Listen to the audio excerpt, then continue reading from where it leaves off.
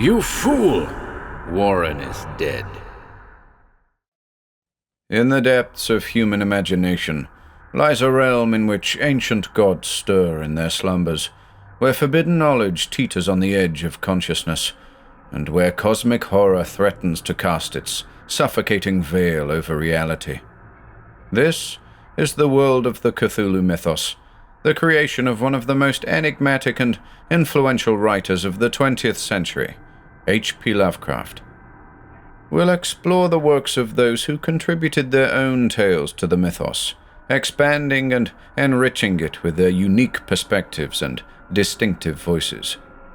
We'll encounter unimaginable entities such as Azathoth and Hasse, those uncanny beings whose mere existence defies comprehension, and we'll meet the intrepid human beings who dared to seek out forbidden knowledge, often to their peril, coming up against the boundaries of human understanding and the terrifying implications of cosmic insignificance.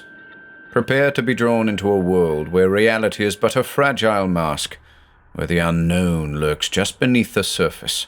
Steel yourself for a voyage that examines the unfathomable, the unimaginable, the inescapable. What became of those who answered the call of the Old Ones? Let's find out.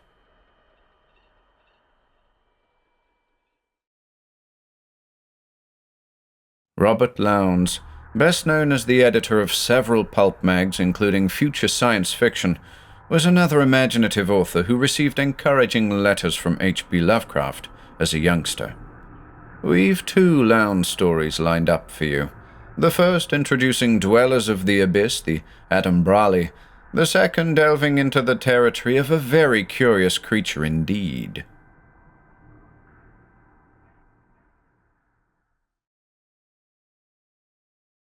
The Abyss by Robert W. Lowndes. We took Graf Norden's body out into the November night, under the stars that burned with a brightness terrible to behold, and drove madly, wildly, up the mountain road. The body had to be destroyed because of the eyes that would not close, but seemed to be staring at some object behind the observer, the body that was entirely drained of blood without the slightest trace of a wound, the body whose flesh was covered with abhorrent, luminous markings, designs that shifted and changed form before one's eyes. We wedged what had been Graf Norden tightly behind the wheel, put a makeshift fuse in the gas tank, lit it, then shoved the car over the side of the road, where it plummeted down to the main highway, a flaming meteor. Not until the next day did we realize that we had all been under Duane's spell. Even I had forgotten. How else could we have rushed out so eagerly, leaving him to gloat over his triumph? From that terrible moment when the lights came on again, and we saw the thing that had, a moment before, been Graf Norden, we were as shadowy, indistinct figures rushing through a dream. All was forgotten, save the unspoken commands upon us, as we watched the blazing car strike the pavement below, observed its demolition, then tramped dully, each to his own home. When, the next day, partial memory returned to us, and we sought Duane, he was gone, and, because we valued our freedom, we did not tell anyone what had happened, nor try to discover whence Duane had vanished. We wanted only to forget. I think I might possibly have forgotten had I not looked into the Song of Yeast again. With the others, there has been a growing tendency to treat it all as illusion, but I cannot. I have learned a small part of reality. For it is one thing to read of books like the Necronomicon, Book of Ibon, or Song of Yeast, but it is quite different when one's own experience confirms some of the dread things related therein. Many have read excerpts from the Necronomicon, yet are reassured by the thought that Alhazred was mad. What if they were to discover that, far from being mad, Abdul-Alhazred was so terribly sane that others dubbed him mad simply because they could not bear the burden of the facts he uncovered? Of such truths, I found one paragraph in the Song of Yeast, and have not read farther. The dark volume, along with Norden's other books, is still on my shelves. I have not burned it, but I do not think that I shall read more. But let me tell you of Duane and Graf Norden, for around these two lie the reasons for my reluctance for the further pursuance of my studies. I met Graf Norden at Darwich University, in Dr. Held's class in medieval and early Renaissance history, which was more a study of obscure thought and often outright occultism. Norden was greatly interested. He had done quite a bit of exploring into the occult. In particular was he fascinated by the writings and records of a family of adepts named Dürker, who traced their ancestry back to the pre-glacial days. They, the Dürkers, had translated the Song of Yeast from its legendary form into the three great languages of the Dawn cultures, then into the Greek, Latin, Arabic, and finally Elizabethan English. I told Norden that I deplored the blind contempt in which the world holds the occult, but had never explored the subject very deeply. I was content to be a spectator, letting my imagination drift at will upon the many currents in this dark river. Skimming over the surface was enough for me. Seldom did I take occasional plunges into the deeps. As a poet and dreamer, I was careful not to lose myself in the blackness of the pools where I disported. One could always emerge to find a calm blue sky and a world that thought nothing of these realities. With Norden it was different. He was already beginning to have doubts, he told me. It was not an easy road to travel. There were hideous dangers hidden all along the way, often so that the wayfarer was not aware of them until too late. Earthmen were not very far along the path of evolution. Still very young, their lack of knowledge as a race told heavily against such few of their number who sought to traverse unknown roads. He spoke of messengers from beyond, and made references to obscure passages in the Necronomicon and Song of Yeast. He spoke of alien beings, entities terribly unhuman, impossible of measurement by any human yardstick, or to be combated effectively by mankind. Duane came into the picture at about this time. He walked into the classroom one day during the course of a lecture. Later, Dr. Held introduced him as a new member of the class, coming from abroad. There was something about Duane that challenged my interest at once. I could not determine of what race or nationality he might be. He was very close to being beautiful, his every movement being of grace and rhythm. Yet, in no way could he be considered effeminate. He was, in a way, superb. That the majority of us avoided him troubled him not at all. For my part, he did not seem genuine, but with the others it was probably his utter lack of emotion. There was, for example, the time in the lab when a test tube burst in his face, driving several splinters deep into the skin. He showed not the slightest sign of discomfort, waved aside all expressions of solicitude on the part of some of the girls, and proceeded to go on with his experiment as soon as the medico had finished with him. The final act started when we were dealing with hypnotism one afternoon, and were discussing the practical possibilities of the subject, following up the Rhine experiments and others.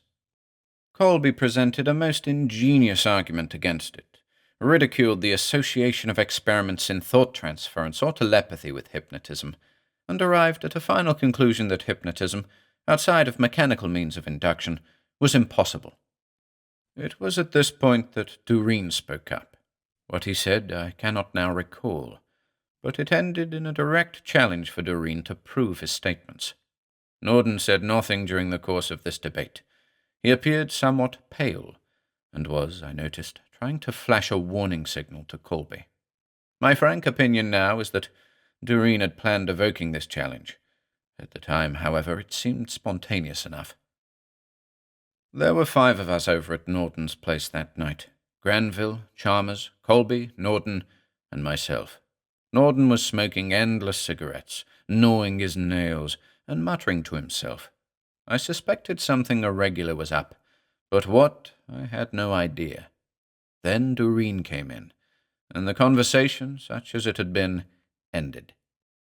Colby repeated his challenge, saying he had brought along the others as witnesses to ensure against being tricked by stage devices. No mirrors, lights, or any other mechanical means of inducing hypnosis would be permitted. It must be entirely a matter of wills. Duane nodded, drew the shade, then turned, directing his gaze at Colby. We watched, expecting him to make motions with his hands and pronounce commands. He did neither. He fixed his eyes upon Colby, and the latter stiffened as if struck by lightning. Then, eyes staring blankly ahead of him, he rose slowly, standing on the narrow strip of black that ran diagonally down through the center of the rug. My mind ran back to the day I caught Norden in the act of destroying some papers and apparatus, the latter which had been constructed with such assistance as I had been able to give over a period of several months. His eyes were terrible, and I could see doubt in them. Not long after this event, Duane had made his appearance. Could there have been a connection, I wondered. My reverie was broken abruptly by the sound of Duane's voice commanding Colby to speak, telling us where he was and what he saw around him. When Colby obeyed, it was as if his voice came to us from a distance. He was standing, he said, on a narrow bridgeway overlooking a frightful abyss, so vast and deep that he could discern neither floor nor boundary. Behind him this bridgeway stretched until it was lost in a bluish haze. Ahead it ran toward what appeared to be a plateau. He hesitated to move because of the narrowness of the path, yet realized that he must make for the plateau before the very sight of the depths below him made him lose his balance. He felt strangely heavy, and speaking was an effort. As Colby's voice ceased, we all gazed in fascination at the little strip of black in the blue rug. This, then, was the bridge over the abyss. But what could correspond to the illusion of depth? Why did his voice seem so far away? Why did he feel heavy? The plateau must be the workbench at the other end of the room. The rug ran up to a sort of dais, upon which was set Norden's table, the surface of this being some 7 feet above the floor. Colby now began to walk slowly down the black swath, moving as if with extreme caution, looking like a slow-motion camera shot. His limbs appeared weighted. He was breathing rapidly. Duane now bade him halt and look down into the abyss carefully, telling us what he saw there. At this, we again examined the rug, as if we had never seen it before, and did not know that it was entirely without decoration, save for that single black strip upon which Colby now stood. His voice came to us again.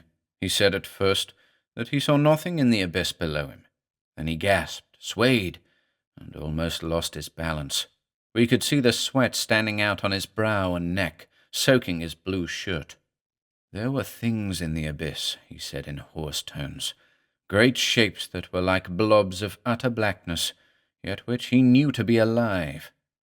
From the central masses of their beings, he could see them shoot forth incredibly long, filamentine tentacles. They moved themselves forward and backward, horizontally, but could not move vertically, it seemed. They were, he thought, nothing but living shadows.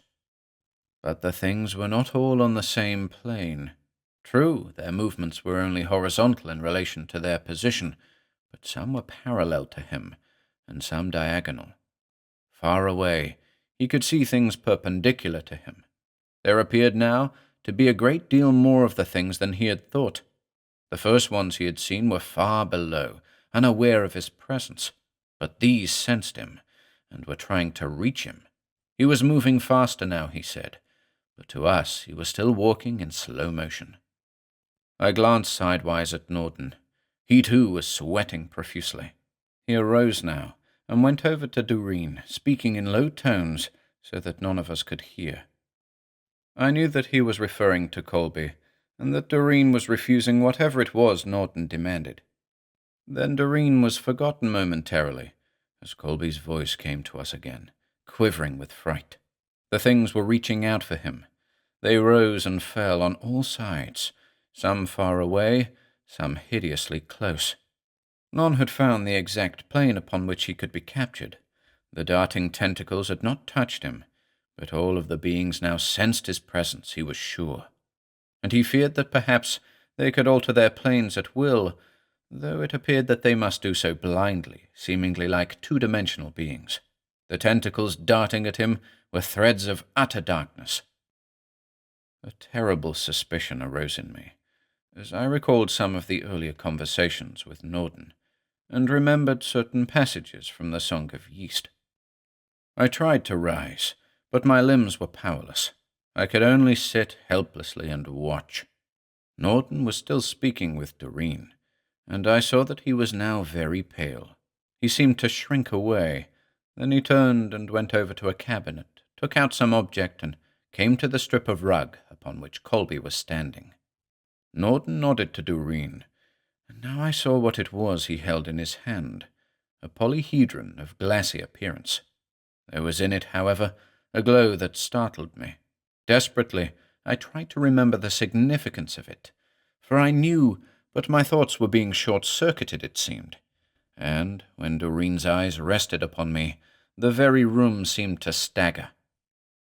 Again Colby's voice came through, this time despairingly. He was afraid he would never reach the plateau.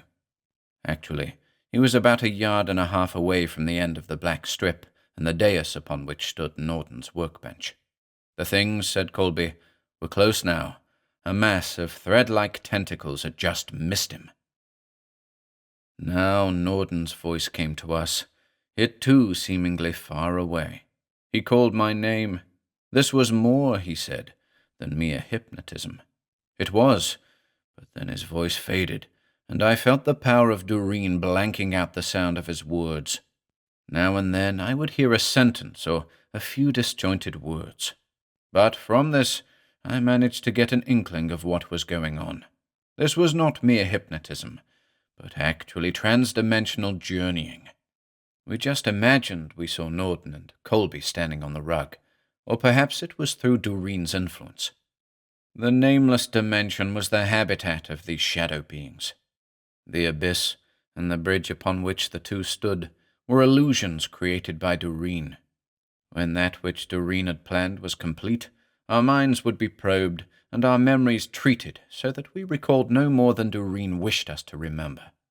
He, Duane, was a being of incredible power who was using Colby and the rest of us for a nameless purpose. Norden had succeeded in forcing an agreement upon Duane, one which he would have to keep. As a result, if the two could reach the plateau before the shadow beings touched them, all would be well. If not, Norden did not specify, but indicated that they were being hunted, as men hunt game. The polyhedron contained an element repulsive to the things. He was but a little behind Colby. We could see him aiming with the polyhedron. Colby spoke again, telling us that Norden had materialized behind him and had brought some sort of weapon with which the things could be held off. Then Norden called my name, asking me to take care of his belongings if he did not return, telling me to look up the AMBROSE in the Song of Yeast. Slowly, he and Colby made their way toward the dais and the table. Colby was but a few steps ahead of Norden. Now he climbed upon the dais, and, with the other's help, made his way onto the bench. He tried to assist Norden, but as the latter mounted the dais, he stiffened suddenly, and the polyhedron fell from his hands. Frantically he tried to draw himself up, but he was being forced backward, and I knew that he had lost. There came to us a single cry of anguish. Then the lights in the room faded and went out. Whatever spell had been upon us now was removed. We rushed about like madmen, trying to find Norden, Colby, and the light switch. Then, suddenly, the lights were on again, and we saw Colby sitting dazedly on the bench, while Norden lay on the floor. Chalmers bent over the body in an effort to resuscitate him, but when he saw the condition of Norden's remains, he became so hysterical that we had to knock him cold in order to quiet him. Colby followed us mechanically, apparently unaware of what was happening. We took Graf Norden's body out into the November night and destroyed it by fire, telling Colby later that he had apparently suffered a heart attack while driving up the mountain road. The car had gone over, and his body was almost completely destroyed.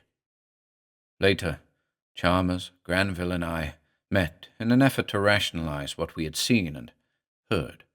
Chalmers had been all right after he came around, had helped us with our grisly errand up the mountain road. Neither, I found, had heard Norden's voice after he had joined Colby in the supposed hypnotic stage. So, it was as I thought. Doreen's power had blanked out the sound of Norden's voice for them completely, nor did they recall seeing any object in Norden's hand. But in less than a week, even these memories had faded from them. They fully believed that Norden had died in an accident after an unsuccessful attempt on the part of Doreen to hypnotize Colby.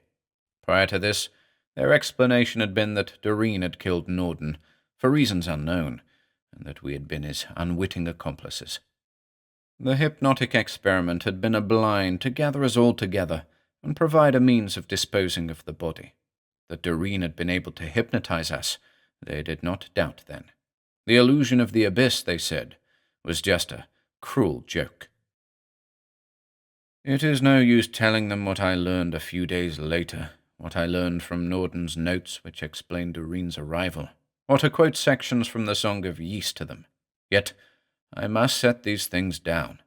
In that accursed book is a section dealing with an utterly alien race of entities known as the AMBROSE. And these be none other than the AMBROSE, the living shadows, beings of incredible power and malignancy, which dwell without the veils of space and time, such as we know it. Their sport it is to import into their realm the inhabitants of other dimensions, upon whom they practice horrid pranks and manifold illusions.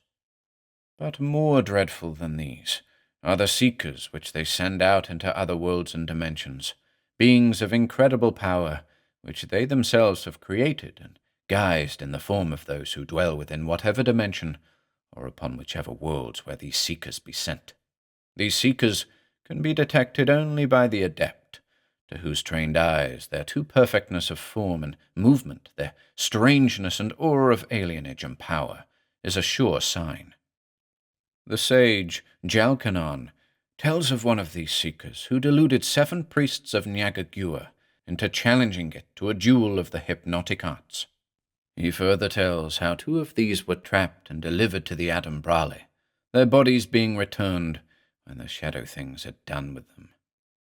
Most curious of all was the condition of the corpses, being entirely drained of all fluid, yet showing no trace of a wound, even the most slight.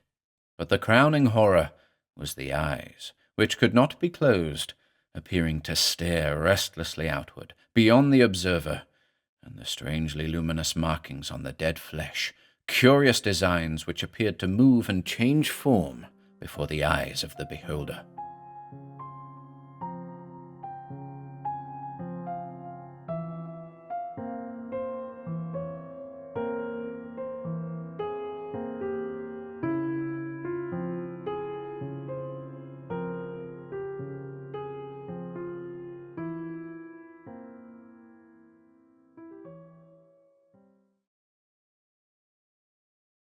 Settler's Wall by Robert Lowndes. 1. While I am not the most tidy of persons when it comes to some of my effects, books and records are in order, but every time I open a drawer of my desk I groan and vow to put things in shape next week. I do like to see things worked out thoroughly, and that is why I have been reluctant to tell this story, even in the guise of fiction. I was not there at the finale, nor was anyone else. No living person actually saw what happened. The only evidence is some photographs, and while the camera may not lie, some first-class liars are very adept at working with cameras. It happened in 1934, when my cousin, Arthur Gordon, was spending a summer in the CCC camp at Flagstaff, Maine. The Great Depression may have passed its nadir by then, but it was far from over, and I had been fortunate enough to get into a publishing venture with a high school acquaintance, Will Richards. If it did not make us rich, at least it kept us ahead of the big bad wolf. Our advertiser covered the Stamford, Norwalk area, and we had reached the point where we would have to decide whether to expand further or see if we could settle down comfortably in our present slot. The immediate decision was to take a brief vacation and let the question ferment in our subconscious for a time. And why not, Will asked, drive up to Maine, see Arthur, and get a look at what the CCC was doing up there, and then roam a bit before heading back. Why not indeed? We did it, transporting a fair number of Arthur's colleagues back toward their camps or toward their homes, depending upon whether they were going on leave or returning, and found the 178th Company at Flagstaff to be a very good deal for a young fellow who was willing to do an honest day's work and conform to a reasonable amount of discipline. It wasn't Army degree discipline, but nonetheless, the reserve Army and Navy officers who commanded the camps could make life uncomfortable for the fellow who tried to buck the system, or just wouldn't make the effort to fit in. The already delinquent youth, I don't recall whether that term was used then, didn't last. He went out with a DD, dishonorable discharge, rather soon. But I could see that there were many who might have crossed the line into delinquency otherwise, for whom this was exactly the opportunity they so urgently needed, and they were taking it. There were no provisions at the camp itself for overnight visitors, but we found friendly and adequate accommodations near the village of Flagstaff, and the coolness of early morning found us on the way to Skowhegan. Just where we had planned to go after reaching the town, I no longer recall. Will said something about acquaintances up here, nor does it matter, because we did not reach Skowhegan that day. In 1934, road signs throughout New England existed, of course, but they were sparse compared to 1968, and while I have not been back to Maine, I wouldn't be astonished to find that area considerably changed. Mrs. Wing gave us directions, which amounted to looking for some sort of barn down the Ruddermite, where we should keep to the right, and then another landmark a mile beyond that, where we would make a turn, etc. Arthur had warned us about the local conceptions of distance, and there were various of his associates in camp who averred that the standard of a mile in Maine was the distance that a healthy and startled pony could run before it dropped. Everything, mind you, was down the Ruddermite, and we'd be on dirt roads for quite a time. Eventually, we came to a sign, predicted, and later on we came to a branching in the road, which had been left a surprise to us. Exactly one car had passed us, and we had passed all of 3 habitations, very decent-looking farmhouses. July in Maine, Arthur said, makes you forget things like the fact that when we arrived in camp near the end of April, there were still 4-foot snowbanks to be seen. Although we were on vacation, and we weren't really going anywhere, I was beginning to get the feeling that we ought to stop at the next house and see if we could get our bearings. I rolled down the side window, knocked my pipe speculatively against the frame, chipping off still more of the faded blue paint, and wondered aloud if we had made the correct turn. Will Richards looked at his wristwatch. Obviously, Clyde, we didn't. By now we'd be on some sort of improved road, and close to Scow, if not there. He sidled the car to a stop. Let's rest a while, rouse out the maps, and take our bearings after a sandwich or two. There wasn't a breath of air stirring as we emerged onto the tufty grass, and the clouds in the sky seemed to have been painted there. It was a dry heat, though, and the only real discomfort was the cramps one got from driving along dirt roads in a vintage 1927 Ford.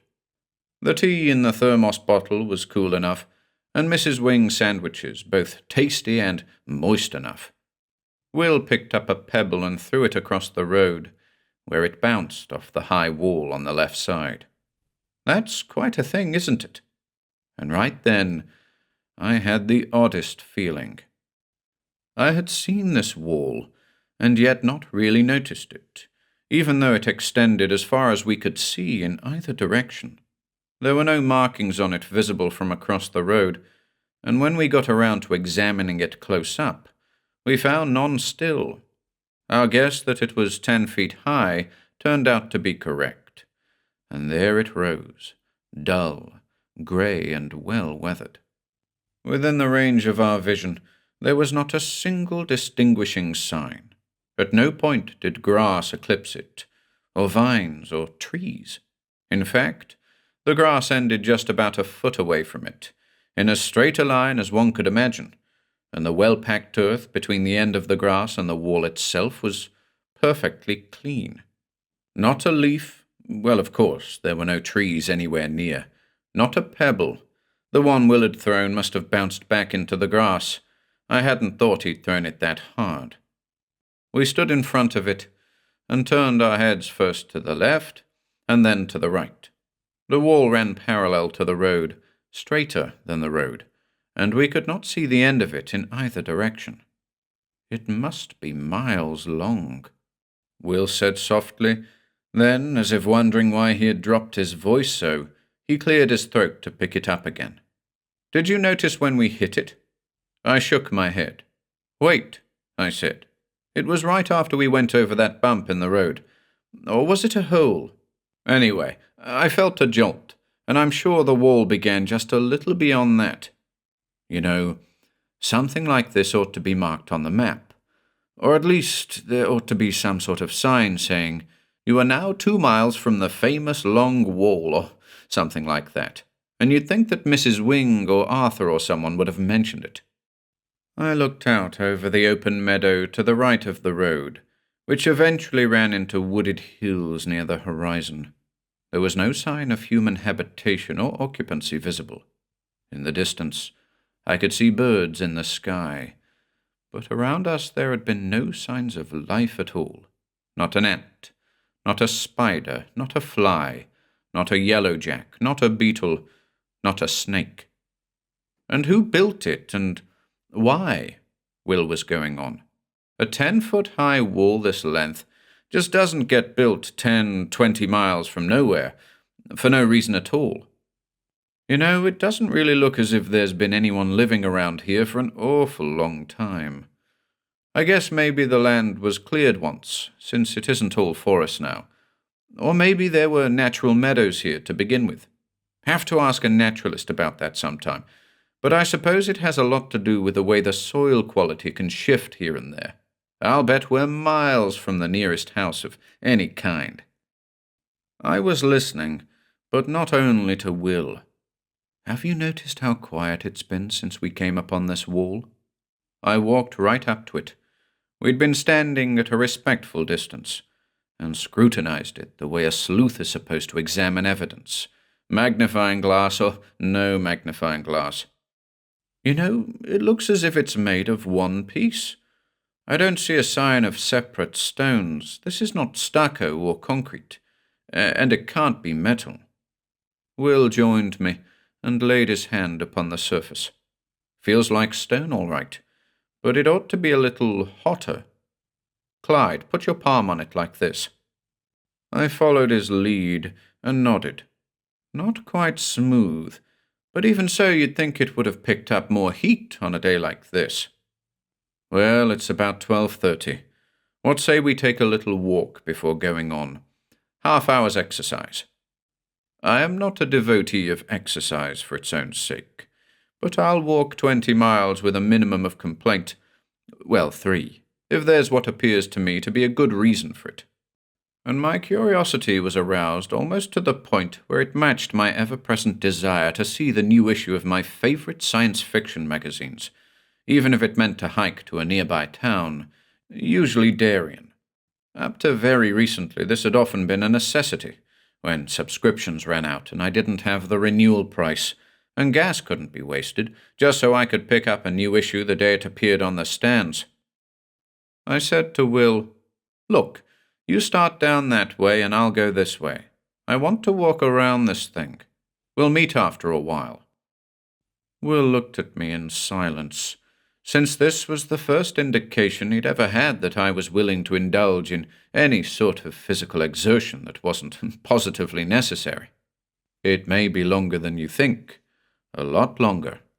"Well, then let's walk in different directions for 15 minutes, At 12:45 we stop, turn and see if the other is in sight, then head back toward the car. So I started briskly for me anyway, down the road, whistling between my teeth. Why was this wall 10 feet high? How had it been made? Nothing about it changed in any way as I strode along.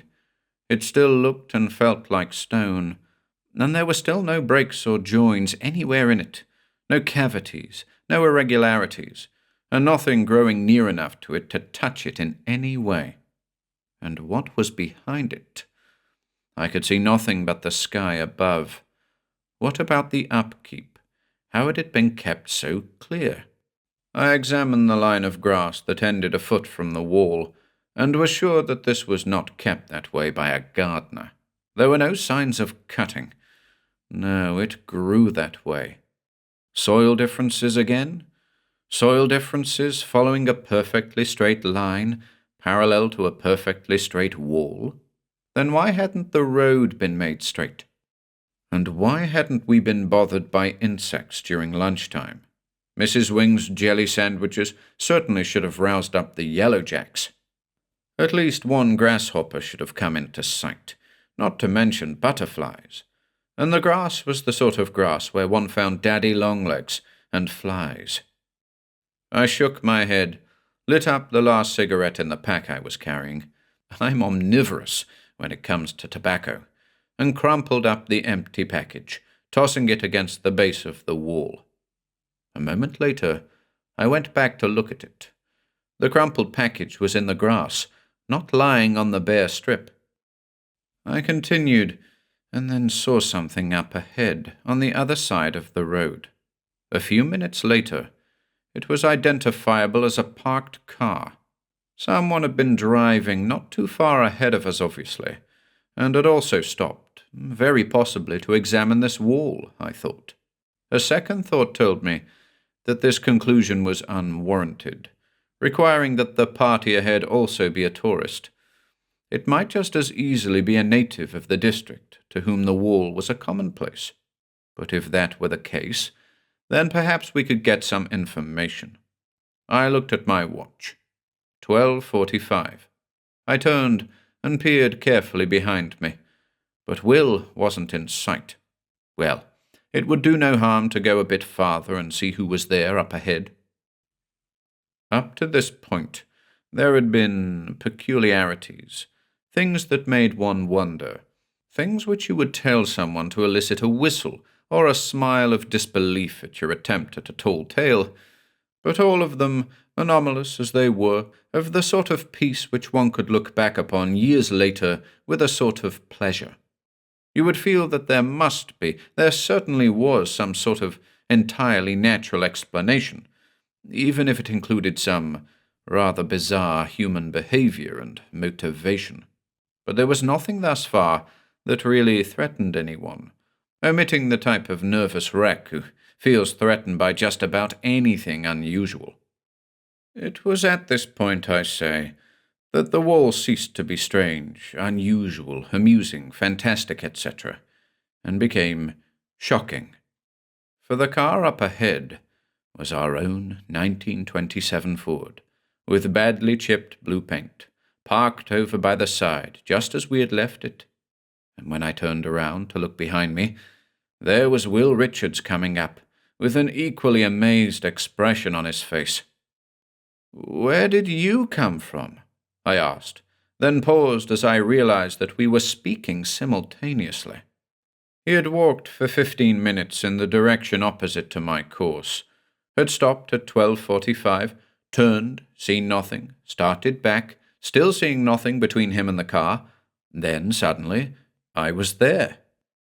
I tried to say something about this being a two-pipe problem, but my heart wasn't in it. Nonetheless, I knew I had to rest, and a little tobacco would offer tranquilization, since we had no other sort handy. We were torn between the desire to get into the car and drive away at top speed, and the feeling that we had to know more. I have often wondered if it would have been worse had we driven away, if we wouldn't have been virtually compelled to return. Well, There's no answering that. But somehow I've never been able to feel that it would have been better had we taken a different course. What we did, of course, after a rest period, was to try again, only this time we walked together in the same direction, the one I had taken which left the car behind us. We started out at exactly 1:15, and it was 1:24 when we passed the crumpled cigarette package. We looked at it, then continued, our eyes shifting from the wall to the road up ahead. The stillness, the absence of insect life was beginning to become a positive irritation. "Watch closely now," Will said. "If it's going to happen again, it should happen very soon. What's the time?" 1:26, I said. We did not increase our pace, and Will let me set it. I kept as closely as I could to the stride I had used before, suppressing the urge to go faster with an effort. I kept my eyes fixed on the road ahead, on the right side of the road. There was nothing visible except the road itself, nothing but the meadow to the right, the wall to the left, nothing. There! "Time!" gasped Will. "What's the time?" He seemed to have forgotten that his own watch ran better than mine. 1:33 exactly, I said, my eyes reluctantly moving from the dark speck over to the right of the road ahead of us. We both knew what it was. We were right. 2. To say that there were more wings around this part of the country than there are Smiths in the Manhattan telephone directory is to exaggerate, but not to give a false impression, really. The one at whose house we found accommodations for the night was named Thad, and he was a distant relative of the one we had spent last night with. The missus was away for a spell, he said, but he could handle things. I didn't see much physical resemblance, but he was like his relative in old-fashioned courtesy and friendliness.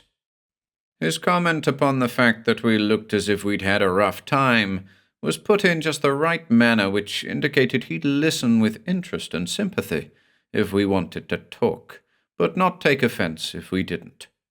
So, after a hearty New England supper, we accepted his invitation to sit a while on the porch, where the insect life was by no means lacking. But both Will and I wanted to talk so badly, we barely noticed. I'm not going to try to reproduce anyone's enunciation of the local dialect. Not only does it make for tiresome reading after a sentence or two, it's like a marking in a music score which the composer hesitates to put in, for fear it will be exaggerated, finally does, and then finds that his fears are generally realized.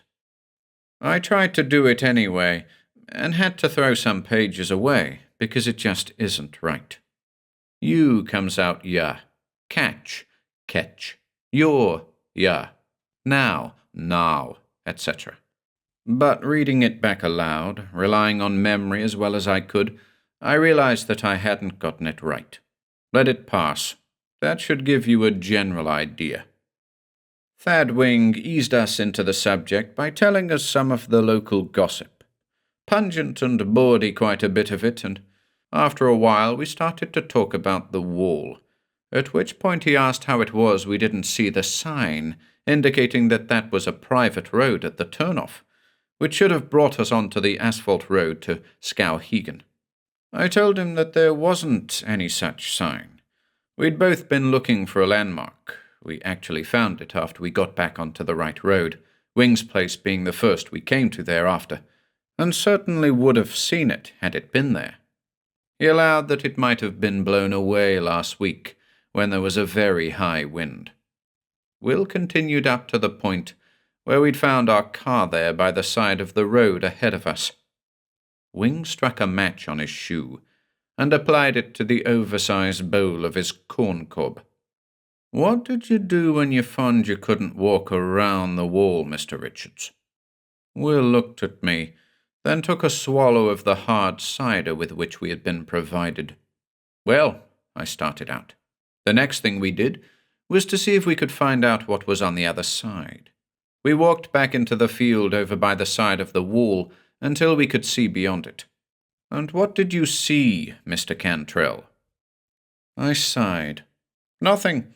That is, nothing unusual.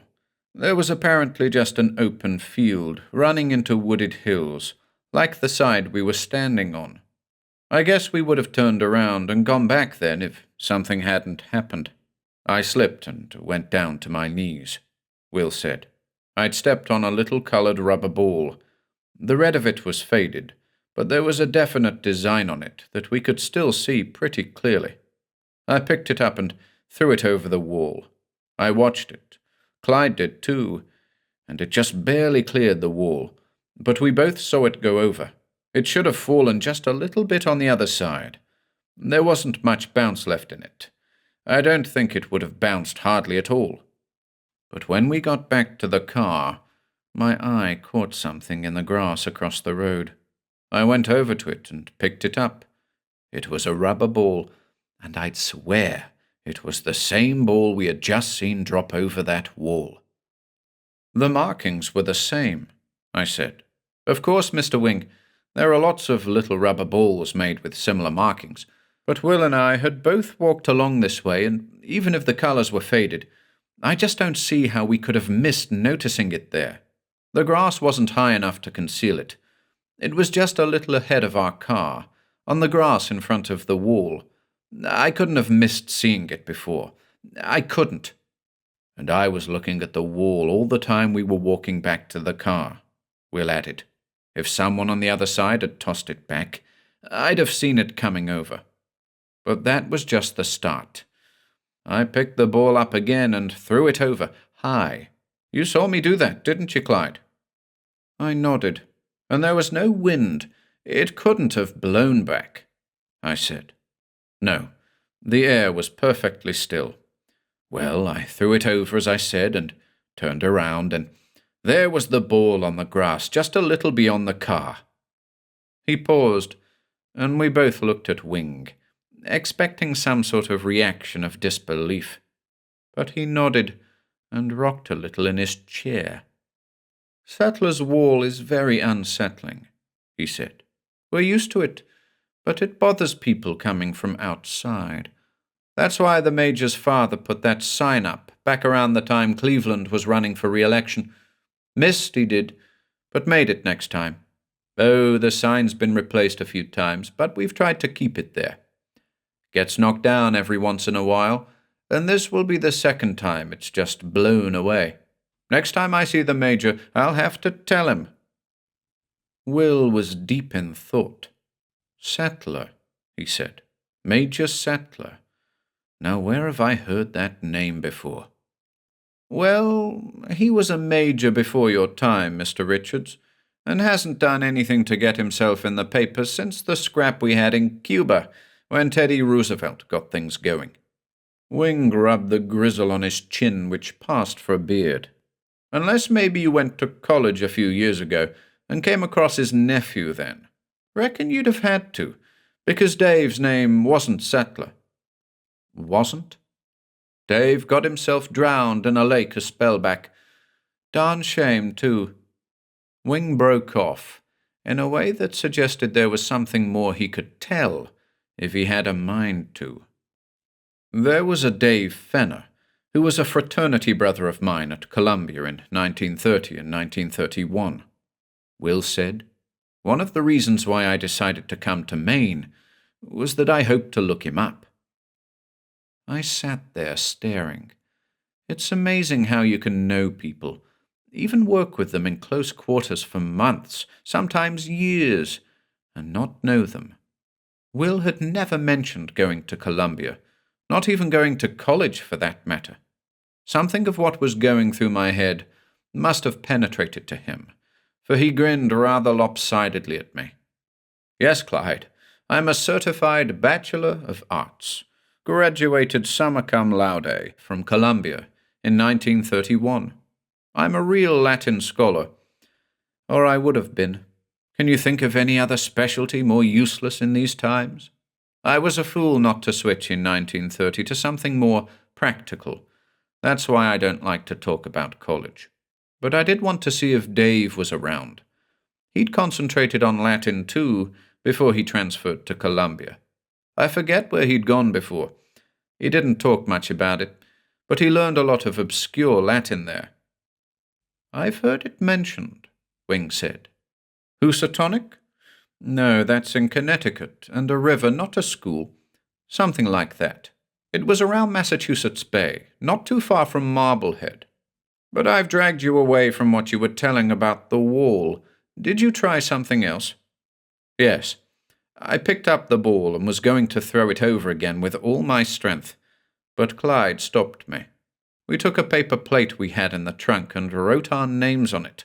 Then he skimmed it over the wall, and it sailed over as neatly as you could ask. Then we turned around and started looking for it behind us. I'd say it took 10 seconds to locate it. Thad Wing poured himself another glass of cider and offered us refills from the jug. We did not refuse. Most folks give up by that point, he said, but I got a feeling that you two didn't. You look and talk as if you'd tried something else and got a still worse shock. Am I right? You sure are, I said. Will was determined to try to climb over the wall. He worked for the telephone company for a while as a linesman, and we had special climbing shoes in the car. Figured we might tackle a mountain hereabouts, and plenty of rope. So I tied the rope around his waist, then gave him a hand up the wall, and grabbed hold of the rope so that he could climb down the other side if he didn't want to jump, and give him a start when he wanted to come back. He got up to the top. There's enough room to stand there, and stood like a statue for a minute or so. Then he turned around, and his face was whiter than I ever saw it before. He didn't say anything, just nodded and started climbing down the other side while I let the rope out, keeping it taut. Then the rope seemed to slip out of my hands, and you found that he'd come down on the same side of the wall you were on, only you didn't see him coming, finished Wing. He nodded to Will. And you, Mr. Richards?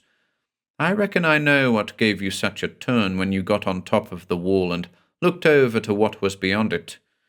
You saw the same thing you saw on this side. You saw your car on the far side of the road, and I'll bet you saw Mr. Cantrell here looking up at you. You see, it's all been tried before. But the fact of the matter is that you can't walk around Settler's Wall, and you can't go over it. If you want my opinion, and the Major holds to it likewise, there's only one side to that wall, the side you're on. But that's impossible, I protested. There's no such thing as a wall with only one side. Wing chuckled. That's the sort of thing us farmers are supposed to say when we see a giraffe. I'll tell you what I can about the wall. It's been called Settler's Wall as long as anyone can remember, because it's on settler property, but none of them built it. There's been Wings and settlers here for a long time, and that property had belonged to the Major's family since before the War of the Rebellion. Whether a settler or a Wing was in these parts first doesn't make much difference, I guess. But nobody seems to have seen it much before 1840, or maybe the late 1830s, when they first started to clear the land in these parts. My father told me, and it's been passed down for quite a while now. There's a lot of things which may seem peculiar, but so long as they aren't hurting you any or hurting anybody else, don't you bother about them. Leave them alone. And that's the way it's been around here.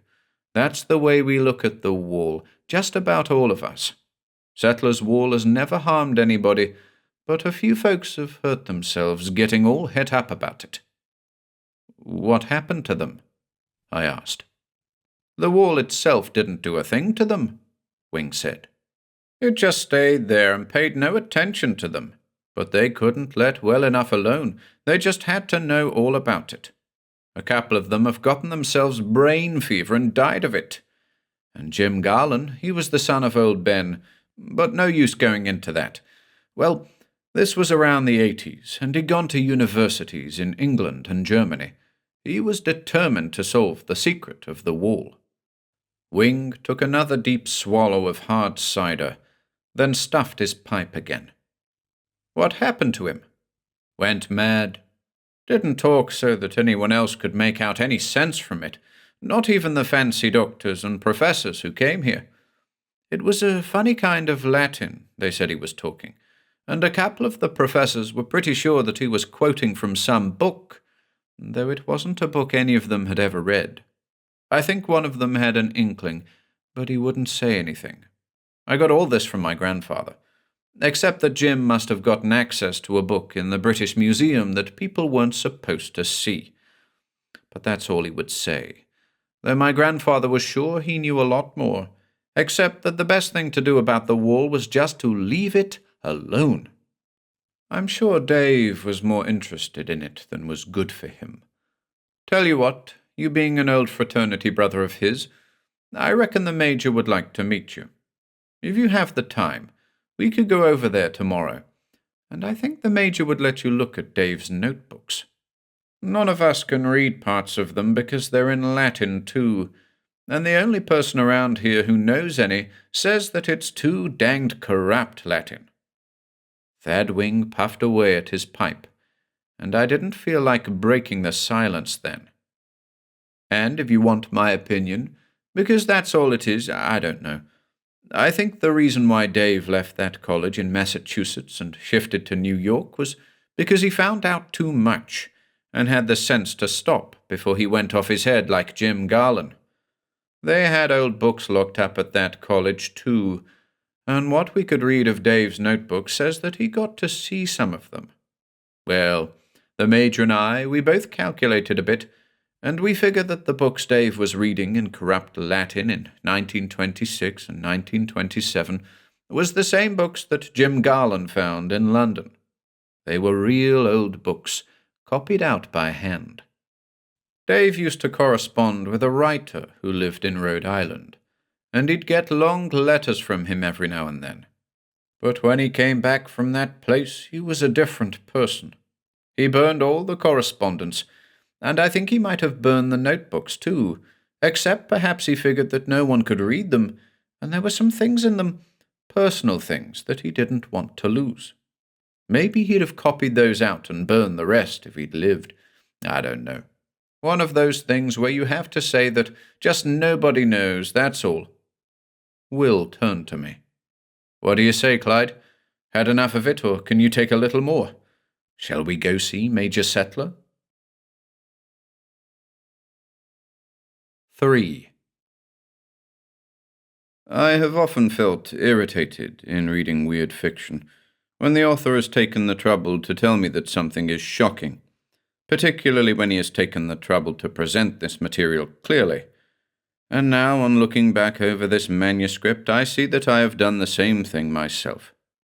Perhaps I've been wrong and misjudged some of my favorite writers, for I see now one use of this term which strikes me as entirely legitimate. And that is why I have left that passage just as I first wrote it.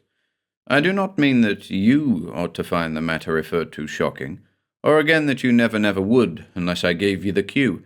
What I was talking about was the effect that the experience of trying to walk around Settler's Wall had upon Will Richards and me. It was more than upsetting. It had a profound effect not only on our nervous systems, but also on our ability to think and reason with what I like to consider our normal ability. We were in something very much like a hypnotic situation, or at least like being under the spell of a first-class stage magician who induces you to look where he wants you to look, and thus be completely taken in by his illusions and deceptions. That was part of it. The astute reader has long since thought of something which just did not occur to either of us until the next morning. Of course, it was only a partial release, for it did not begin to explain everything, but it seemed like a major victory to me. When I awoke finally at the sound of the wing contingent of roosters who, having done their essential duty earlier, were now rehearsing for the next morning, a thought hit my mind as daylight struck my opened eyes. Will had preceded me to the bathroom. I looked at him carefully, wondering if it had occurred to him too, but I didn't think it had. He just didn't look as if it had. So I yawned and said to him, "Hey, why don't we just try to get up to the wall from behind? Go around the back way." He dropped his razor, which was as much applause as I could ask for. I marched triumphantly down the hall to the bathroom and left him there, thinking that I'd better mark the date on the calendar, since I'd forgotten the last time I'd beaten him to the mental punch. It was a fine day, and I enjoyed it heartily for all of 10 or maybe 15 minutes, until we went down to the breakfast table, met the neighbor who had come in to help, and, after a bit of desultory conversation, I mentioned my idea. Thadwing looked thoughtful and a little sympathetic, then murmured, "It's been tried." He chewed on his ham for a moment, then added, "Jim Garland was the last to keep on trying, and that was when he began to go queer. There's woods there, not too much different from the woods you see on the other side. What happened was, every time Jim would work his way out of the woods onto a meadow and find himself on the other side of the wall, across the road. You don't have to take my word for it, Mr. Cantrell. No law here against seeing for yourself." The flavour went out of Mrs. Sully's fine Maine breakfast at that point. I knew that the last thing in the world I wanted was to go through that experience myself. "What I don't understand, along with other things," Will said, "is why we've never heard about the wall before." "Well," Wing paused for a moment. "Don't want to sound offensive. Don't mean any offense neither. But most folks around here just mind their own business. Course, it's no fault of yours that the sign was down. I'm sure you wouldn't have taken that road if you'd seen it. But the fact is that since the sign has been up, hardly anyone except the Major and his family have used the road. And folks just sort of generally agreed not to talk about the wall since Jim Garland went crazy. Most people around here have never seen it or heard of it. And those of us who have leave it alone, and it leaves us alone." Wing started to talk about something else, I guess to assure us that he didn't mean anything personal, and that we hadn't stepped on his toes in any way. After breakfast, we got into his backboard and rode over to the Settlers. Just like that, no telephoning, though Wing had a wind-up telephone in his kitchen, a 3-party line affair. He sort of appreciated our adventure, he said, because he hadn't seen the Major for a spell, and this gave him a good reason to drop in. Later, we learned that this period of a spell was over 2 years. Settler and Wing had had a little disagreement and stopped talking to each other, each of them willing to be friends again if the other would just make the first move. So something good came out of our discovery of the wall, after all. Unless you have rubber bones, I do not recommend the buckboard as a desirable means of travel over unimproved roads. It did, however, help to take the edge off the feeling of dull horror that had crept back over me. I was somewhere in between the feeling of wanting to crawl into a cave and go to sleep, hoping to awaken in a different world where something like Settler's Wall really couldn't exist, and a morbid fascination which kept me wanting to see this thing through, though to what end I couldn't imagine. Major Horace Wingate Settler, USA, retired, looked the part to perfection. Take the build of Theodore Roosevelt, but remove the glasses, and something of the stoical quietness of Calvin Coolidge, who could talk when he had a mind to, but pour in more warmth, a touch of the friendly but firm sincerity of Eisenhower, in situations where his command of self-expression has not been shot away, and you have our initial impressions. He greeted Thad Wing as if he hadn't seen him for a week or so, and they talked a bit after we'd been welcomed and made comfortable upon the porch. After a while, Wing gave a concise report upon how we'd happened to come across the wall and our experiences, mentioning that Will had been a classmate of Dave's at Columbia. The Major thawed visibly at that. Seemed to recall Dave mentioning some fraternity brother named Will. Well, if you can read what he wrote in his notebooks, we'd sure like to find out. About the wall, we all reckon. Not mine. I never built it, and neither did anyone else. That wall was here when we first came here, and folks around swore at the time they knew nothing about it. You can't find any mention of it, even in Indian legends. It was just there, somewhere around 1840. I didn't feel like arguing, and neither did Will, I could see. It was obvious to both of us that the Major and his forebears had solved the problem of the wall in their own way. They ignored it. The only thing they'd talk about was the unpleasant results of getting too curious. Nope, it never hurt anyone who didn't get too close to it, and didn't try to pry too far. The Major went on. Never did anyone a lick of good, either. But you're welcome to look it over in any way you want to, except one. Damnation, you can tear it down and cart it away if you can figure out how to do that, so long as you don't do any damage to the rest of the property or make me liable for anything. What's the one thing that's ruled out, sir? I asked. Trying to dig under it. That was what drove Jim Garland crazy, and a couple others before him got brain fever and died. He got up, showing little traces of age. Set now, and I'll bring you Dave's notebook. Reckon Thad would like to hear what you can make out of it. No hurt if it's all Chinese to you. Nobody else has been able to make much sense out of it. You mean, I asked, that no one has been able to translate anything in it at all? Nope. Some have got words and sentences all right, but what they got didn't leave us any better off than before. He was back a few moments later, during which time Wing told us that the Major's cousin's family lived here and took care of the place. We might see them later, if the visit took that long. I got the impression that, so long as we behaved ourselves and were of interest, we could stay for days as Wing's paying guest. When the others had nothing else important to do, they'd visit with us. When they did, we were on our own.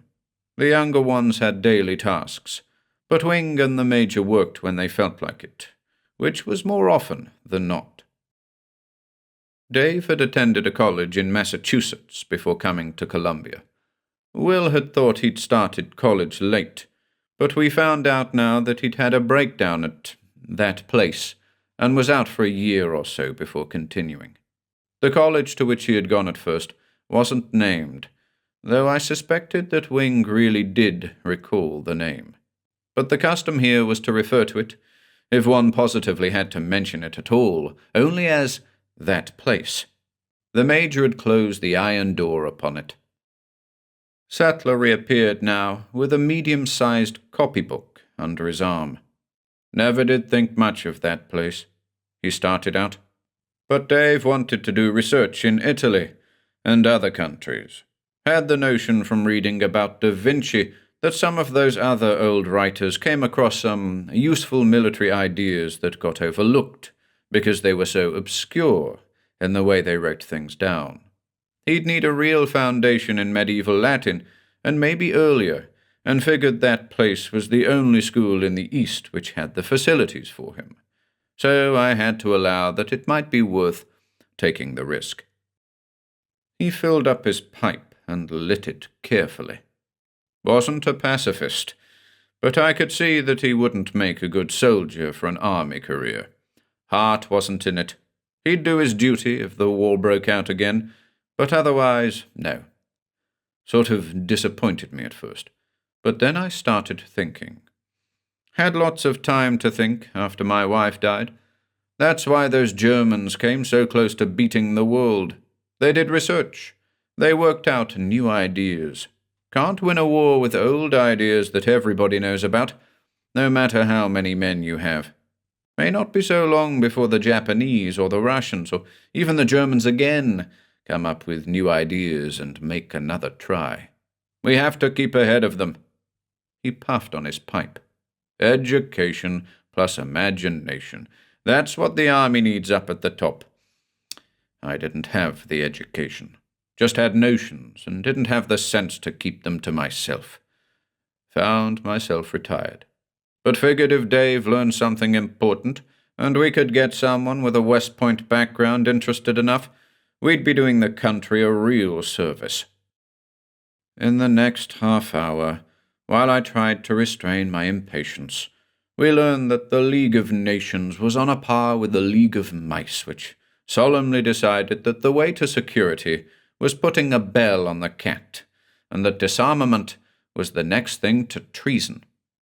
There were other countries who signed pacts and continued to rearm secretly, etc., and if we didn't have some new ideas to match them when they were ready to move, etc., letting the Japanese take over Manchuria should have shown any intelligent person how worthless the League was, and with the kind of government we had now, it was just as well we were out of it, etc.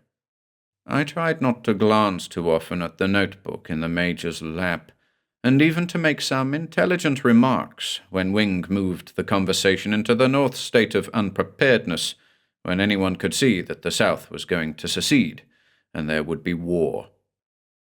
Eventually, the notebook was in Will's hands, and he was puzzling over the first paragraph in Latin. Finally, he looked up. "It's a quotation," he said, "from a book that Dave identifies only as AA. Must be one of the rare ones at that place. I think I can make out what it says." He cleared his throat and read slowly. "There is that which is not of the malignancy of those which serve the elder ones, yet scholars say that it has somewhat of a passive alliance with them.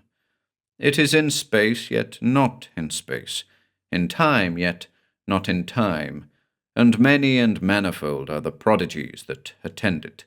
It moves not after it comes, nor does it harm any who pay it no heed, yet cruel is the compulsion it has upon those who come near, and fearful the magic it enacts upon them, that they become locked in its spell which leads to madness.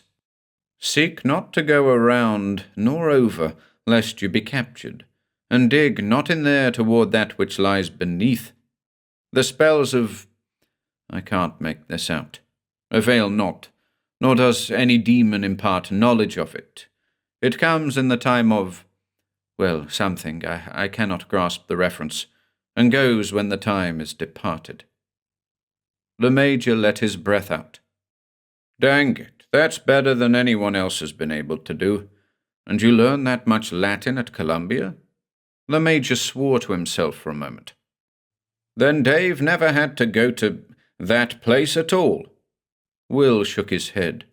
"I've read some other things, sir, which gave me an idea of what to look for, particularly when you said that Dave had been studying at— It's about the wall, all right, wouldn't you say so, Thad?" Wing nodded vigorously. "Of course, we were pretty sure it was, but this ties things together. There's been others like it in the past, and this is a sort of warning to leave them alone. Only it says that once you've started to pry, you find you just can't let it alone. Not easily, anyway. Like it had captured you and was studying you," Wing said. "You know what those initials AA stand for?" Will nodded. "I think so. It's a very old book dealing with magic and spells and very strange lore, and it fits in with some pretty awful things that are supposed to have happened. It ties in with that correspondence Dave had with the man in Rhode Island. He's written some things as fiction, but he knows a lot about this book and that place. I'd have to study the rest of the Latin a long time to get any more, though. This first was a little easy for me, but I could see from skimming over the next passage that it's beyond me. You have to know a fair amount of what is being talked about to make any sense of this sort of Latin." "Then I guess Dave did get his foundation there," the Major agreed. "Would have gone to Italy last year if—" He was silent, and we didn't break the brown study into which he fell for a while. "You can borrow that notebook for as long as you need it," he said, "and if you want to look at the wall a bit more, That's all right with me, so long as you don't dig. Even that author says you shouldn't dig. I'm sure he's talking about the wall. Must be others like it, or there were others like it back whenever it was, he wrote. Middle Ages, I guess. Older than that, Will said. This book is a translation from the Arabic. The Major whistled. Arabic, eh? That goes way back. Those old boys had one hell of a civilization when we were still in a pretty barbaric state. There's one thing I'd like to try, Will said slowly. I had another fraternity brother who lives around this area. He was an aviation enthusiast and had a plane of his own, the last I heard from him. Taught me a little flying and parachute jumping. I'd like to see if I can come down behind the wall in a parachute. Now that would be interesting, allowed Thad Wing. And the upshot of it all was that Will made a long-distance call and managed to contact Frank Bentley. There seemed to be no end of new things I was learning about my partner on this trip. It was not exactly news to me that Will was interested in flying and had done a little while he was knocking around after graduating from college, but he'd never mentioned parachute jumping. The plans were that I'd stay on with Wing while Will drove over to make arrangements with Frank. Will was going to try to come down behind the wall via parachute. Both Wing and the Major were impressed, and I reaped some of the benefit of our advanced status. I was invited to join them fishing the next morning. I had thought I knew a little about fishing. Wing and the Major had a fine morning, and I suppose they chuckled for years afterward about my part of it. If you don't mind, we will shift scenes here and cut directly to that afternoon, when Wing, the Major, and I gathered in the meadow to await Will's arrival with Frank Bentley in Bentley's autogyro. He'd phoned to let us know when they'd arrive and what he wanted me to do. Will looked a little pale when he climbed out, but recovered enough to introduce Frank around. We learned the reason for his distress quickly enough. The wall could not be seen from the plane at all. Looking down, they saw a symmetrical layout of wooded hill, large meadow flat enough for a plane to land, and the road. It's about as easy to explain as what we've come up against so far, Will said. And you saw how low we were when we were going right over the road. I took some pictures. Did you bring the flags, Clyde? I nodded and set them up in a 20-foot triangle. As soon as you spot them with the binoculars, you get into position and jump, I told him. We'll all see whether or not you come down behind the wall. Thad Wing knocked out his pipe and spat, and the Major kept a poker face, but it was pretty clear to me what they were both thinking. I was tempted to ask them if anyone had tried this before, but I just couldn't. If it had been tried before and hadn't worked, I didn't want to know that yet. The one thing I could be sure of was that if it had been tried before, the failure had been no more harmful than trying to walk around the wall or climb over it. We took some pictures of the wall from where we stood. We watched the autogyro ease up gradually. There was no wind, so it shouldn't be too difficult, Willard said, to make the jump right. And if he failed the first time, he could try again. We all had glasses, and the three of us fixed them on Frank's plane. There went Will, twisting and tumbling. He was a black speck for a moment. Then the white of the parachute mushroomed out, and the abruptness of the fall stopped. It seemed agonizingly slow, but after a while it was clear to us that he would land behind the wall. There could be no doubt about it, and if he couldn't get over it to us, then Frank could make a landing on the same side and fly him out. I cut loose with a cheer when I saw that drifting shape float down on the other side of Sattler's wall, out of sight, but I cheered alone. Wing and the Major had interested expressions on their faces. They waited for a moment or two, then, as if on command, turned around. So did I, and I saw why I had cheered alone. Will Richards, parachute and all, was behind us. The Major stood there like a statue for a moment, and then he said one word: dynamite. He said it without raising his voice or using any particular inflection, unlike his usual way of talking. But I knew at that moment that he really did have feelings about the wall after all. He hated it. Frank Bentley was upset. He too was sure that Will had come down on the other side, and this was a lot different from just hearing a fantastic story. I was glad that I hadn't asked my question earlier. When Bentley joined us, and Will had struggled out of the harness, the parachute folded, etc., I put it to the Major. He nodded. "He's the third," he said. "A friend of Dave's tried twice. No one's been able to get to the other side of that wall at all." "So you're going to blow it up?" asked Bentley. Thad Wing shook his head. "Nope, just try to blow a hole through it." It was clear that Wing and the Major knew a great deal more about the wall than they had let on. My feeling was that the attempt would show that you couldn't penetrate the surface at all, but the drill that I held seemed to go in easily enough when Bentley struck it with the hammer. Wing prepared the dynamite and set the fuses, 3 sticks in holes as close together as feasible. The Major lit the fuses, then we let him lead us to the proper distance. I felt a momentary sense of relief that working with dynamite was not among Will's irritating list of accomplishments and experiences. The explosion sounded impressive to me, but Thad Wing shook his head. "Not quite right. It didn't sound quite right when the drills were going in either." Well, it looked promising enough. There was a good-sized section blown out, leaving a deep cavity.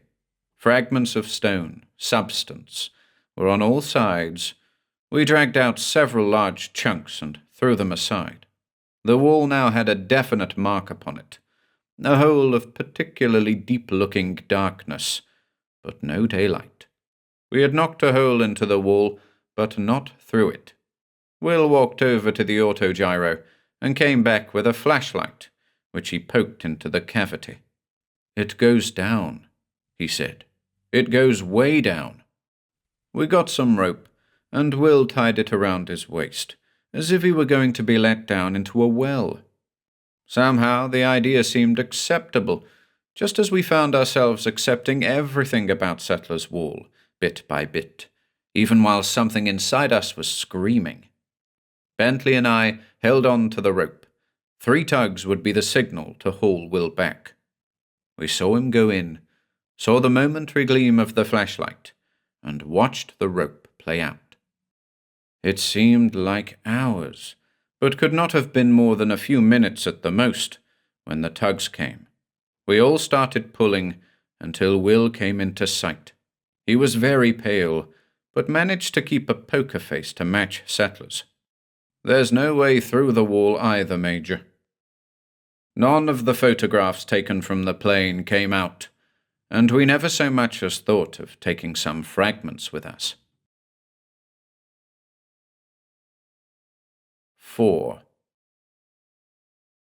The next day, we said goodbye to Major Settler and Thad Wing, with thanks for their hospitality and cooperation, and Will promised to return the notebooks. He spoke a little more quietly than before, but apparently he had slept all right. I hadn't. I'm not used to sleeping with a light on. Taking it all in all, I wonder if he hasn't recovered better than I have. It is true that he always carries a flashlight with him, won't go into a dark room without turning it on first, but won't switch it off until another light is on, and won't turn off the last light in a room at night under any circumstances. He nearly died a year or so later when there was a power failure, no electricity for nearly 48 hours, and we had to rely on candles and oil lamps. The batteries in his flashlight ran out, and I'll never forget the gasp he gave as he saw the light give its warning flicker. He pressed it into my hands, whispered, "Clyde, turn it off and light the lamp," then clapped both hands to his eyes and faced the wall. Now and then He talks in his sleep about a hole which keeps going down and down, and he's dropped his flashlight, which goes out. But the light from the flashlight isn't off. It's still there, drifting away gradually like smoke. He has this dream every so often, and apparently it is always the same, but he never talks about it when he wakes up. I've never mentioned it to him, and I don't want to ask him any questions. I've tried not to write this story for 30 years. He worked on Dave Hill's notebooks that autumn, but wouldn't discuss them. Not yet, was the way he put it. He was waiting for something. He wouldn't tell me what it was. I tried to decipher some of the Latin quotations, but could make nothing of them, except that there was something about magic and something about monsters, or maybe it was something monstrous. We had photographs of the wall, showing how it looked before and after the dynamite experiment. And a few months later, Will returned the notebooks to Major Settler with a letter of thanks, saying that they contained a great deal of ancient lore, valuable to a scholar, and very likely of use to someone who wanted to research old Latin manuscripts, especially ones in corrupt Latin, but nothing further that really related to the wall. I didn't accuse him of lying, but I can't help but feel that he was. 5. Early in March 1936, a letter came from Thad Wing, with a photograph enclosed. Wing had not only included his car, with the 1936 license plates clearly visible, but had followed our lead with the photographs we took before dynamiting. We had written our names and the dates on the back. The Major and a couple of others endorsed the picture he sent. It showed the wall, and there were still traces of the hole in it. Traces. Most of it was filled in, and the accompanying letter avowed that neither Major Settler, Wing himself, or anyone else had made any moves toward repairing the wall. All the fragments disappeared. You can see now why I've been reluctant to tell this story, as interesting as some of the aspects of it are.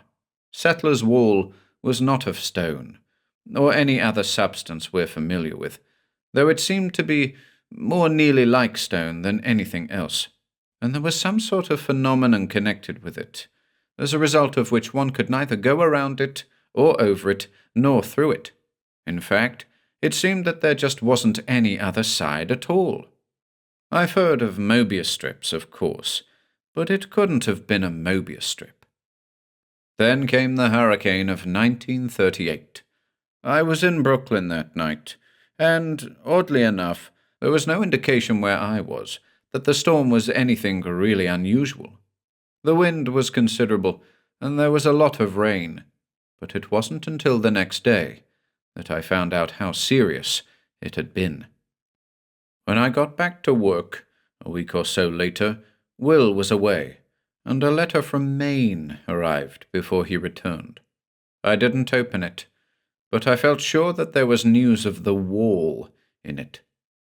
There was. The letter included another authenticated photograph of a long trench beside the road we had travelled. The wall was gone. Some people in the area, Thad Wing wrote, believed that there had been a slight earthquake, but seismologists did not agree with them. That is the end of my story, except for what Will said when he looked at the photograph. "Of course," he whispered. "Of course. It swam away."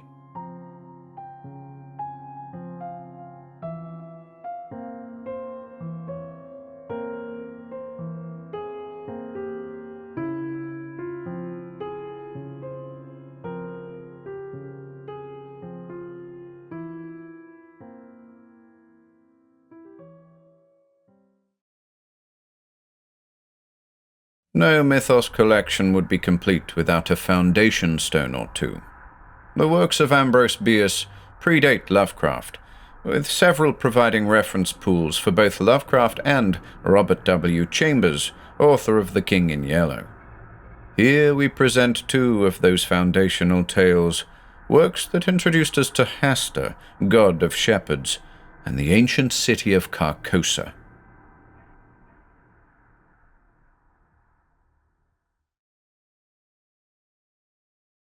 An Inhabitant of Carcosa by BIERCE. For there be divers sorts of death, some wherein the body remaineth, and in some it vanisheth quite away with the spirit. This commonly occurreth only in solitude, such as God's will, and, none seeing the end, we say the man is lost, or gone on a long journey, which indeed he hath. But sometimes it hath happened in sight of many, as abundant testimony showeth. In one kind of death the spirit also dieth, and this it hath been known to do while yet the body was in vigour for many years. Sometimes, as is veritably attested, it dieth with the body, but after a season is raised up again in that place where the body did decay. Pondering these words of Halle, whom God rest, and questioning their full meaning as one who, having an intimation, yet doubts if there be not something behind, other than that which he has discerned, I noted not whither I had strayed, until a sudden chill wind striking my face revived in me a sense of my surroundings. I observed with astonishment that everything seemed unfamiliar. On every side of me stretched a bleak and desolate expanse of plain, covered with a tall overgrowth of sere grass, which rustled and whistled in the autumn wind with heaven knows what mysterious and disquieting suggestion. Protruded at long intervals above it stood strangely shaped and sombre-coloured rocks, which seemed to have an understanding with one another and to exchange looks of uncomfortable significance, as if they had reared their heads to watch the issue of some foreseen event. A few blasted trees here and there appeared as leaders in this malevolent conspiracy of silent expectation. The day, I thought, must be far advanced, though the sun was invisible, and although sensible that the air was raw and chill, my consciousness of that fact was rather mental than physical. I had no feeling of discomfort. Over all the dismal landscape, a canopy of low, lead-coloured clouds hung like a visible curse. In all this there were a menace and a portent, a hint of evil, an intimation of doom. Bird, beast, or insect, there was none. The wind sighed in the bare branches of the dead trees, and the grey grass bent to whisper its dread secret to the earth. But no other sound nor motion broke the awful repose of that dismal place. I observed in the herbage a number of weather-worn stones, evidently shaped with tools. They were broken, covered with moss and half-sunken in the earth. Some lay prostrate, some leaned at various angles, none was vertical. They were obviously headstones of graves, though the graves themselves no longer existed as either mounds or depressions. The years had levelled all. Scattered here and there, more massive blocks showed where some pompous tomb or ambitious monument had once flung its feeble defiance at oblivion. So old seemed these relics, these vestiges of vanity and memorials of affection and piety, so battered and worn and stained, so neglected, deserted, forgotten the place, that I could not help thinking myself the discoverer of the burial ground of a prehistoric race of men, whose very name was long extinct. Filled with these reflections, I was for some time heedless of the sequence of my own experiences. But soon I thought, how came I hither? A moment's reflection seemed to make this all clear and explain at the same time, though in a disquieting way, the singular character with which my fancy had invested all that I saw or heard. I was ill. I remembered now that I had been prostrated by a sudden fever, and that my family had told me that in my periods of delirium I had constantly cried out for liberty and air, and had been held in bed to prevent my escape out of doors. Now I had eluded the vigilance of my attendants, and had wandered hitherto to where? I could not conjecture. Clearly I was at a considerable distance from the city where I dwelt, the ancient and famous city of Carcosa. No signs of human life were anywhere visible nor audible. No rising smoke, no watchdog's bark, no lowing of cattle, no shouts of children at play. Nothing but that dismal burial place with its air of mystery and dread, due to my own disordered brain. Was I not becoming again delirious, there beyond human aid? Was it not indeed all an illusion of my madness? I called aloud the names of my wives and sons, reached out my hands in search of theirs, even as I walked among the crumbling stones and in the withered grass. A noise behind me caused me to turn about. A wild animal, a lynx, was approaching. The thought came to me, if I break down here in the desert, if the fever return and I fail, this beast will be at my throat. I sprang toward it, shouting. It trotted tranquilly by within a hand's breadth of me, and disappeared behind a rock. A moment later, a man's head appeared to rise out of the ground a short distance away. He was ascending the farther slope of a low hill, whose crest was hardly to be distinguished from the general level. His whole figure soon came into view against the background of grey cloud. He was half naked, half clad in skins. His hair was unkempt, his beard long and ragged. In one hand he carried a bow and arrow. The other held a blazing torch with a long trail of black smoke. He walked slowly and with caution, as if he feared falling into some open grave concealed by the tall grass.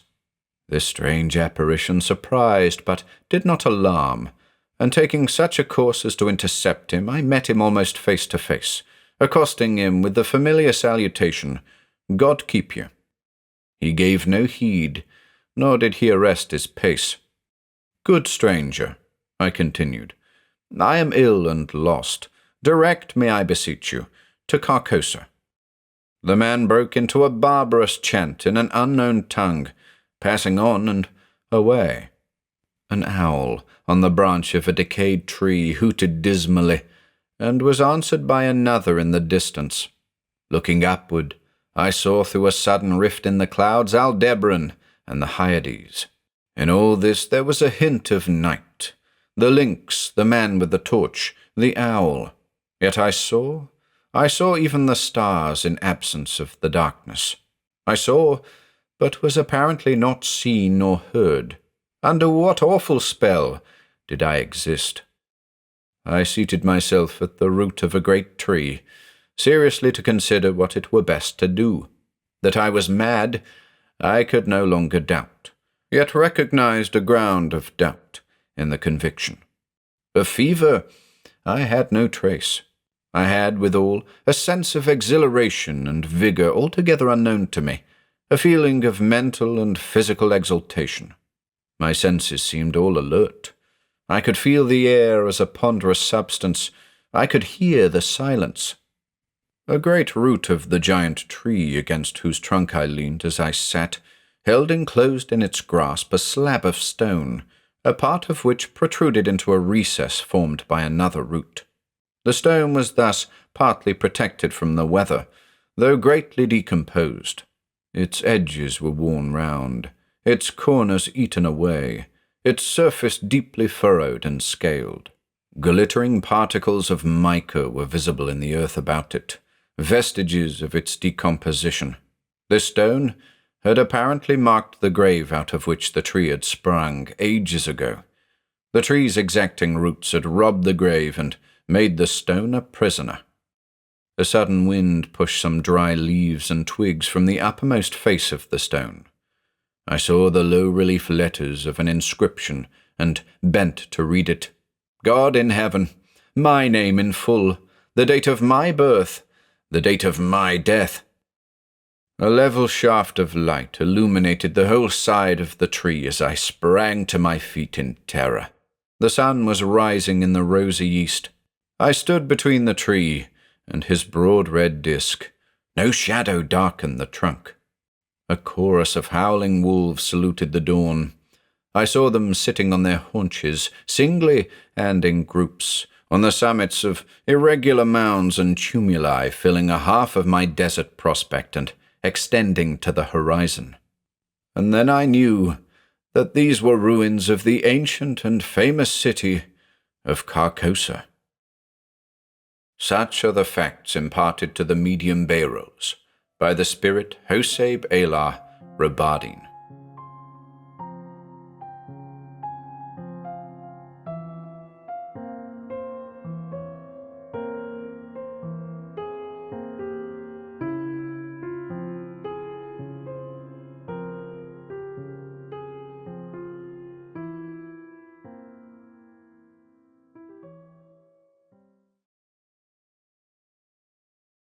Haita the Shepherd by AMBROSE BIERCE.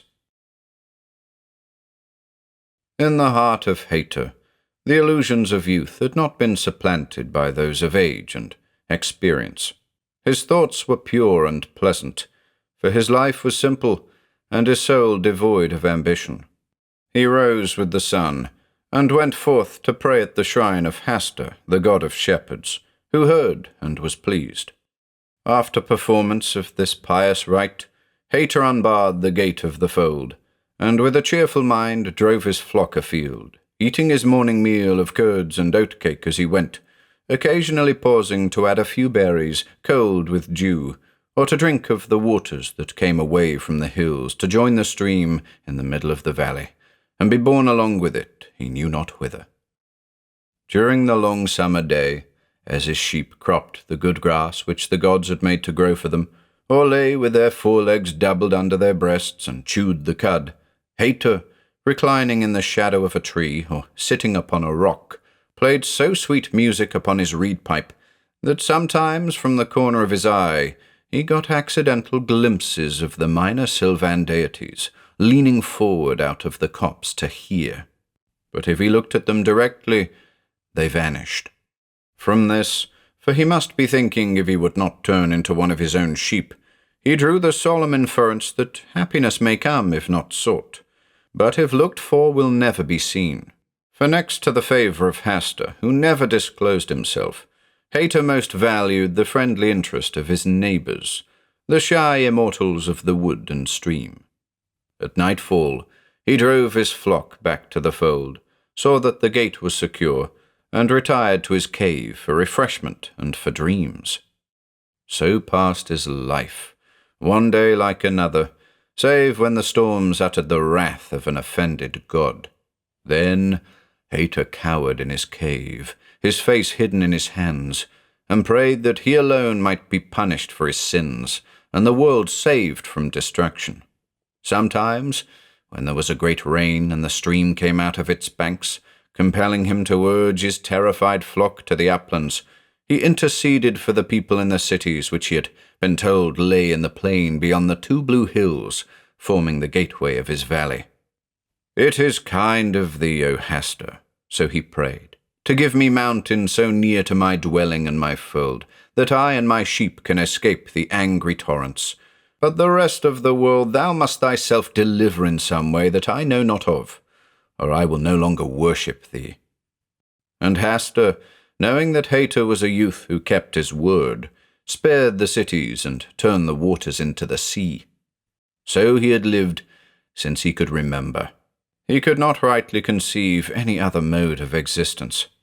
The holy hermit who dwelt at the head of the valley, a full hour's journey away, from whom he had heard the tale of the great cities where dwelt people, poor souls, who had no sheep, gave him no knowledge of that early time, when, so he reasoned, he must have been small and helpless like a lamb. It was through thinking on these mysteries and marvels, and on that horrible change to silence and decay, which he felt sure must some time come to him, as he had seen it come to so many of his flock, as it came to all living things except the birds, that Haita first became conscious how miserable and hopeless was his lot. "It is necessary," he said, "that I know whence and how I came, For how can one perform his duties unless able to judge what they are by the way in which he was entrusted with them? And what contentment can I have when I know not how long it is going to last? Perhaps before another sun I may be changed, and then what will become of the sheep? What indeed will have become of me? Pondering these things, Haita became melancholy and morose. He no longer spoke cheerfully to his flock, nor ran with alacrity to the shrine of Hasse. In every breeze he heard whispers of malign deities whose existence he now first observed. Every cloud was a portent signifying disaster, and the darkness was full of terrors. His reed pipe, when applied to his lips, gave out no melody, but a dismal wail. The Sylvan and riparian intelligences no longer thronged the thicket side to listen, but fled from the sound, as he knew by the stirred leaves and bent flowers. He relaxed his vigilance, and many of his sheep strayed away into the hills and were lost. Those that remained became lean and ill for lack of good pasturage, for he would not seek it for them, but conducted them day after day to the same spot through mere abstraction, while puzzling about life and death, of immortality he knew not. One day, while indulging in the gloomiest reflections, he suddenly sprang from the rock upon which he sat, and with a determined gesture of the right hand exclaimed, "I will no longer be a suppliant for knowledge which the gods withhold. Let them look to it that they do me no wrong. I will do my duty as best I can, and if I err, upon their own heads be it." Suddenly, as he spoke, a great brightness fell about him, causing him to look upward, thinking the sun had burst through a rift in the clouds. But there were no clouds. No more than an arm's length away stood a beautiful maiden. So beautiful she was that the flowers about her feet folded their petals in despair and bent their heads in token of submission. So sweet her look that the hummingbirds thronged her eyes, thrusting their thirsty bills almost into them, and the wild bees were about her lips. And such was her brightness that the shadows of all objects lay divergent from her feet, turning as she moved. Haita was entranced. Rising, he knelt before her in adoration, and she laid her hand upon his head. "Come," she said, in a voice that had the music of all the bells of his flock. "Come, thou art not to worship me, who am no goddess, but if thou art truthful and dutiful, I will abide with thee." Haita seized her hand, and stammering his joy and gratitude arose, and hand in hand they stood and smiled into each other's eyes. He gazed on her with reverence and rapture. He said, "I pray thee, lovely maid, tell me thy name, and whence and why thou comest." At this she laid a warning finger on her lip and began to withdraw. Her beauty underwent a visible alteration that made him shudder. He knew not why, for still she was beautiful. The landscape was darkened by a giant shadow sweeping across the valley with the speed of a vulture. In the obscurity, the maiden's figure grew dim and indistinct, and her voice seemed to come from a distance, as she said, in a tone of sorrowful reproach, "Presumptuous and ungrateful youth, must I then so soon leave thee? Would nothing do but thou must at once break the eternal compact?" Inexpressibly grieved, Haita fell upon his knees and implored her to remain, rose and sought her in the deepening darkness, ran in circles, calling to her aloud, but all in vain.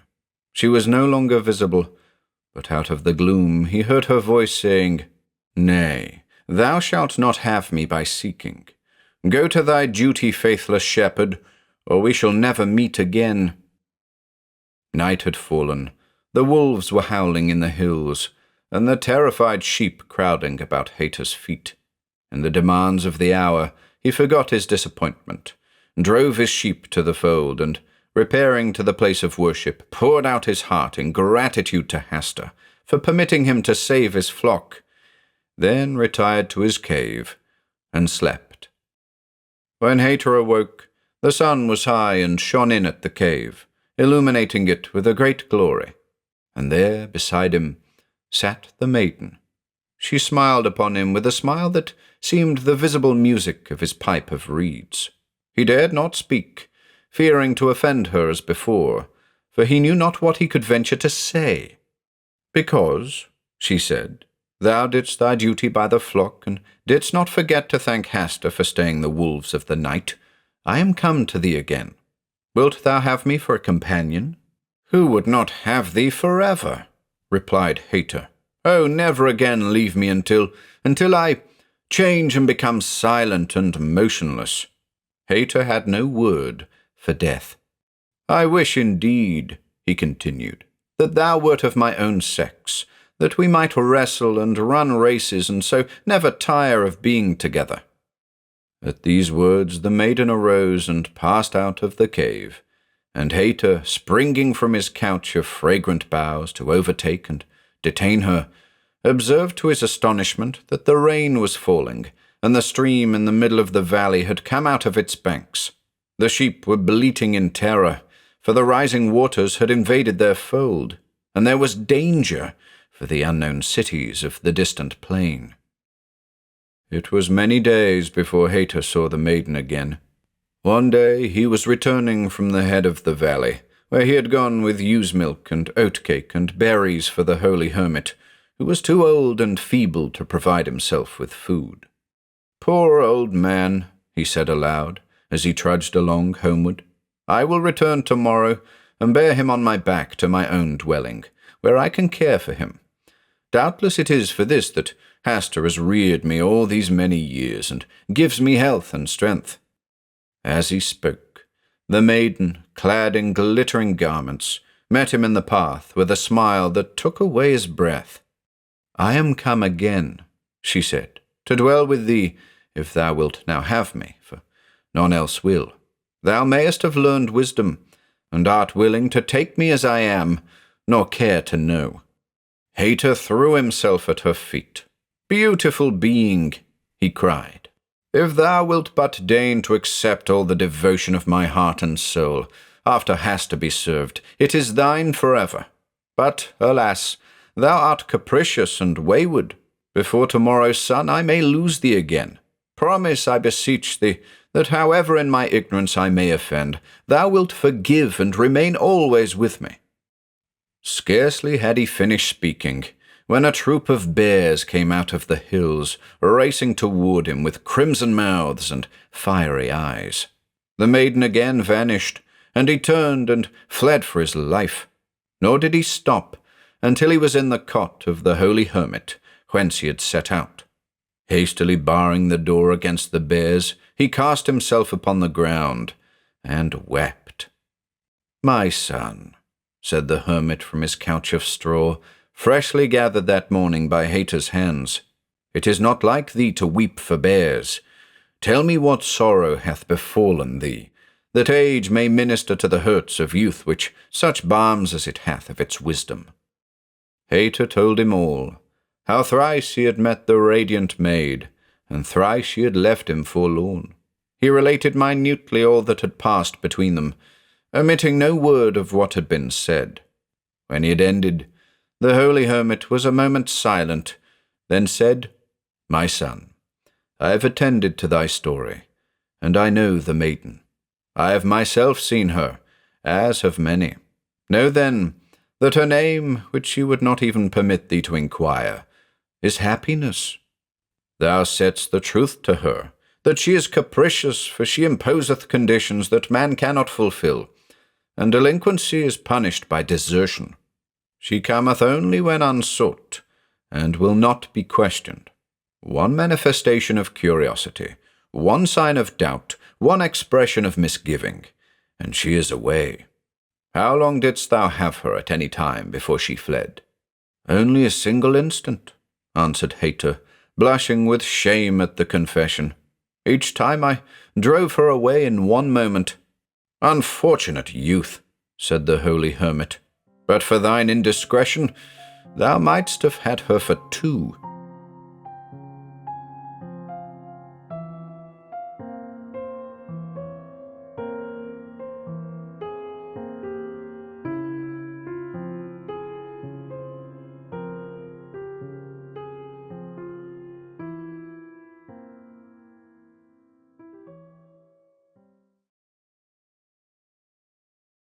And so we leave you with 6 miscellaneous stories by various authors, each of whom contributed curious and dynamic works to the Cthulhu mythos. Though these works are generally lesser known, they're no less potent in their ambitious storytelling and terrible suggestion. We hope you enjoy them, and we hope you've enjoyed the collection.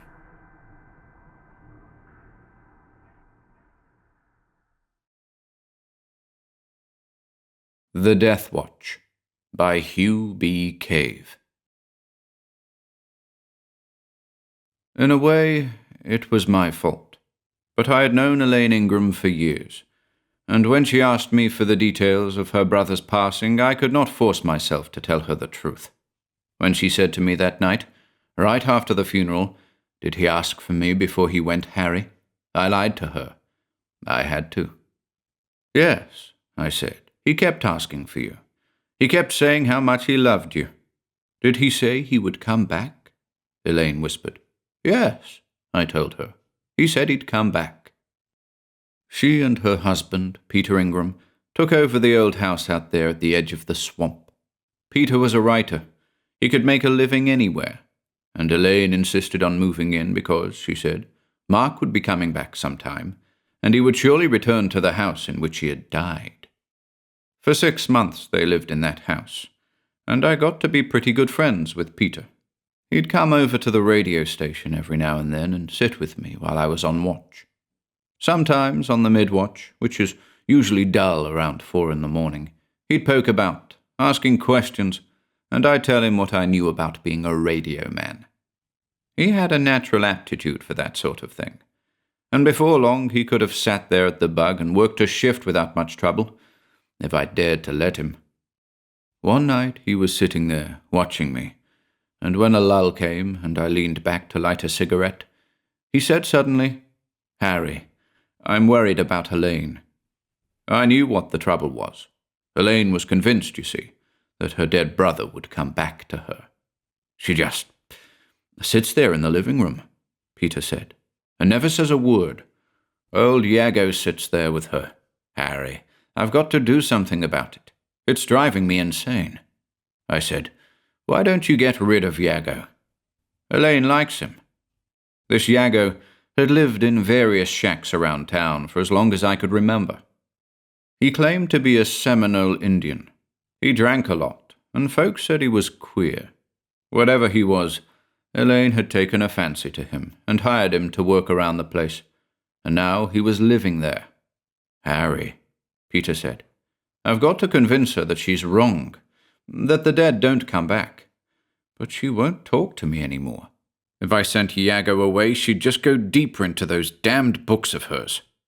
I thought it over for a few days, and one day I said to him, "Why don't you read up on spiritualism? You can't expect to argue with Elaine unless you can talk her language. Study the stuff for a while, and you'll be able to pick the holes in it." He was fooling with an old amplifier which had been lying on my desk. He looked up at me, stared a moment, then nodded. I didn't see him again for 2 weeks. Bill Macy said to me one day, "What the devil is Ingram up to? I was in the post office this morning, and there were 6 boxes of equipment from the Beacon Radio Company addressed to him. I thought he was a writer." "The poor guy's got to have a hobby of some kind," I said. "He's lonely." But that night, to satisfy my curiosity, I figured out an excuse for calling on him, and drove over there about 9 o'clock. It was a black night, and when the nights get black in Florida, they're like ink. I drove slowly because the road was bad, and I could hear the frogs grunting in the swamp all around me, and after a while I saw the lighted windows of the house. You can't imagine a house in a place like that unless you've lived in Florida and seen some of the leftovers from the boom. This place was enormous. It had about 12 rooms and looked like a small hotel, very ornate and elaborate, and yet it was the only house for miles around. As I remember, some wealthy chap from New York figured the town would grow out that far, and sank a small fortune in the house and then realized his mistake. He put it in the hands of an agent You couldn't sell it, because who would want to live miles from civilization on the edge of a swamp filled with snakes and gators and bugs? So the agent rented the place to Elaine and Mark and their mother. This was before Elaine married Peter Ingram, and I think they paid $20 a month for it. Then the mother died, and Elaine was married, and Mark stayed on alone. He was a radio man, and a good one, but that house did something to him. We at the station noticed the change in him, and begged him to move into town, but he bought a lot of books and told us to mind our own business. He gave up his job in August. Bill Macy relieved him one morning at 8, and he said to Bill, "Tell Crandall I'm through." Just like that. When I heard it, I went out to the house and begged him to reconsider. I told him it was unfair of him to quit like that, without giving me a chance to get a man to replace him. He stared at me, and there was a queer, dull light in his eyes, and his eyes never blinked. "I'm sorry," he said, "but I have work to do." For a month I didn't see him. Then the rumor spread around that he was sick, and I went there to find out. He was sick all right. That queer, dull light in his eyes had become a wild glare that scared me. He looked half-starved and had a raging fever. I drove back to town and got Doc Wendell, and that night, while Doc and I watched over him, Mark died. Now Elaine and Peter and old Yago had the place, and when I climbed out of my car that night, Yago opened the door to me. "Hello," I said. "Is Mr. Ingram at home?" Yago nodded, and I followed him inside to the living room. It was an enormous room, with a big fireplace and a lot of musty furniture, and Elaine was sitting there, reading. Yago limped over to a chair near the fireplace and paid no more attention to me, and Elaine looked up and said, "Hello, Harry." "I've got a swell story for Peter," I said. "Is he around?" "He's upstairs." She didn't get up to go after him, but just sat there, staring at me. She was a good-looking girl, Elaine, a little bit on the short side, but slim and trim, with very even features. She seemed tired, though, and I could see that she hadn't bothered much about her looks lately. Careless, I suppose, because they didn't have many visitors, and she seldom went anywhere, except to the village. "I'll go talk to him," I said, but she shook her head. "He's working. I'm afraid he won't want to be disturbed." Well, there was something queer in the air, and I didn't exactly know what to do. I could have laughed it off and gone up to Peter's workroom anyway, but something in the way Elaine was looking at me gave me the creeps. "It is pretty late," I mumbled. "Maybe I'd better come around some other time." But just then, I heard a door open upstairs, and Peter called down, "Is that you, Harry?" When I went up, I saw right away that he was in bad shape. He was wearing slacks and slippers and no shirt, and needed a shave and looked all in. He couldn't have looked any worse after a week's drunk. "Been a long time since I've seen you, mister," I said. He nodded, and kept on nodding for a moment while he stared at me. He seemed to be making up his mind to do something. And then, rather abruptly, he gripped my arm and said, "Want to show you something."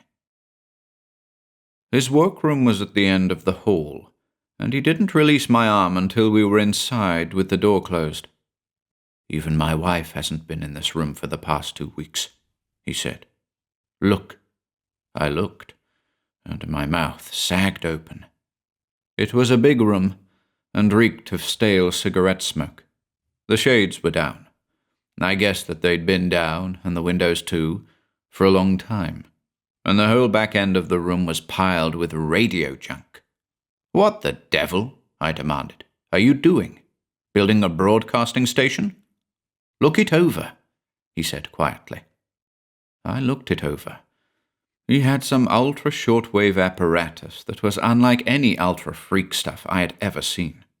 The receiver, apparently, was still in the experimental stage, with loose wires and disconnected condensers sprawled in a mess, but the transmitter was what made me suck in my breath. I knew what this ultra stuff was all about, but the weird-looking amplifiers Peter had hooked to his transmitter stumped me. He saw me squinting with disbelief. "Don't worry," he said. "It'll work. I'm throwing the ultra-high frequencies clear out of the spectrum with that amplification hookup." "About all you'll do," I said, "is drive the boys at the station mad, interfering with our reception. What's more, you haven't a license." "For what I'm doing, I don't need a license. Besides, it's far from finished. I'll be a month working on it yet before I'm ready." I walked over to his desk, and he had a stack of radio books there that would have tested the learning of an advanced electrical engineer. I started to look them over, but he said gently, "Never mind those, Harry." He pulled open a drawer. There were more books in the drawer, books of a different sort. "Some of these were in the house when we came here," he said. "Mark must have been studying them. Others I obtained by mail, from a collector." I skimmed through a couple of them, but it was all Greek to me. Stuff about the Black Mass and Beth Moora, and the Black Lakes of Harley. Stuff about voodoo and the dark arts. "Hell," I said, "only a nut would bother wading through this junk. What's eating you anyway?" "She reads it," he said. "Who, Elaine?" "Yes. You mean she takes this junk seriously?" He nodded. I didn't like the way he stared at me, or the way he handled those books when he replaced them in the drawer. He seemed to resent my disbelief, and he touched the books the way some folks touch a Bible, reverently, sort of. Then suddenly he said, "Elaine mustn't know about this. You understand? She thinks I'm working on a novel."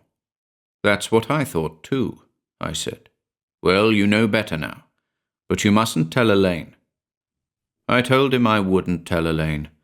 I told him he could stand some sleep too, and if he didn't ease up a little, he'd find himself in bed with a nervous breakdown. His answer to that was a crazy kind of laugh, and the same sort of laughter kept coming in little gusts from way down inside him as he walked with me along the hall. "I'll be over to see you soon," he promised, and held my hand for a minute, and I felt his eyes on me as I went down the stairs. I turned, said, "So long," and walked into the living room to say good night to Elaine. Evidently, I didn't make much noise. Elaine didn't hear me coming. She was on her knees there in the shadows, and in front of her was a table on which stood a photograph of Mark. Her hands gripped the edge of the table, and her gaze was glued to the photograph. I thought she was praying.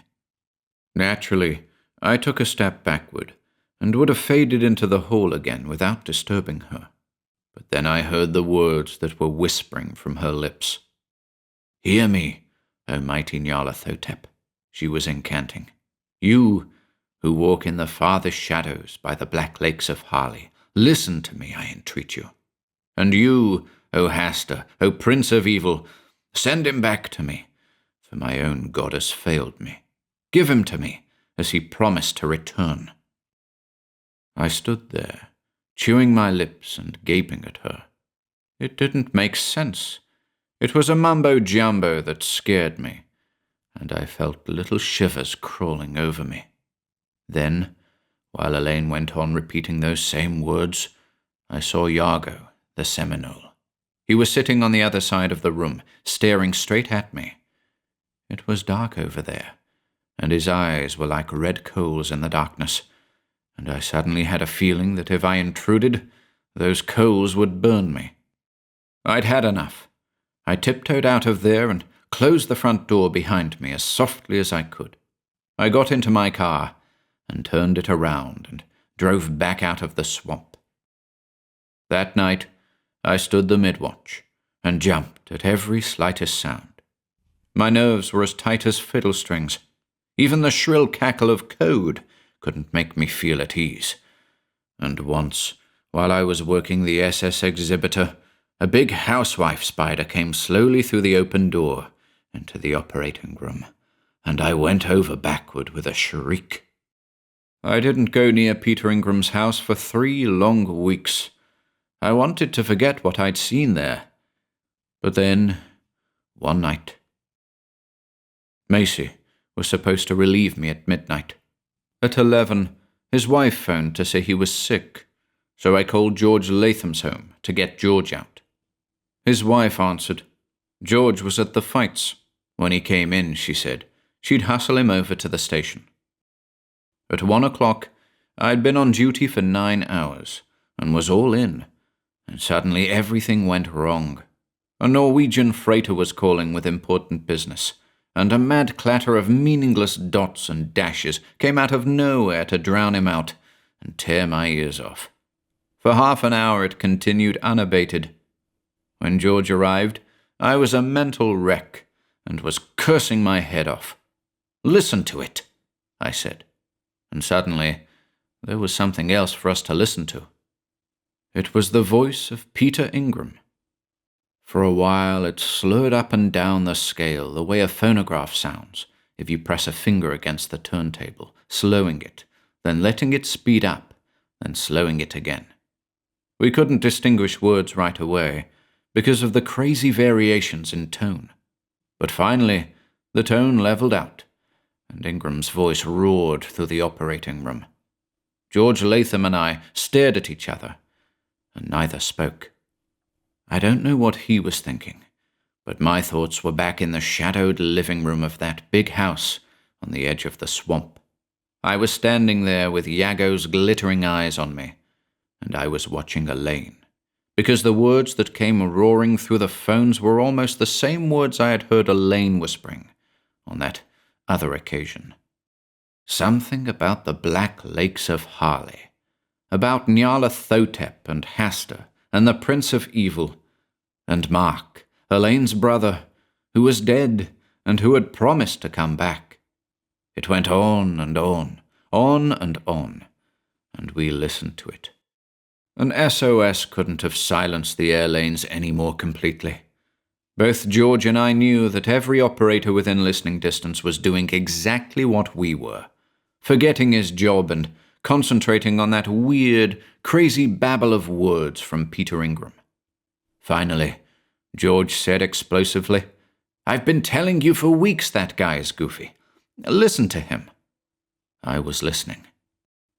"Hearken to me, O mighty Nyarlathotep, you who rule the midnight forests by the shores of Harley. Hear me." "I'm going over there," I said. For Peter's sake, I had to. For our own, too. The crazy fool was interfering with all kinds of important business.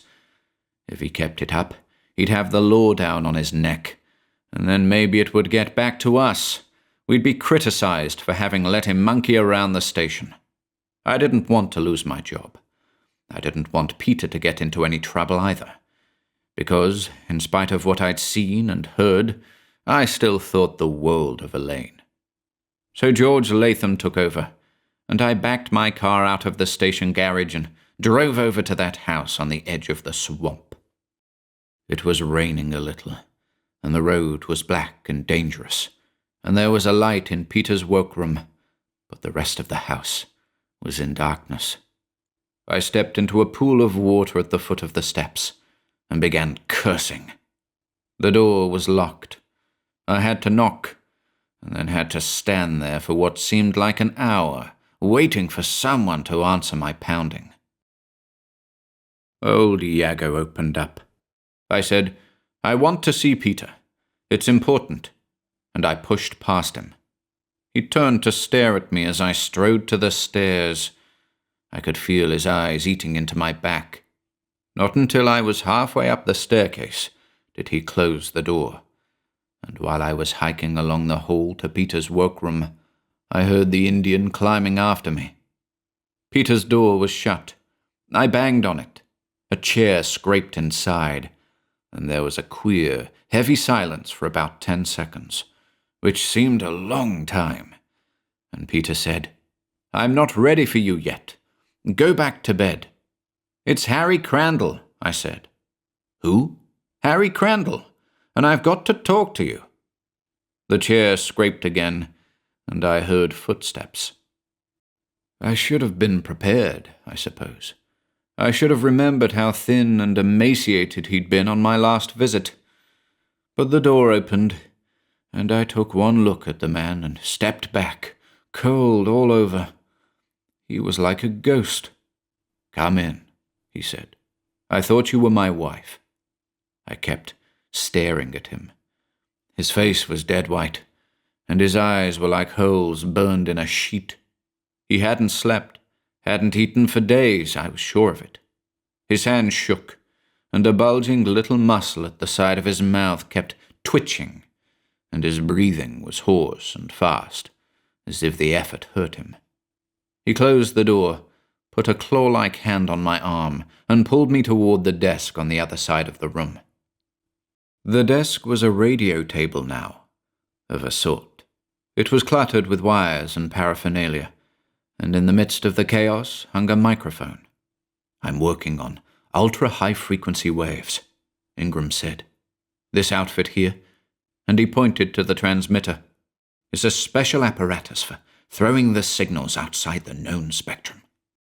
I put my legs wide apart and jammed my hands against my hips and glared at him. "You weren't working the high-frequency waves a while ago," I growled. "You raised hell with everything on the Atlantic coast." "I was experimenting then. Probably had some parasitics. That's ironed out. Now I'm ready to begin." I glanced over his apparatus. I'm no Marconi, but I know enough about radio to know that ultra-high-frequency stuff is all in the experimental stage, and damned deep. Evidently, he'd been doing a lot of reading. But the book that lay open beside the microphone was not a radio book.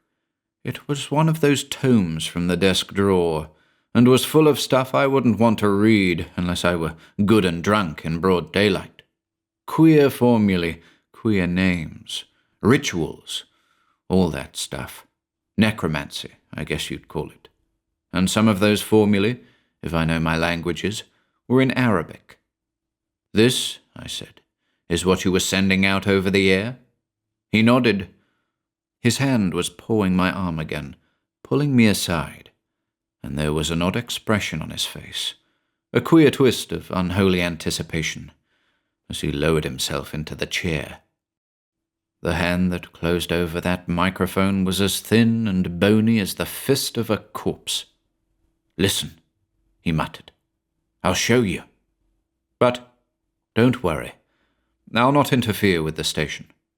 What I have to say will go out where no human words have ever gone before. I've worked for weeks to reach out into the void. Tonight, just before you came, I had an answer." "An answer from what?" I said, frowning.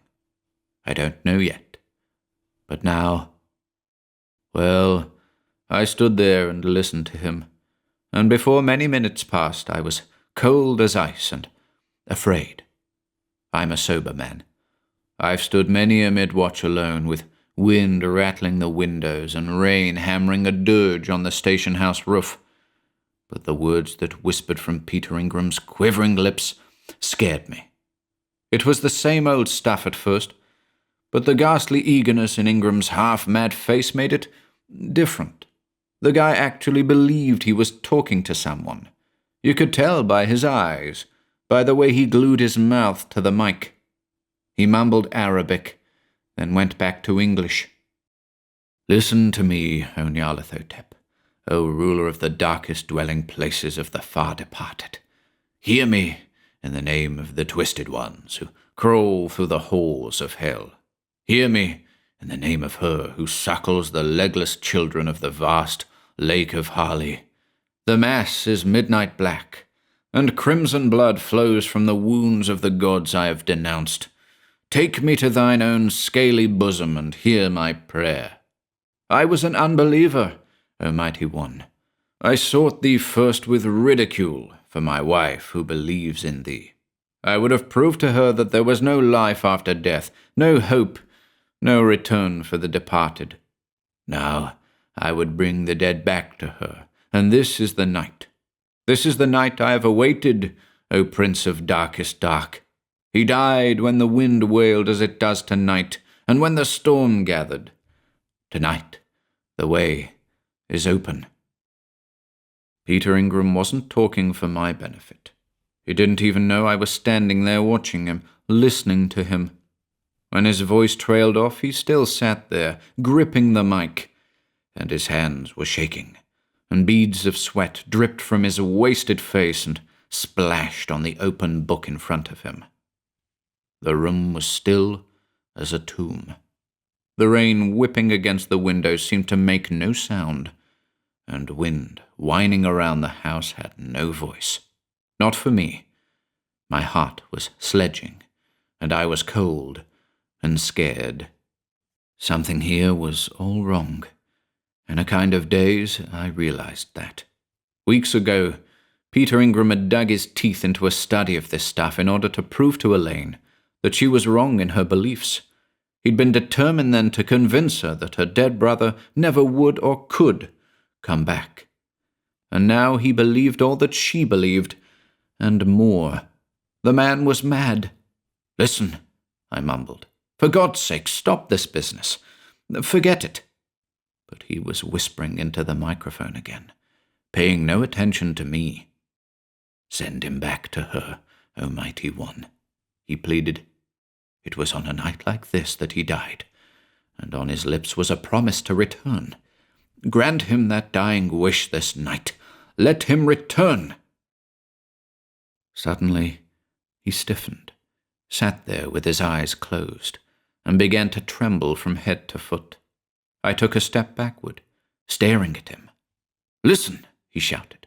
"Listen, Elaine. An answer. I swore to you I'd get an answer, and I have. I am." Well, I didn't hear anything. I told them later, at the police station, that I did not hear anything. And I repeat it here. So help me God, I didn't hear anything. Peter Ingram sat there, sucking breath and gasping it out again. And I stared at him. And that was all. For about 1 minute, one endless, horrible minute, that was all. Then I did hear something, downstairs. A door opened. The wind hurled it shut again, and glass broke, so I knew it was the front door. Then I heard footsteps. They weren't the kind of footsteps you'd have made, or I'd have made. They were heavy, house-jarring thuds that rattled the walls and shook the floor on which I was standing.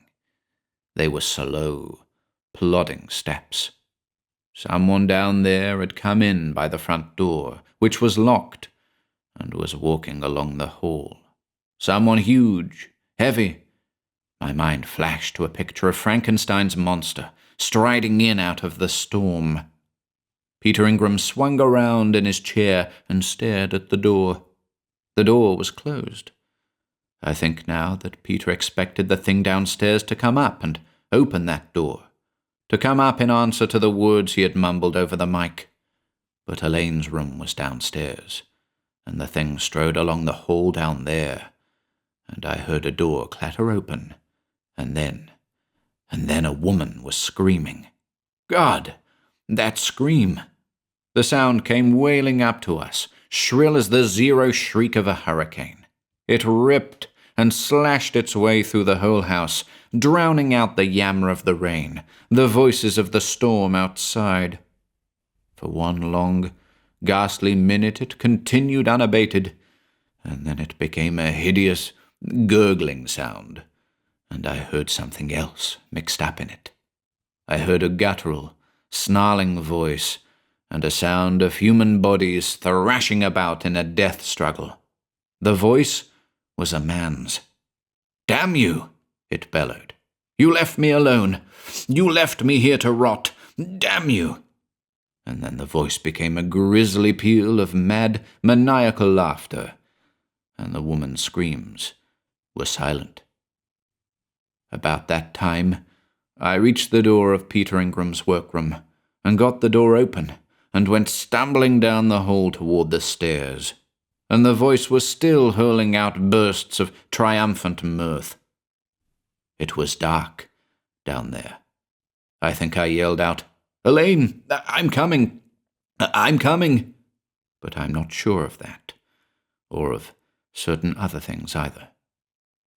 I do know that a scurrying shape sped along the lower hall while I was descending the stairs. That shape was whimpering and sobbing like a frightened animal, and it rushed to the front door, which was open, and it vanished into the night. It was Iago, the Indian. I do know, too, that Peter Ingram stood there at the head of the staircase and kept shouting, "They answered me, Elaine! They answered me!" But Ingram was crazy. The doctors said he was crazy. Anyway, I got to the bottom of those stairs and found a light switch, and went stumbling along the lower hall to Elaine's room. The door was open, and I would have rushed in if the light hadn't shown me what awaited me. The room was a shambles. Chairs were overturned, and the bedclothes were all over the floor, and the floor was red with blood. Elaine lay in a crumpled, twisted heap against the legs of a dressing table. I didn't have to go any closer to know that I couldn't be of any help. I could see her face, her throat. Something with unbelievably powerful hands had torn her. I backed out over the threshold. I turned on all the lights and staggered to the foot of the stairs and stared up at Ingram, who was still up there, waiting. "Come down," I mumbled. "For God's sake, Peter, come down here." But he just stood there, gripping the wall with one hand, the banister post with the other, and he kept shouting, "I've had an answer. Tell Elaine to hurry. I've had an answer." I left him there.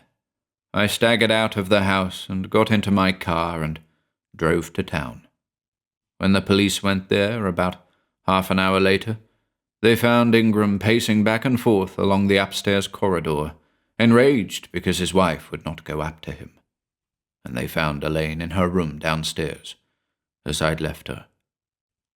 Later, they listened to me, and I told them exactly what I've told you, and they stared at me and exchanged glances and said firmly, "Iago is the man we want. We'll find him." They didn't find Iago. They haven't yet. He was a Seminole Indian, and the Seminoles know every inch of the Everglades, every hiding place of the Great Swamp.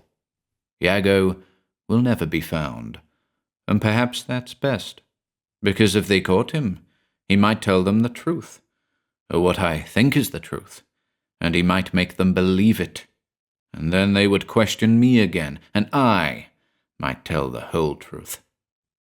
I think about it when I'm alone on the midwatch. I hear the wind wailing out of the swamp, and hear the frogs grunting, and I think of the night Elaine's brother died, because in the very beginning I should have told Elaine and Peter how he died, instead of lying to them. I should have told them that Mark was a raving maniac when Doc Wendell and I sat beside his bed that night. I should have told them that he not only promised to come back, but swore to come back, swore in a mad outburst of rage to return and destroy his sister for having deserted him. The hours of the midwatch are long and black, and more than once on my knees I've prayed for daylight.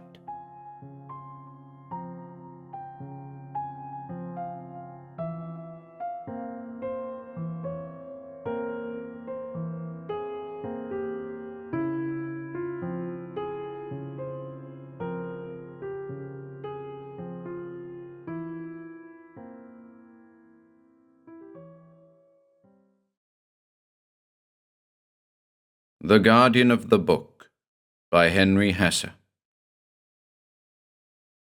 1. I am always keeping an eye open for old second-hand bookstores, and, as my business takes me to all parts of the city, I have not a few times entered such places to spend an odd half-hour barging among shelves and stacks of musty volumes, often to emerge joyously with some item particular to any one of my several hobbies and interests. On this particular February evening, I was hurrying homeward, and as I crossed a narrow avenue on the outskirts of the wholesale district, I stopped with a pleasurable thrill. A short distance from the corner, I had espied one of those ancient bookstores, one I was sure I had never visited before, a narrow-frame storeroom tucked well back between two brick buildings. I had no particular plans for the evening. Already it was growing dark. It was cold, and there was a brisk flurry of snowflakes. I entered the haven, which had come to my attention so opportunely. The place was dimly lighted, but I could see that I stood amidst a profusion of books that reposed on shelf and floor alike. There was no one in the front part of the store, but from a rear room came a rattle of pans, so I guessed an evening meal was in progress. Quietly, I browsed around amidst the topsy-turvy miscellany, and must have become oblivious to time, for very suddenly there came a little shrill voice close to my ear. "There is perhaps some special book?" Startled, I spun around.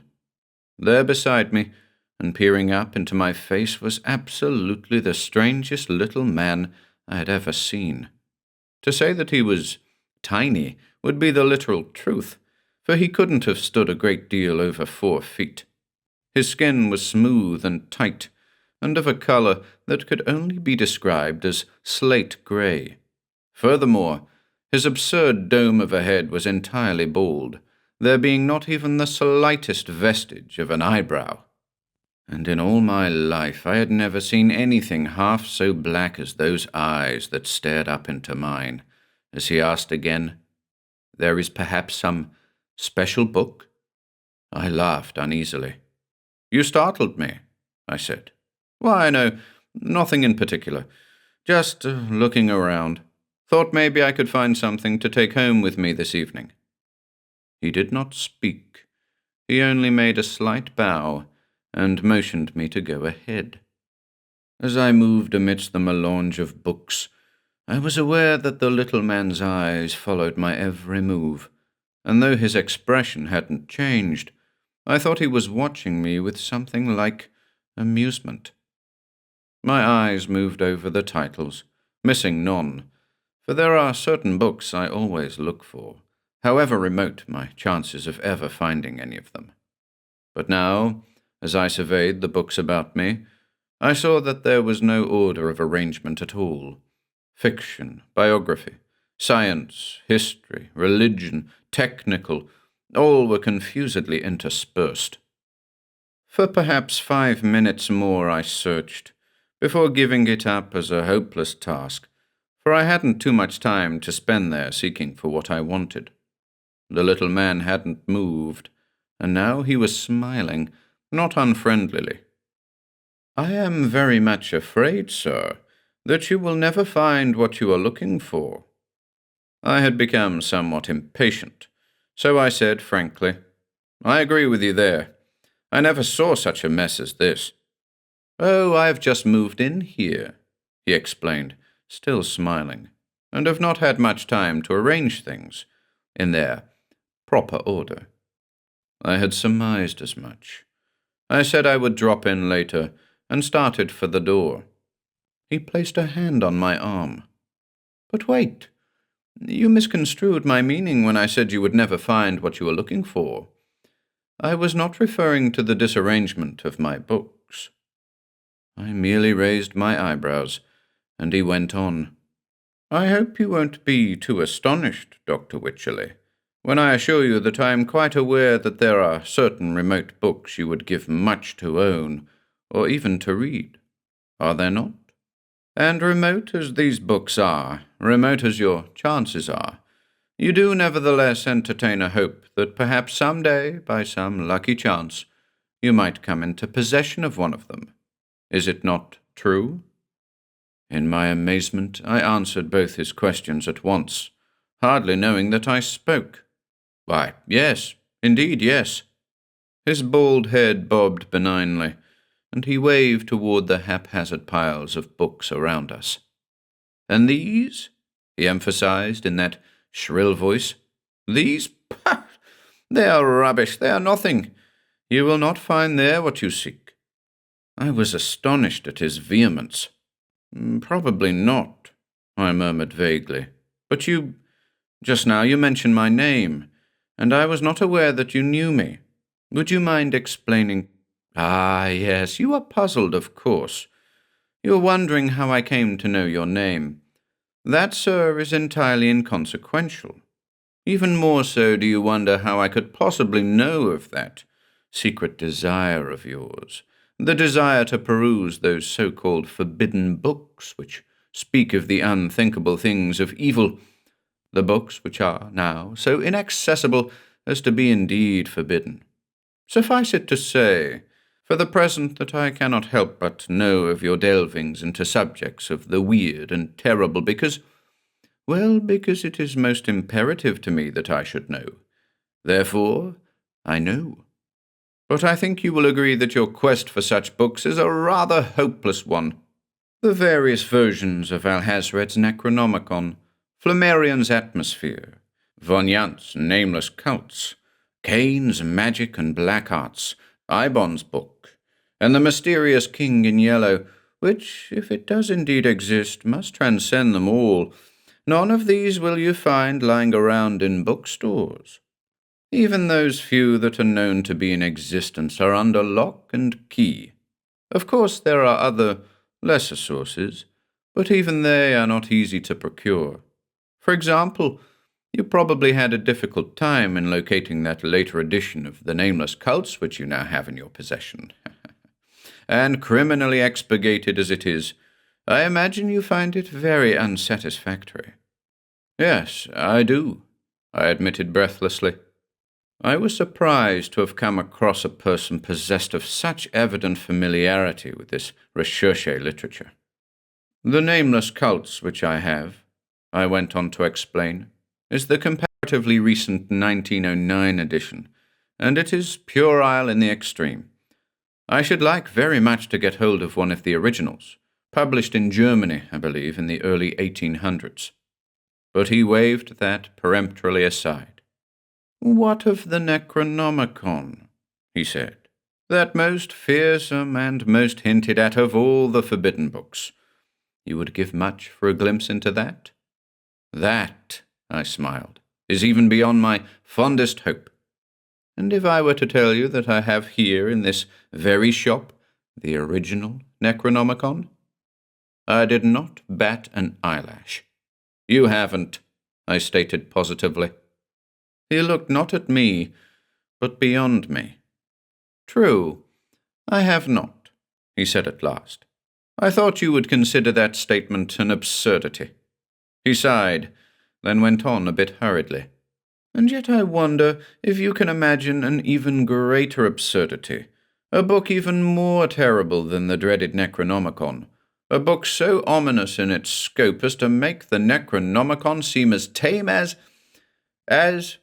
a cookbook," I supplied jocularly, for the tiny man had become almost amusingly solemn and serious now. "Yes, a book that tells of things the mad Arab never dreamed of in his wildest nightmares. Indeed, a book not even of this earth. A book that goes back to the very beginning and beyond the beginning, that comes from the very minds of the things that caused all things." I looked at him with a sudden suspicion, then smiled cynically. "Are you trying to tell me that you do not have the Necronomicon, but you do have such a book as you describe?" His eyes held mine for a moment, and just for that moment there was a gleam in them. Said he, "Do you dare to let me show you?" Said I, "Yes, do show me, by all means." "Very well.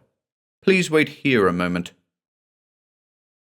I waited, doubtfully enough, and for the first time mused upon the really extraordinary aspect of the thing. I suddenly remembered a story I had read a while back, something about a man who had entered an old bookshop and was plunged into an orbit of strange adventures, something to do with vampires. I was disturbed that this story should leap to my mind at this particular time, but I smiled at the thought of anything untoward happening to me. This little slate-colored man was a quite peculiar person indeed. But he did not conform to my conception of a vampire. He returned just then, bearing an immense book nearly half as big as he was. "You must understand," he said, "that what I am going to tell you should not be taken as skepticism. It is important that you should know certain things about this book." He hugged it tightly to him. "That will seem to you incredible. First, you should be informed that it does not belong to me, nor to anyone on this earth either. That is the first incredible thing you must believe. If I were to tell you truly to whom it belongs, I would have to say, to the cosmos, and to all ages that were, and are, and will yet be. It is the most damnable book in the universe, and but for it, But no, I will not tell you that now.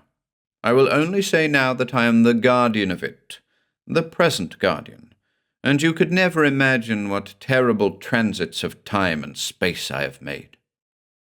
Can you blame me for edging toward the door? Can you blame me for wanting to get away from there? There had been a growing suspicion in my mind that this man was mad, and now I knew it. But I said, precisely because I didn't know what else to say, "And you want to sell me this book?" He peered at me more intently. "It could not be bought for all the wealth of this or any other planet. No, I merely want you to read it. I am most anxious that you read it. You may take it home with you if you wish. You see, I am aware that in spite of your skepticism, you are consumed with curiosity." He was right. And yet why did I hesitate? There was something very queer about all this, something that did not appear on the surface, something subtle and almost frightening. So far he had hinted at much, but had told me exactly nothing. He was far too ready to let me take this book away with me, and something told me that if he was so anxious to have me read it, I would do best by not doing so. "No thanks," I muttered, and didn't try to conceal a shiver as I turned away. I had had enough. His eyes were too black, but he had seemed to anticipate my refusal, and at the door he again gripped my arm. "You may as well know," he said, "that if you had not come here, I would sooner or later have brought the book to you. Knowing what I do know of you and your occult studies, it follows that you are the logical one to be entrusted with this volume. I realize that I have only hinted at things and have told you nothing, but I cannot do more than that now. You must read the book, then you will understand." My hand on the door, I hesitated one fateful moment. In that moment, the book came from under his arm, and he pressed it upon me most eagerly, half shoving me out the door into the dusk of the approaching night.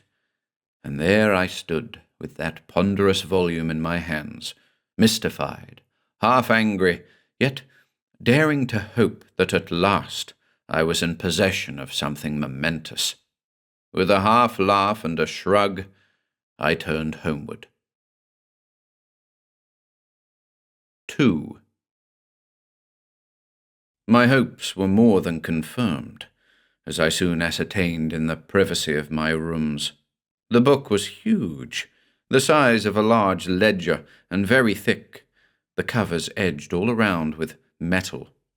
The binding was of a black faded fabric unfamiliar to me, and the yellowed pages proved also to be of some strange, resilient texture. The pages were covered with strange, angular symbols, long and narrow, and strictly perpendicular. I looked for a keyword, or key symbol, but there was none.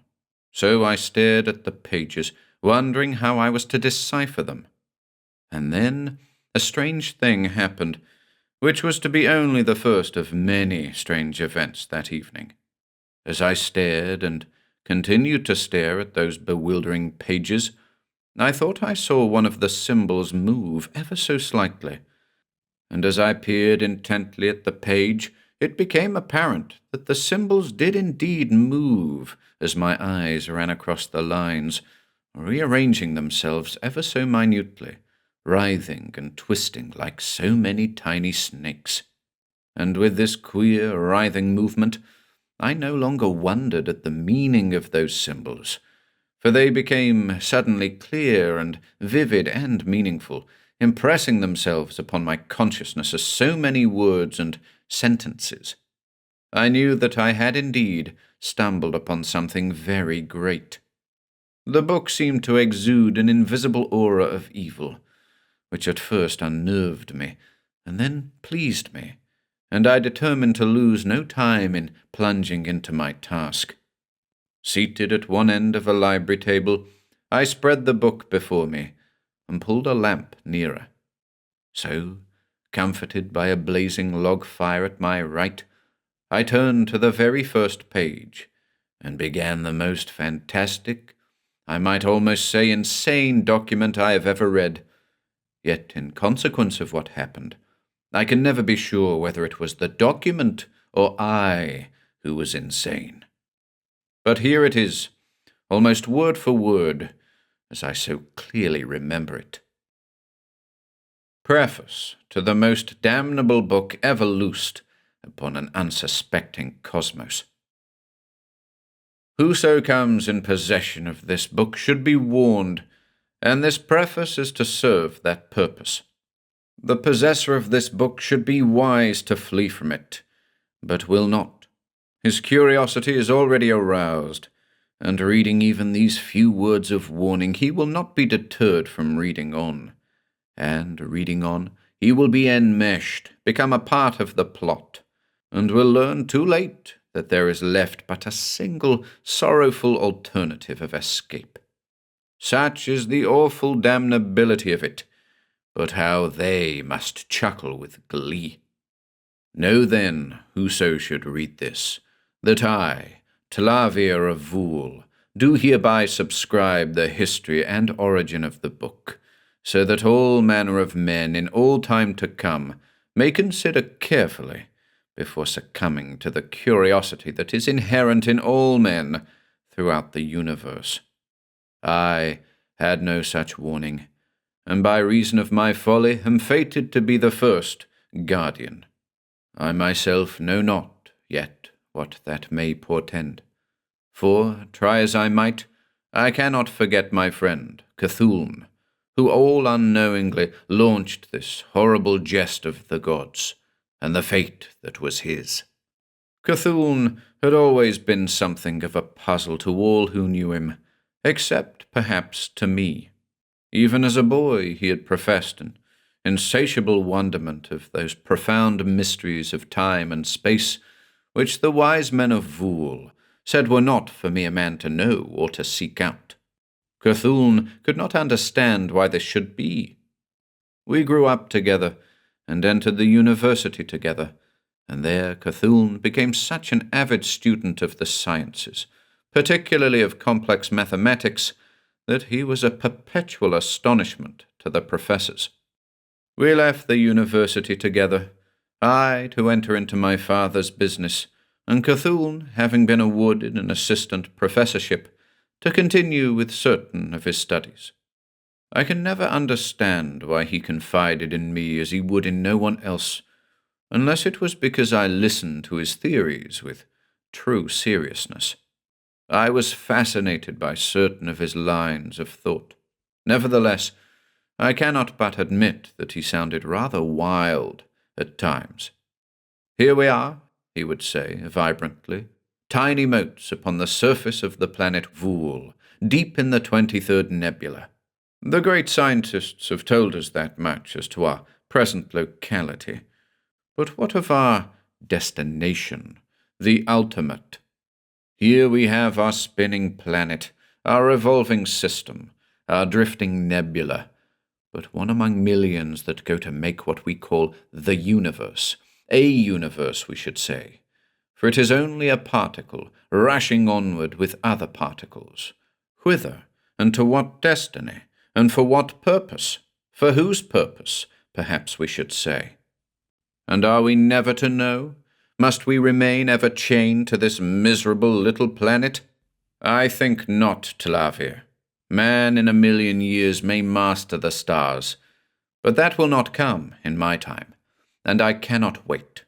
And besides, my greed is greater than mere mastery of stars.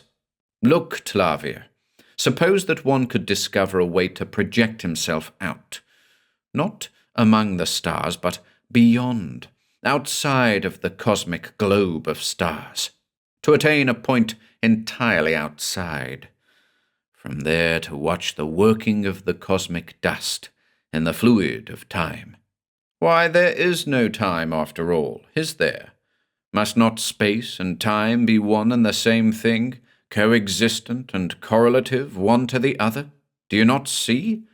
And to project oneself quite outside of it, would not that be the realization of our vaunted immortality? And rest assured, there is a way. I could not quite digest this fantastic bit of reasoning, but did not deny the possible truth of his theories. There were several old books to which he often made reference, and I think it was these books which caused his theorizing at times to take a somewhat tangential trend. What of those superstitions, Tlavier, that have come down to us from the ancients who inhabited Vool eons ago? And why must we say superstitions and myths? Why must man scoff at that which he cannot understand? It is only logical that these superstitions and myths had a definite reason for being. My perusal of certain ancient manuscripts has convinced me of that. Who knows? Perhaps probing fingers from outside reached in and touched Vool ages ago, thus giving rise to those tales that we know very well could not have had birth in mere imagination. That, Tlavier, is why I sometimes think I may be wrong in seeking the way outside. Perhaps it were best for man not to try. He might learn things that it is best not to know. But these latter reflections of his came only seldom. More often he would show me sheafs of paper covered with calculations, and others filled with geometrical drawings, infinite angles and curves such as I had never before seen, some of which seemed so diabolically distorted as to leap from the paper out at me. When he would try to explain his calculus, I was never quite able to follow his reasoning beyond a certain point, although his explanation plus his enthusiasm made it all seem quite logical. So far as I was able to grasp it, there exists an almost infinite number of space dimensions, some of which impinge on our own, and might be used as catapults if one could but penetrate the invisible and tenuous boundary between our space and these hyperspaces. I had never given much credence to any dimensions beyond our familiar 3, but Cthulhu seemed very certain. There must be a way, Tlavier. I have ascertained that beyond doubt, and I am sure now that I am working toward the correct solution. I shall find it before long. Aye, he found it. He found it indeed, and went further than any mortal has ever gone or will ever go again. He could not have known. It was but shortly after my last conversation with him that he disappeared, without trace or reason, was given up as dead, and even I, to whom he had confided all his hopes, did not suspect that I was ever to see him again. But I did. It was 20 long years later when Cthulhu returned as suddenly as he had gone, came direct to me. The marvel of it is that he looked not a day older than when I had last seen him, those 20 long years ago. But the years had lain heavily on me, and Cthulhu seemed shocked at the change. He told me his story. I succeeded, Tlavier. I knew I was on the right track with my calculus, but it might have gone for naught had I not interpreted a certain passage from one of those ancient books. It was a sort of incantation, the very essence of evil, which opened the door when spoken in correlation with my dimension calculus. The purport of this incantation I cannot tell you now, But it should have warned me that the thing I was doing was for no good. Nevertheless, I dared. I had already gone too far to turn back. I carried the thing through, feeling a little foolish perhaps, only hoping but not knowing that this was the combination I had so long sought for. For a moment, it seemed that nothing had happened, and yet I was aware of a change. Something had happened to my vision. Things were blurred, but were rapidly emerging into a clear grotesquerie of impossible angles and planes. But before this vision could become quite definite, I was jerked outward, Talavia, out beyond the curvature of space, out into the space beyond space, where even light turns back upon itself because of the non-existence of time. All things ceased, sight and sound, time and dimension and comparison. There was left to me only an awareness, but an awareness infinitely more acute than our mere physical one. I was mind. As to them, now I know, Talavia, and it is even as I feared. They are not to be imagined as beings or things, or anything familiar to us. No word is adequate. They are forces of pure evil, the source of all the evil that ever was, and is, and will be. Sometimes they reach in. There is a purpose. Cthulhu's hand brushed his forehead. There is much, so very much, Talavia. All is not as clear as it was, but I am beginning to remember. I think those entities of evil were amused, Talavia, with a kind of amusement I cannot now understand. Amused, perhaps, that I should have managed to come out there among them. Assuredly, no mere being had ever done that before. I realize now that had they wished, they could have uttered a word that would have blasted and annihilated me, had they wished. Instead, they kept me among them. There was something about their amusement. Do you remember a certain conversation of long ago, Talavia, wherein I said that our universe was but a particle among other particles, rushing away somewhere, onto some destiny for some purpose? Do you remember also that I said perhaps it was best that man should not know certain things? I have learned many things, Talavia, things that I now wish I did not know, monstrous things, whence the cosmos came, and why, and its ultimate destiny. Not a pleasant one. Most horrible of all is that I am beginning to remember rites performed by those evil ones, rites involving the cosmos in a most diabolic way. I could not even wonder at my presence out there. All was mind, and mind was all. It would seem that I was large among them, wilfully one of them, assisting in certain of those colossal rites, partaking of their evil joy. But at one and the same time, by some unexplainable and inconceivable ultra-circumstance, it seemed that I was aloof and insignificant, a spectator of only some small part of the whole. It seemed that I mingled there among them for countless millenniums, but again it seemed but the smallest fraction of what we call time. But now I know that they merely toyed with me a while, as a child toys with and then tires of a new plaything.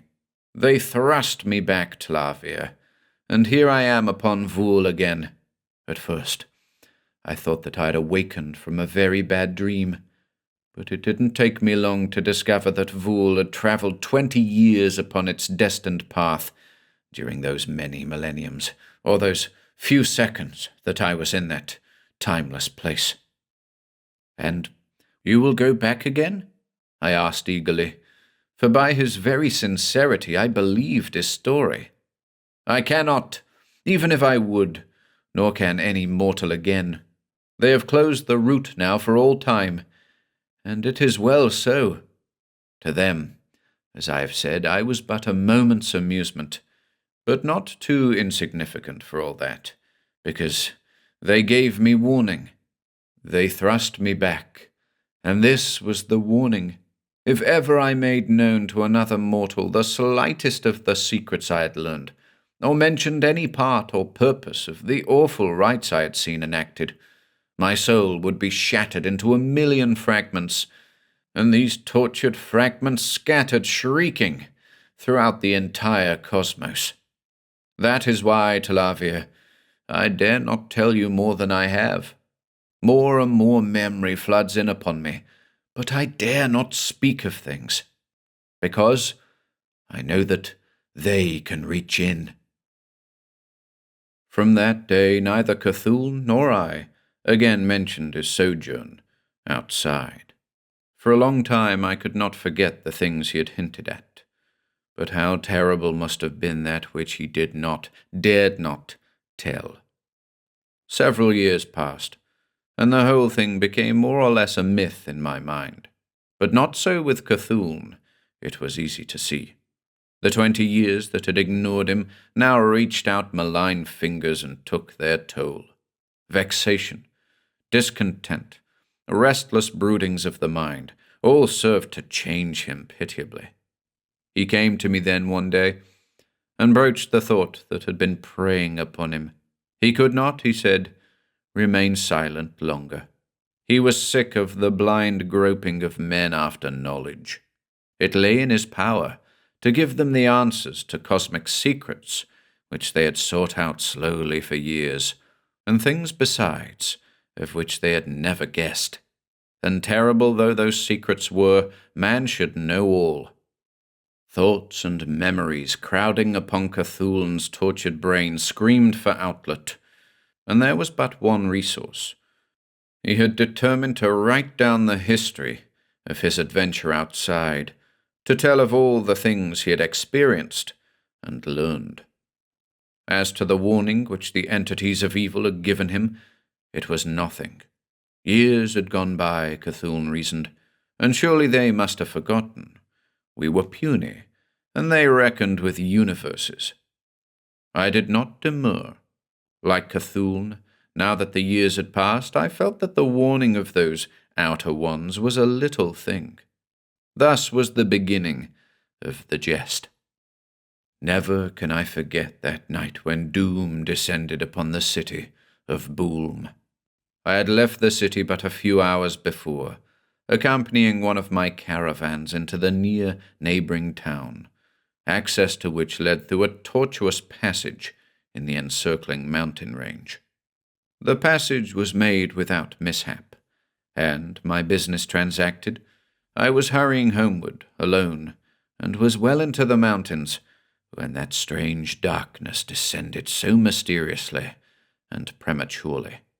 Shortly thereafter, I saw the long, livid streamer that came flickering out of space, to hesitate a moment, and then dart out of sight directly behind the range ahead of me. I spurred hurriedly forward, already with a feeling of disaster.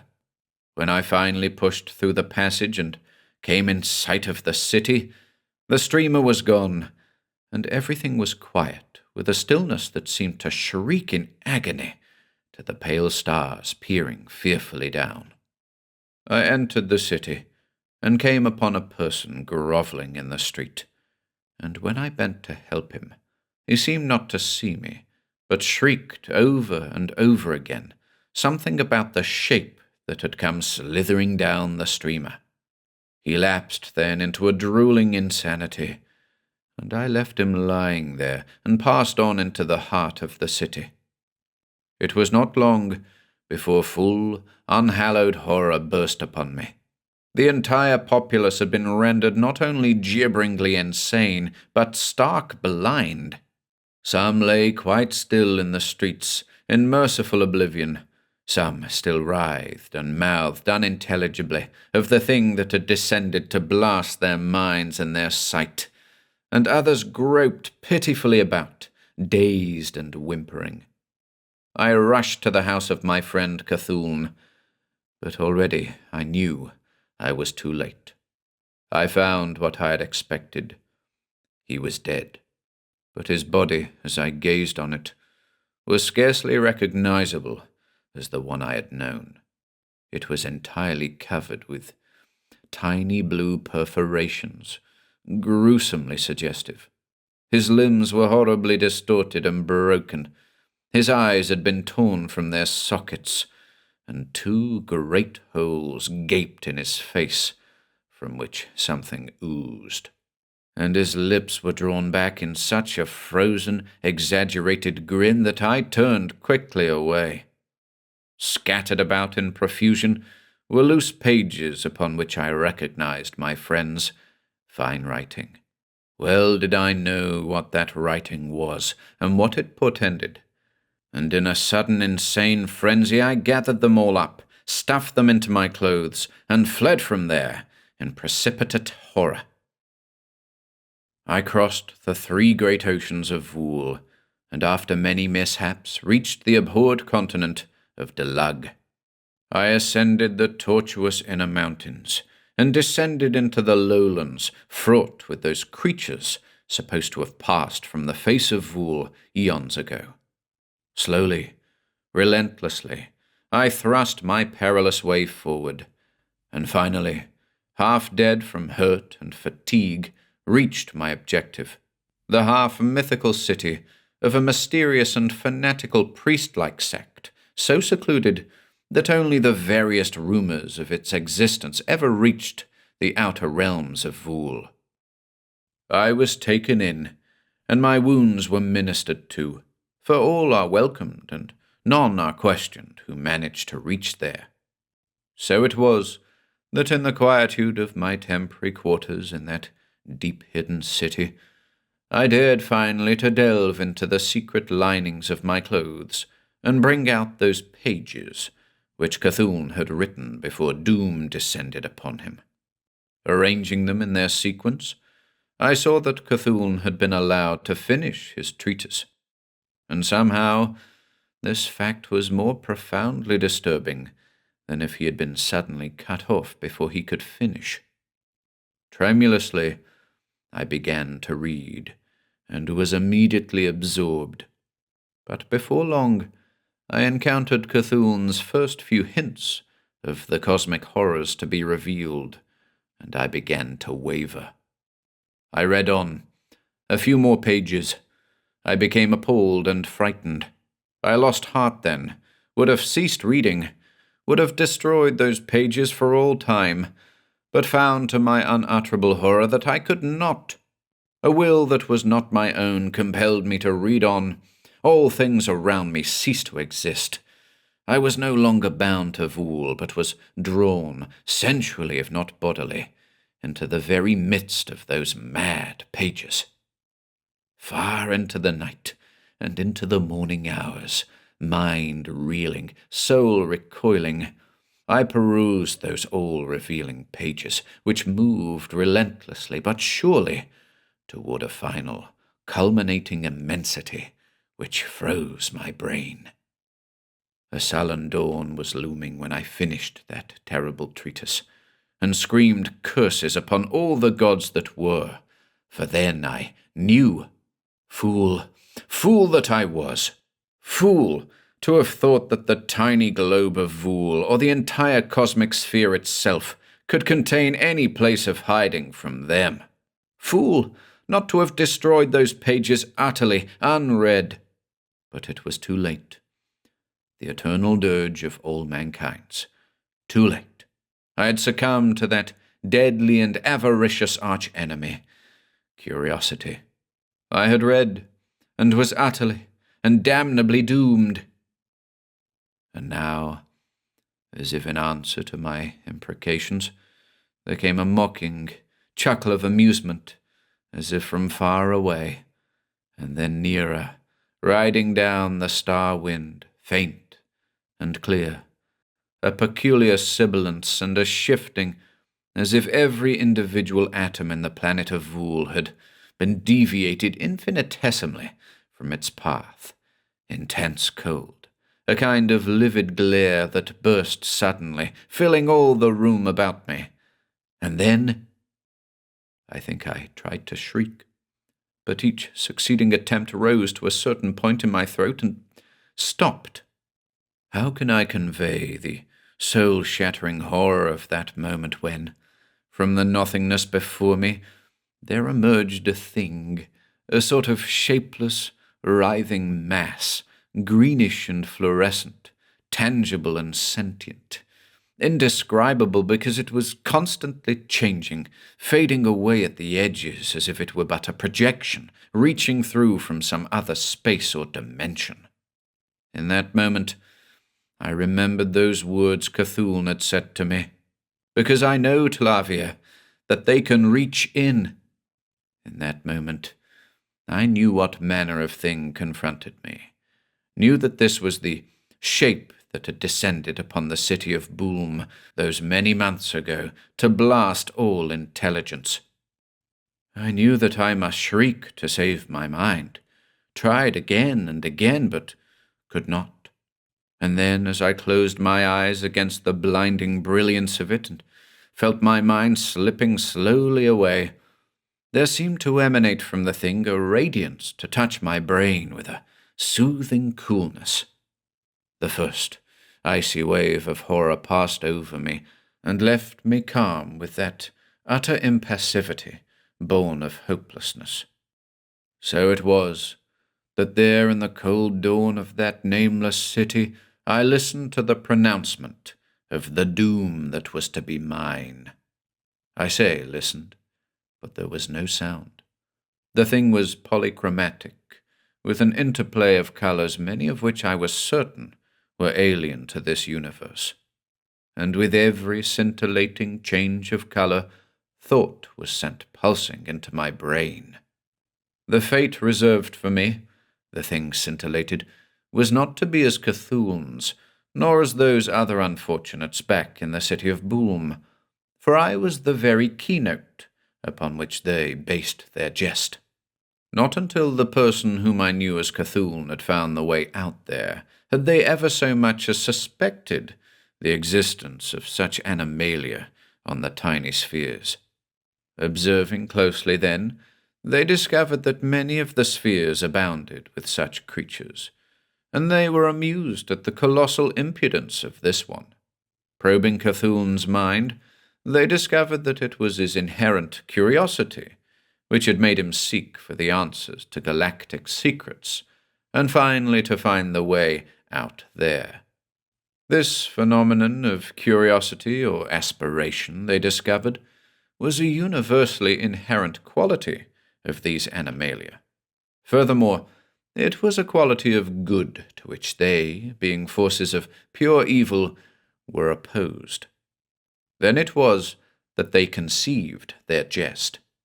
They thrust Cthulhu back upon Vool with that dire warning which he had almost whispered to me. To them, who are timeless and therefore omnipresent, the phenomena which Cthulhu knew as past and future were as one. They had foreseen that Cthulhu would not heed that warning.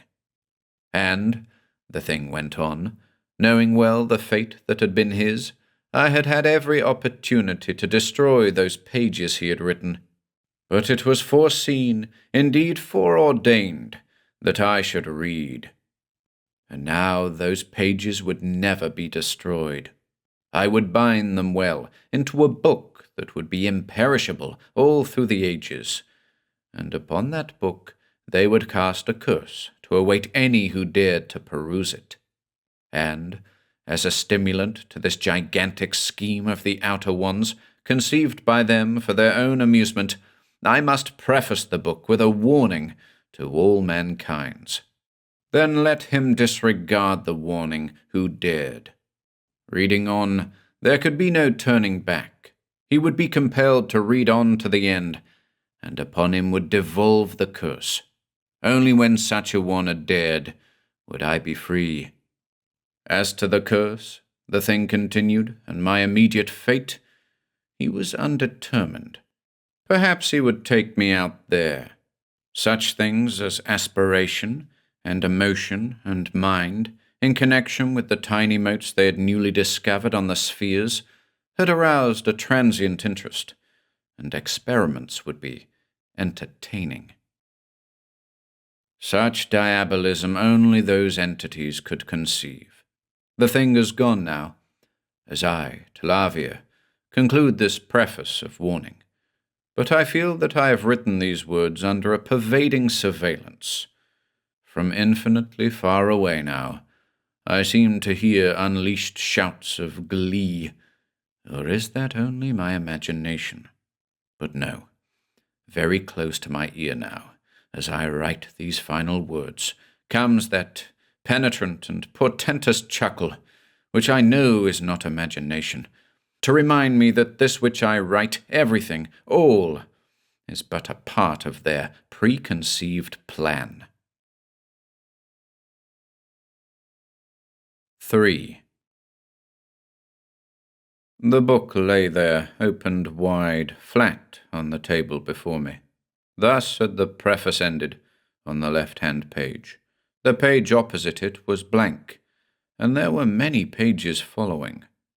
For a long time I sat there, in the absolute stillness of the room, pondering, full of amazement at what I had just read, wondering what evil secrets might be revealed in those following pages. Even the things hinted at in the preface were suggestive enough.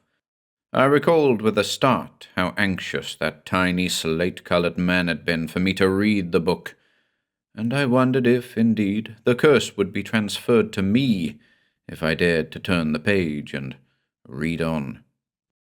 Abruptly I came to my senses with a little laugh. "Nonsense," I said aloud to the room. "What am I thinking of? Such things as that can't be." My hand reached out to turn the page. The log in the fireplace snapped sharply. I arose to replenish the fire, noticing as I did so that the clock on the mantel said 20 minutes until midnight. For the first time, I was aware of the chill that had crept into the room. As I turned from my task, I saw that tiny man of the bookstore standing very quietly there beside the table. Now, by all rules of propriety, I should have been shocked or astounded or scared. Later, I wondered why I hadn't been. But right then, I wasn't any of those things. I should at least have done him the courtesy of inquiring how he had learned my address, or how he had managed to enter my room, the very solid door of which I had most decidedly locked. But right then, as I turned and faced him, I only seemed to think how very appropriate this all was, that he should be there so very opportunely. There were several of the most deucedly puzzling points about the book that I should like to clear up. Oh, I knew, of course, that all this was nothing but a dream, knew that that was why it was so illogical. The little man spoke first, in answer, as it were, to the very first question I had been about to propound. "No, I am not that Talavia whose warning you have just read," he said with a monotony that suggested an infinite weariness of repetition. "The fact is, we may never know how many eons ago this diabolic thing began. That very part of the cosmos where the book had its origin may long since have passed into oblivion. But for all of that, neither am I of your world. It was ages ago on my own planet, the very location of which I have long forgotten, that the book came to me in much the same way it has come to you, brought to me by a queer person not of my own planet, who had traversed the ages and the outer spaces with the book. I was an avid student of the vaguely hinted at, pre-mundane creatures supposed to have inhabited my world before it swam into light out of the darkness. Just as you have read, so did I read, eagerly, and just as you now doubt, appalled at the thought of the immensity that might be, so did I doubt. As you now hesitate before the book, so did I hesitate, but in the end. I gestured impatiently at the thought he was trying to suggest to me. Whatever kind of hoax this was, it was silly. True, I had always been an imaginative person, my library consisting of the weirdest literature ever written, but always deep in my mind was the safe and comfortable knowledge that it was literature and nothing more.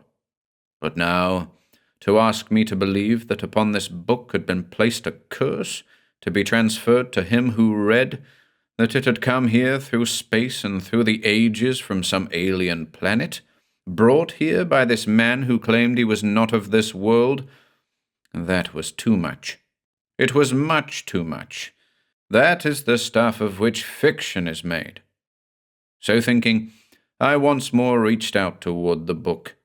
But, thank God, my hand recoiled in horror as those queer, writhing symbols upon the open page met my eye with a significance that jerked my mind back to a semblance of reason. For I saw that those symbols were not, could not be, of this earth. I felt myself suddenly trembling as all my assurance vanished in an instant, trembling as my taut mind suddenly sensed things lurking out of sight and sound, but very near. The tiny man had watched my movements with an intense expectancy and eagerness, and as my hand recoiled, his whole being bespoke disappointment and temporary defeat. But this was only for an instant, and then he too seemed to sense some invisible presence close at hand, stood poised, very still, head erect, as if listening to something that I could not hear, something I was not meant to hear.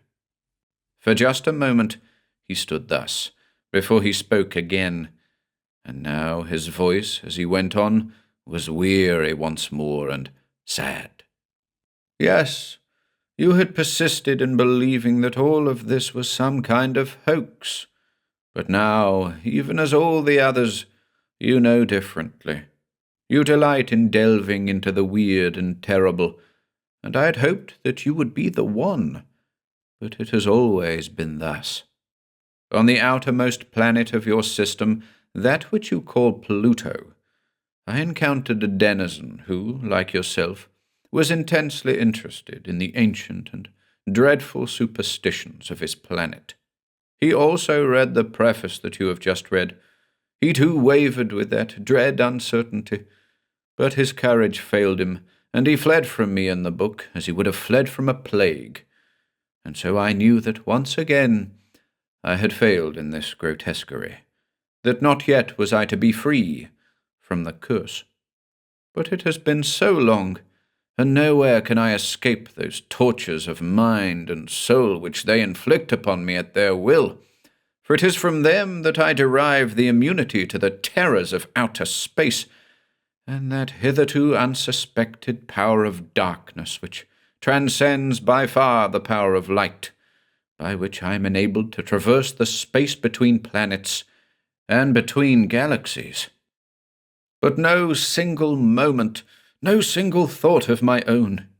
You cannot know the horror of that.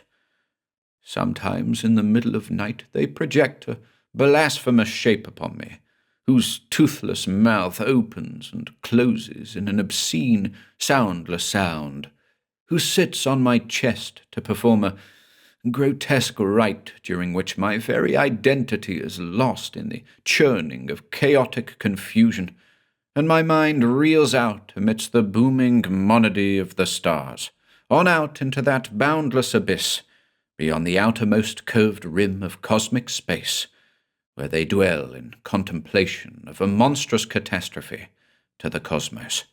Nay, it is more than a contemplation. The thing has begun, is being done now, and out there I have assisted in this thing, the very immensity of which would drive one mad who knew. I would welcome madness, but they will not even let me go mad. His voice, ordinarily thin and shrill, had reached a penetrating shriek. But, I said at last, in a sort of triumph, if you are so anxious for me to read this book, these very things you tell me defeat your purpose. If this whole crazy thing is not a dream, which I believe it is. He almost reeled as he put his hand to his head. That is because you do not know the malign cunning of them who conceived this plot. My very thoughts, the words I speak, come from them. I am theirs. An almost imperceptible pause, during which he again seemed to listen to that which I could not hear, and he continued. But consider well. The book reveals secrets which can be yours, knowledge of which you have scarcely dared to dream.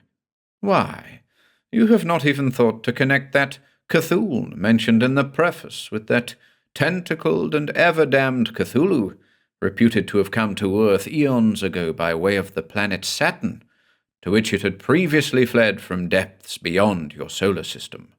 You can know whence obscure and loathsome Sathagua came, and why, and other obscenities of subhuman legend hinted at in your Necronomicon and other forbidden books, Nyarlathotep and Hasse, and the abominable Migo, frightful and omniscient Yog-Sothoth, ponderous and proboscidean Shognathorn, and Behemoth the Devourer. You will converse with the Whisperer in darkness. You will know the meaning of the affair that shambleth in the stars, and will behold the hunters from beyond. You will learn the very source of those hounds of Tindalos who dwell in a chaotic nebula universe at the very rim of space, and who are in league with those outer ones. All of these things, with which you are vaguely familiar through your readings, will you know, and much more. In the pages of the book, which go beyond the very beginning, are revealed secrets which the wildest flights of your imagination cannot begin to comprehend. Your mind, now such a puny thing, will expand to encompass that entire infinite arcanum of all matter, and you may learn in what manner the entire cosmos was spewed forth by an evil thought in the mind of a monstrous thing in the darkness. You will see that this cosmos, which we consider infinite, is but an atom in their infinity, and you will behold the appalling position of our cosmos in that larger infinity, and the obscene rites in which it plays an integral part. You will know the histories of suns and nebulae, and yours will be the power of bodily transposition between planets, or even to galaxies so remote that their light has not yet reached Earth. How can I describe those few minutes? His shrill voice going relentlessly on, the book lying open there on the table between us, the flames in the fireplace throwing flickering shadows about the room. I standing there stiffly erect, one hand on the table, mind reeling, trying to grasp the great magnitude of these things he was telling me, and trying to weigh, one against the other, what I dared to believe and what I feared to believe. And all the time he was speaking, his head was held in that position which made me think he was listening. Listening for what? And his gaze as he talked was not fixed on me, but over my shoulder at the mantel where rested the clock. Once, while he was speaking, I had slid my hand forward on the table slowly to almost touch the book, but an almost imperceptible change in the timbre of his voice made me draw my hand back. And all during his rambling sentences, whether it was the bewildering effect of his words on my brain or not, I shall never know. I seemed to sense more and more clearly the presence of those invisible forces lurking nearby, and they, too, seemed to be waiting. He was no longer speaking. I was not aware of when exactly he had stopped speaking. I only knew that I was no longer listening to his voice, but was listening for something else. Something I knew not what. I only knew that we were not alone in that room, and that the time had not yet come, but was near. So I listened for that which I could not quite hear, and stared again, fascinated, at the book that lay there on the table between us. He saw that fascination. "Read," he whispered fervently, bending toward me.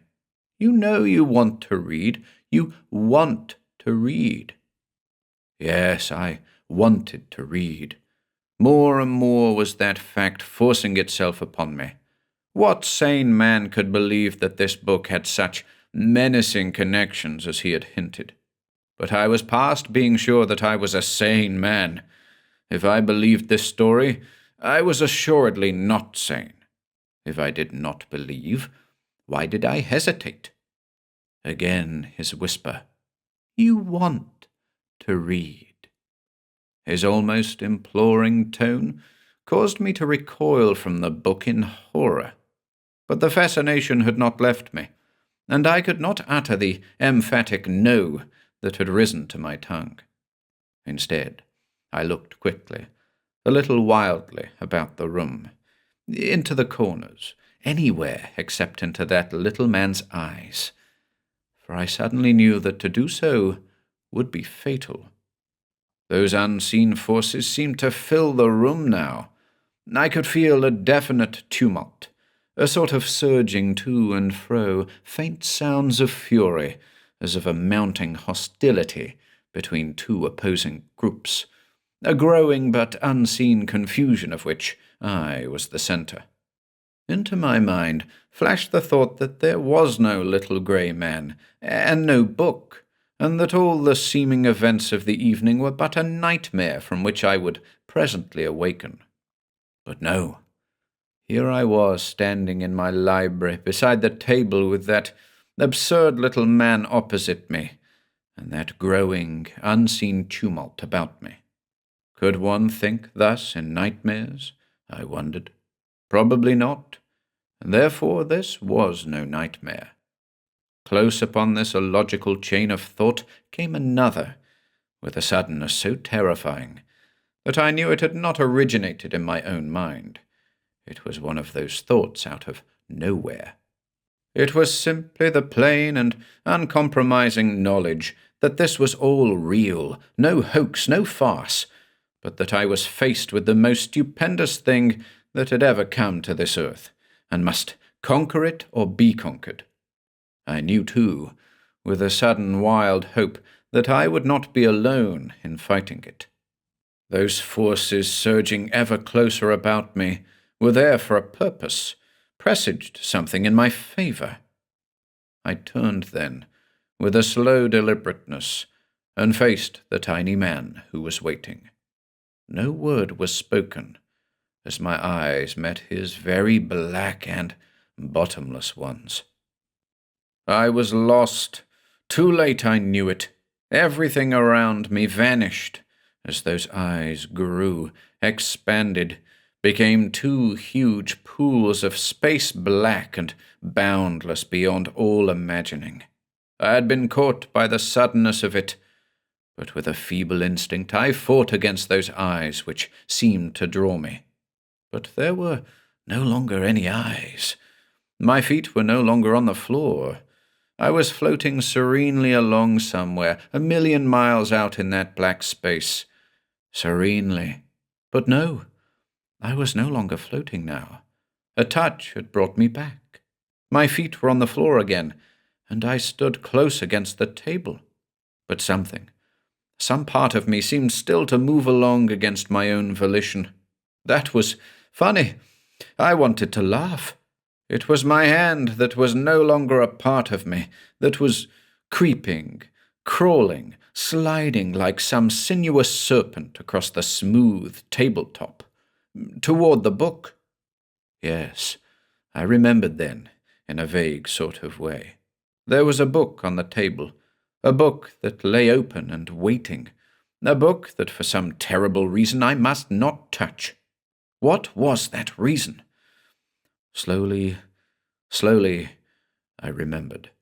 There was a queer little man with very black eyes, who had told me an awful fact about the book, who had wanted me to read. To touch it would mean that I should read, and read, no turning back. Ah, how fully did comprehension then flee back to me through my rising panic, as I sought in vain to stay the hand that crept along the table there like some Judas that would betray its master. How that churning confusion about me did increase, warningly, sweeping around me in an undulating wave as if they, too, knew something of the panic that was upon me.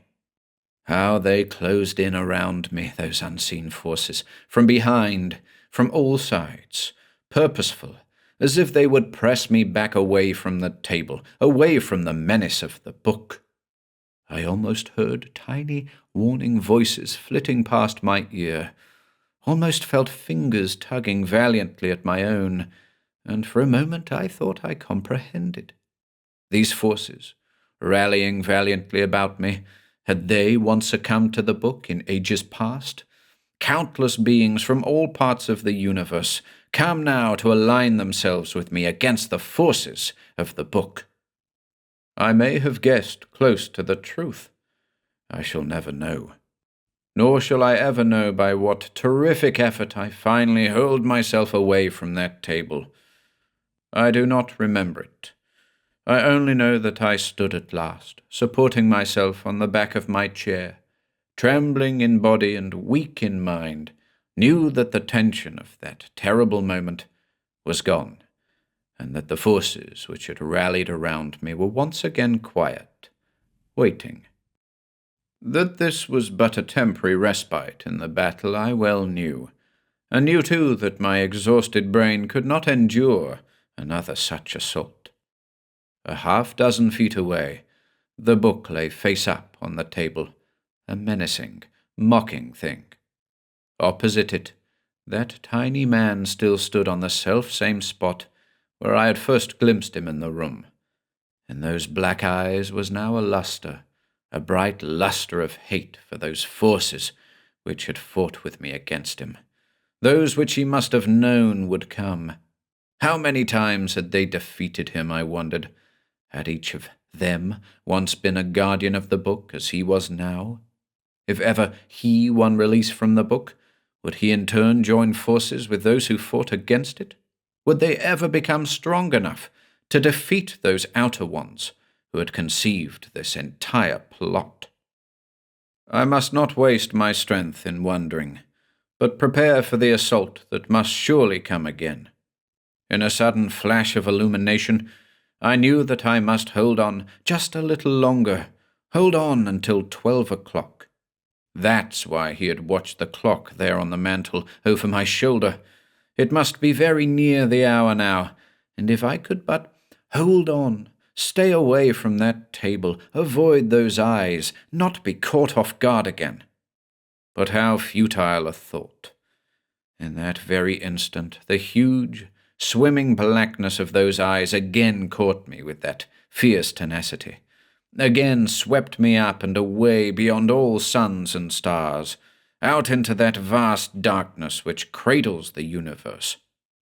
I was like a man drowning, who in a few brief seconds sees his entire past unfolded, but I saw instead my future, a future of dark terror and torture, amid the vague forms and fears of that outer place. Even as I floated serenely in that terrible darkness, I could seem to see those forms, those outer ones, indescribably repulsive for all their vagueness, peering past me with malicious glee at some drama being enacted for them, as it had been how many times before. And this time I was a part of that drama. And yet there seemed to be another part of me, far away and unimportant, a part of me that tried to make me see that this darkness was the illusion, not the reality, that struggled with a feeble sort of intensity to thrust this darkness away. How foolish, how useless. Now that other part of me was trying to remember something that had seemed important a long time ago, something to do with... But no, it was useless. Wait, had not that darkness all about me suddenly shivered, like water whose smooth surface is disturbed? Again, now fading, receding. Had not something brushed my cheek just then? Was that a whisper in my ear? A number of whispers now, eager, urgent. The blackness around me receded rapidly, dissolved into 2 ebony pools that fled far away into space, becoming tinier, tinier, until they stopped to peer back at me. With a shock, I was once again back in the familiar room, felt the floor under me, stood close against the table, and was gazing at the twin ebony pools that were the tiny man's eyes. But in those eyes was now something of consternation and distress, dismay in those eyes. As before, with no volition of mine, my hand was gliding smoothly across the tabletop toward the book. As before, that surging of unseen forces was all about me. But now there was no confusion, no haste, no panic. There was instead a kind of unseen jubilation and pulsing of triumph.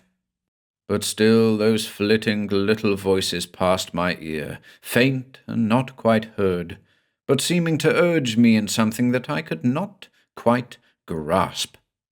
I must try to be ready for whatever would come. My hand touched the book. It moved over the opened page. Now! Act now! Act! Act! The hand, which before had tried to betray me, now acted in a flash. I seized the book, whirled and cast it straight into the blazing fire behind me. Immediately, everything about me was a wild joy of triumph. But this lasted only a moment, and then all was quiet and still. Those forces, or beings, or whatever they were, had once more triumphed, and now were gone back to whatever realm they had come from. But as I look back at it all now, it seems a nightmare, and I cannot be sure. I am not even sure whether those words, "Act now, act," were whispered in my ear, or whether they came screaming from my own throat in the tenseness of that moment. I am not sure whether some force entirely outside of myself caused me to seize and fling that book, or whether it was a purely reflex action on my part. I had no intention of doing it. As for that tiny man beyond the table, he did not even leap to intercept. He did not move. He seemed to become even smaller. His eyes were once more very black, but somehow pitiable, not even reflecting the fire into which he gazed. For a few seconds he stood there, the very aspect of infinite sorrow and utter hopelessness. Then, very slowly, he walked over to the fireplace and reached a thin hand, as it seemed to me, into the very flames, and from those flames picked out the book, the age-old, parchment-like pages of which had not even burned. Of what happened next I hesitate to write, for I can never be sure how much of it was real and how much hallucination. In my fall to the floor, I must have struck my head a pretty hard wallop, for I was several days in the care of a doctor who for a while feared for my mind. As I said, the tiny man had picked out the book from the flames. I am sure no word was spoken, but the next thing that happened was a sound, and it was a chuckling sound of such portentous diabolism as I hope never to hear again, seeming to come from far away, but approaching nearer and nearer, until it seemed to emanate from the 4 walls of the room. Then came a blinding glare of light. That sounds trite somehow, but it was exactly that. Blinding hardly describes it, but I know of no stronger word. And it's at this point that I am not certain. I may have fallen and struck my head and become unconscious right after that glare of light, or I may really have seen what I seemed to see. I'm rather inclined to the latter belief. So vivid did it seem at the time. How often I have read stories in which the author, attempting to describe some particularly awful thing or scene, has said, "It is beyond the power of my pen to describe," or words to that effect, and how often I have scoffed. But I will never scoff again. There before me in that moment was the indescribable in reality. I will, however, make a feeble attempt. What I saw, or seemed to see, must have been that same thing from outside which Talavia described in the preface of the book. One moment it wasn't there, and the next moment it was there. I suppose the glare of light occurred in that interval between the wasn't and the was. But there it was. I can look back upon it now with a sort of grim humour. It was pretty big, and seemed to be sticking through from some other space or dimension, just as the fellow had said in the preface. It wasn't an arm, or a face, or a tentacle, or a limb of any sort, nothing but a part, and I wouldn't want to say what part. It was all colours and colourless, all shapes and shapeless, for the simple reason that it changed colour and shape very rapidly and continually, always disappearing at the edges, not touching the floor or any part of the room. More than that I cannot say.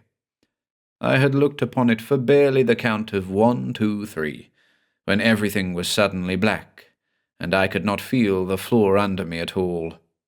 But just before my mind slipped entirely away into the abyss, I heard a monstrous word, a name, shrieked in that shrill voice that belonged to the tiny man with the book, and once again that name shrieked in agony, shrill, faint, floating down along the star path, fainter, fainter. The first thing I did, when able to leave my bed, was to pay another visit to that bookstore. As I approached the narrow frame building, its air of utter desolation dawned upon me. I tried the door, but it was locked, and peering through a grimy window, I perceived the books piled around haphazardly on the floor and on the shelves, everything covered with a grey depth of dust. That was peculiar. A curious apprehension seized me. I was sure this was the right bookstore. There could be no mistaking it. I had considerable difficulty finding out who the owner was, but I finally located him, a tall, raw-boned, rather unkempt man. "Oh," he said, in answer to my question. "You mean the place down on 6th Avenue? Yes, I own the place. Used to run a bookstore there. Business bad, so I locked it up. All of 6 months ago, I reckon it was. I might make another stab at it sometime." "No, I've never unlocked the place since." "Yeah, sure, of course I'm sure." "What? A man about 4 feet tall, with grey skin and no eyebrows? Hell no!" He looked at me as though he thought I was crazy, so I didn't pursue the matter further. But I don't think I want to read the Necronomicon after all.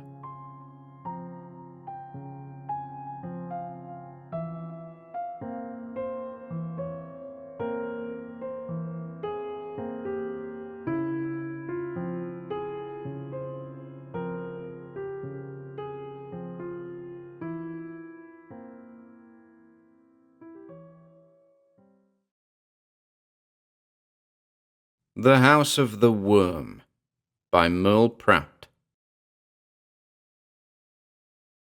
But see, amid the mimic rout, a crawling shape intrude, a blood-red thing that writhes from out the scenic solitude. It writhes with mortal pangs, the mimes become its food, and the angels sob at vermin fangs, in human gore imbued. Edgar Allan Poe. 1.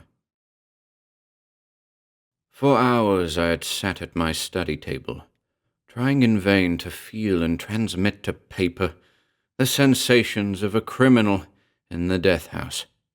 You know how one may strive for hours, even days, to attain a desired effect, and then feel a sudden swift rhythm and know he has found it? But how often, as though fate herself intervened, does interruption come and mar, if not cover completely, the road which for a moment gleamed straight and white? So it was with me. Scarcely had I lifted my hands to the keys when my fellow roomer, who had long been bent quietly over a magazine, said, quietly enough, "That moon, I wonder if even it really exists." I turned sharply. Fred was standing at the window, looking with a singularly rapt attention into the darkness. Curious, I rose and went to him, and followed his gaze into the night.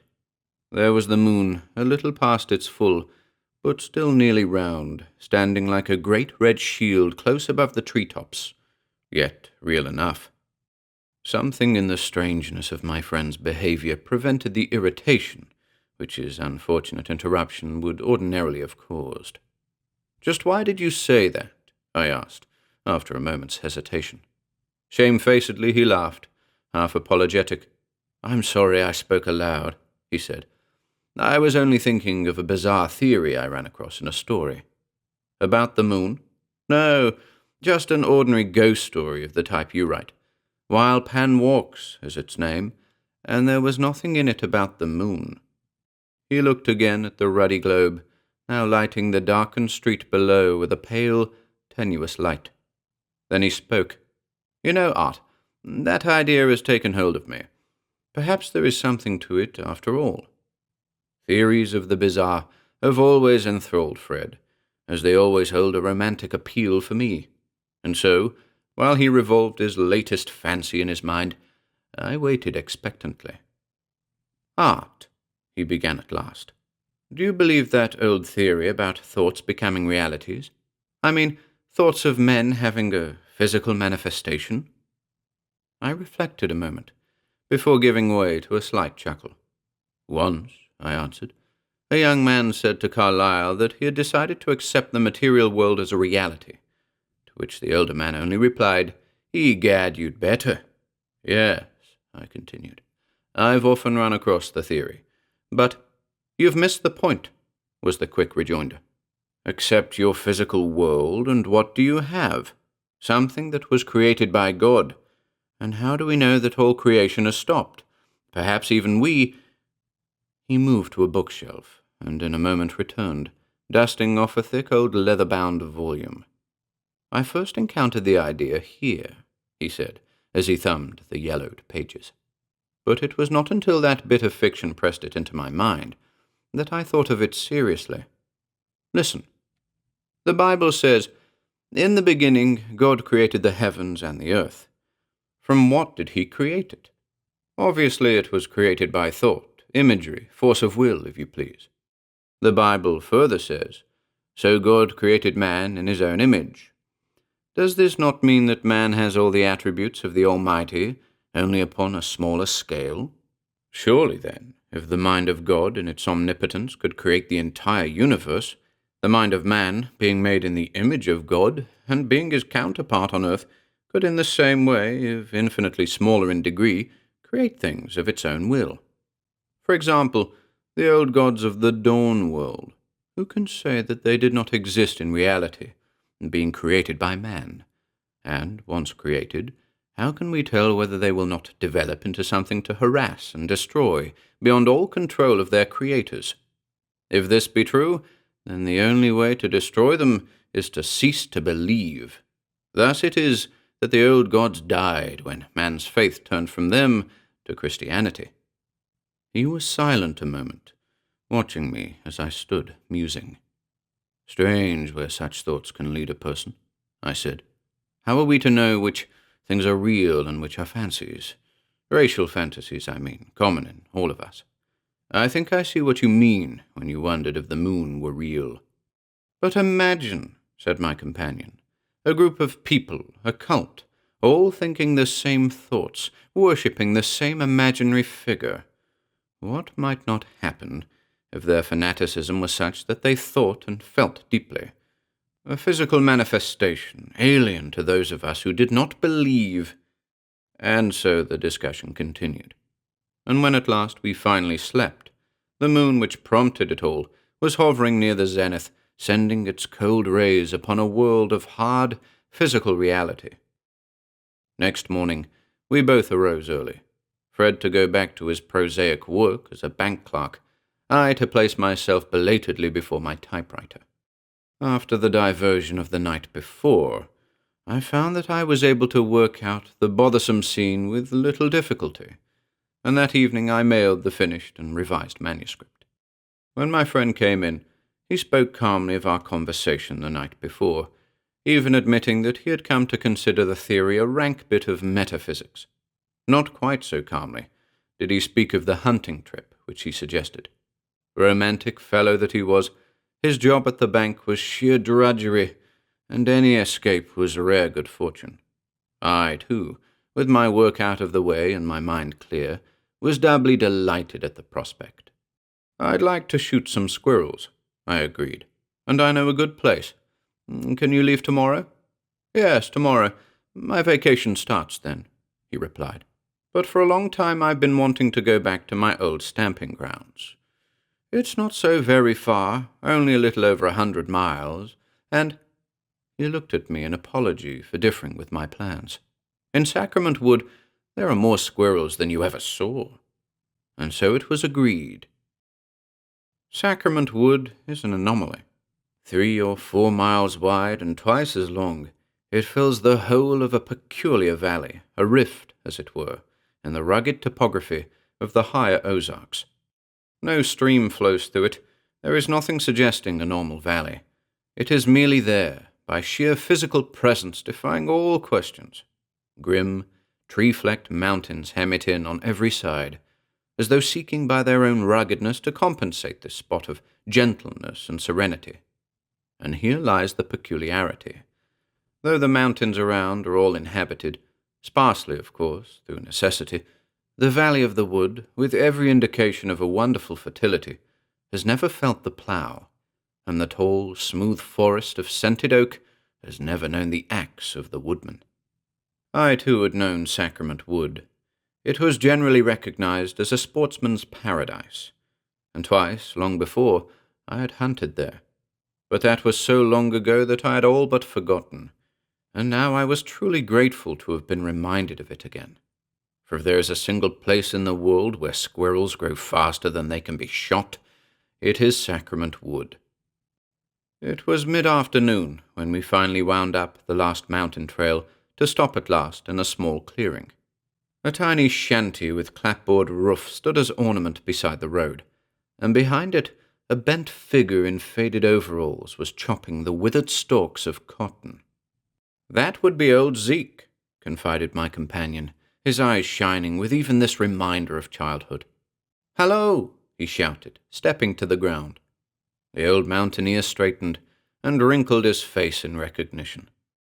He stood thus a moment until my companion inquired as to the hunting. Then his eyes grew dull again. He shook his head dumbly.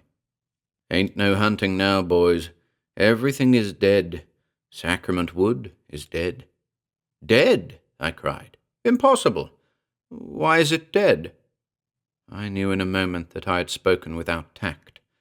The mountaineer has no information to give one who expresses a desire for it, much less an outlander who shows incredulity. The old man turned back to his work. "Ain't no hunting now," he repeated, and furiously attacked a stalk of cotton. So obviously dismissed, we could not remain longer. "Old Zeke has lived too long alone," confided Fred as we moved away. "All mountaineers get that way sooner or later." But I could see that his trip was already half spoiled, and even fancied he was nettled with me for my unfortunate interruption. Still he said nothing, except to note that Sacrament Wood was our next valley. We continued. The road stretched ahead for some distance along the level top, and then, as we started the rough descent, Sacrament Wood burst full upon our view, clothed as I had never before seen it. Bright red, yellow, and brown mingled together in splashes of beauty, as the massive trees put on their autumnal dress. Almost miniature it appeared to us from our lookout, shimmering like a mountain lake in the dry heat of early fall. Why, as we gazed for a moment silently, did a vague thought of uncleanness make a shudder pass through my body? Was I sensitive to the ominous words of the old mountaineer? Or did my heart tell me what my mind could not, that the season was yet too early to destroy every trace of greenery and replace it with the colours of death.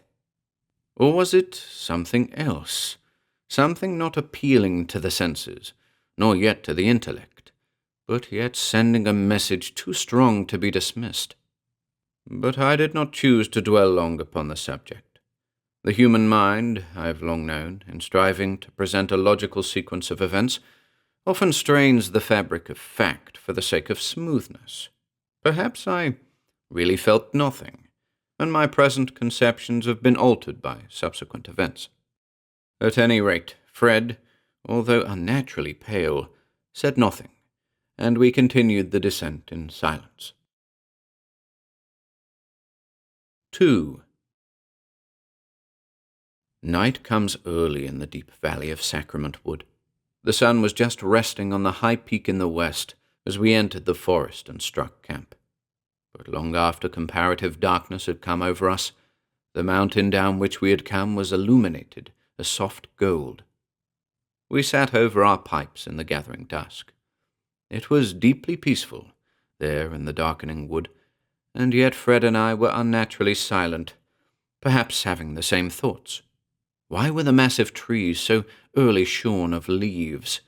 Why had the very birds ceased to sing? Whence came the faint yet unmistakable odour of rottenness? A cheery fire soon dispelled our fears. We were again the two hunters, rejoicing in our freedom and our anticipation. At least I was. Fred, however, somewhat overcame my feeling of security. Art. Whatever the cause, we must admit that Sacrament Wood is dead. Why, man, those trees are not getting ready for dormants. They are dead. Why haven't we heard birds? Blue jays used to keep this place in a continual uproar. And where did I get the feeling I had as we entered here? Art, I am sensitive to these things. I can feel a graveyard in the darkest night, and that is how I felt as I came here, as if I was entering a graveyard. I know, I tell you. I felt it too, I answered, and the odour too, but all that is gone now. The fire changes things. Yes, the fire changes things. Hear that moaning in the trees? You think that is the wind? Well, you're wrong, I tell you. That is not the wind. Something not human is suffering. Maybe the fire hurts it. I laughed, uncomfortably enough. Come, I said, you'll be giving me the jimmies too. I felt the same way you did. I even smelt the odour. But the old man just had us upset, that's all. The fire has changed things. It's all right now. Yes, he said. It's all right now. For all his nervousness, Fred was the first to sleep that night. We heaped the fire high before turning in, and I lay for a long while and watched the leaping flames, and I thought about the fire.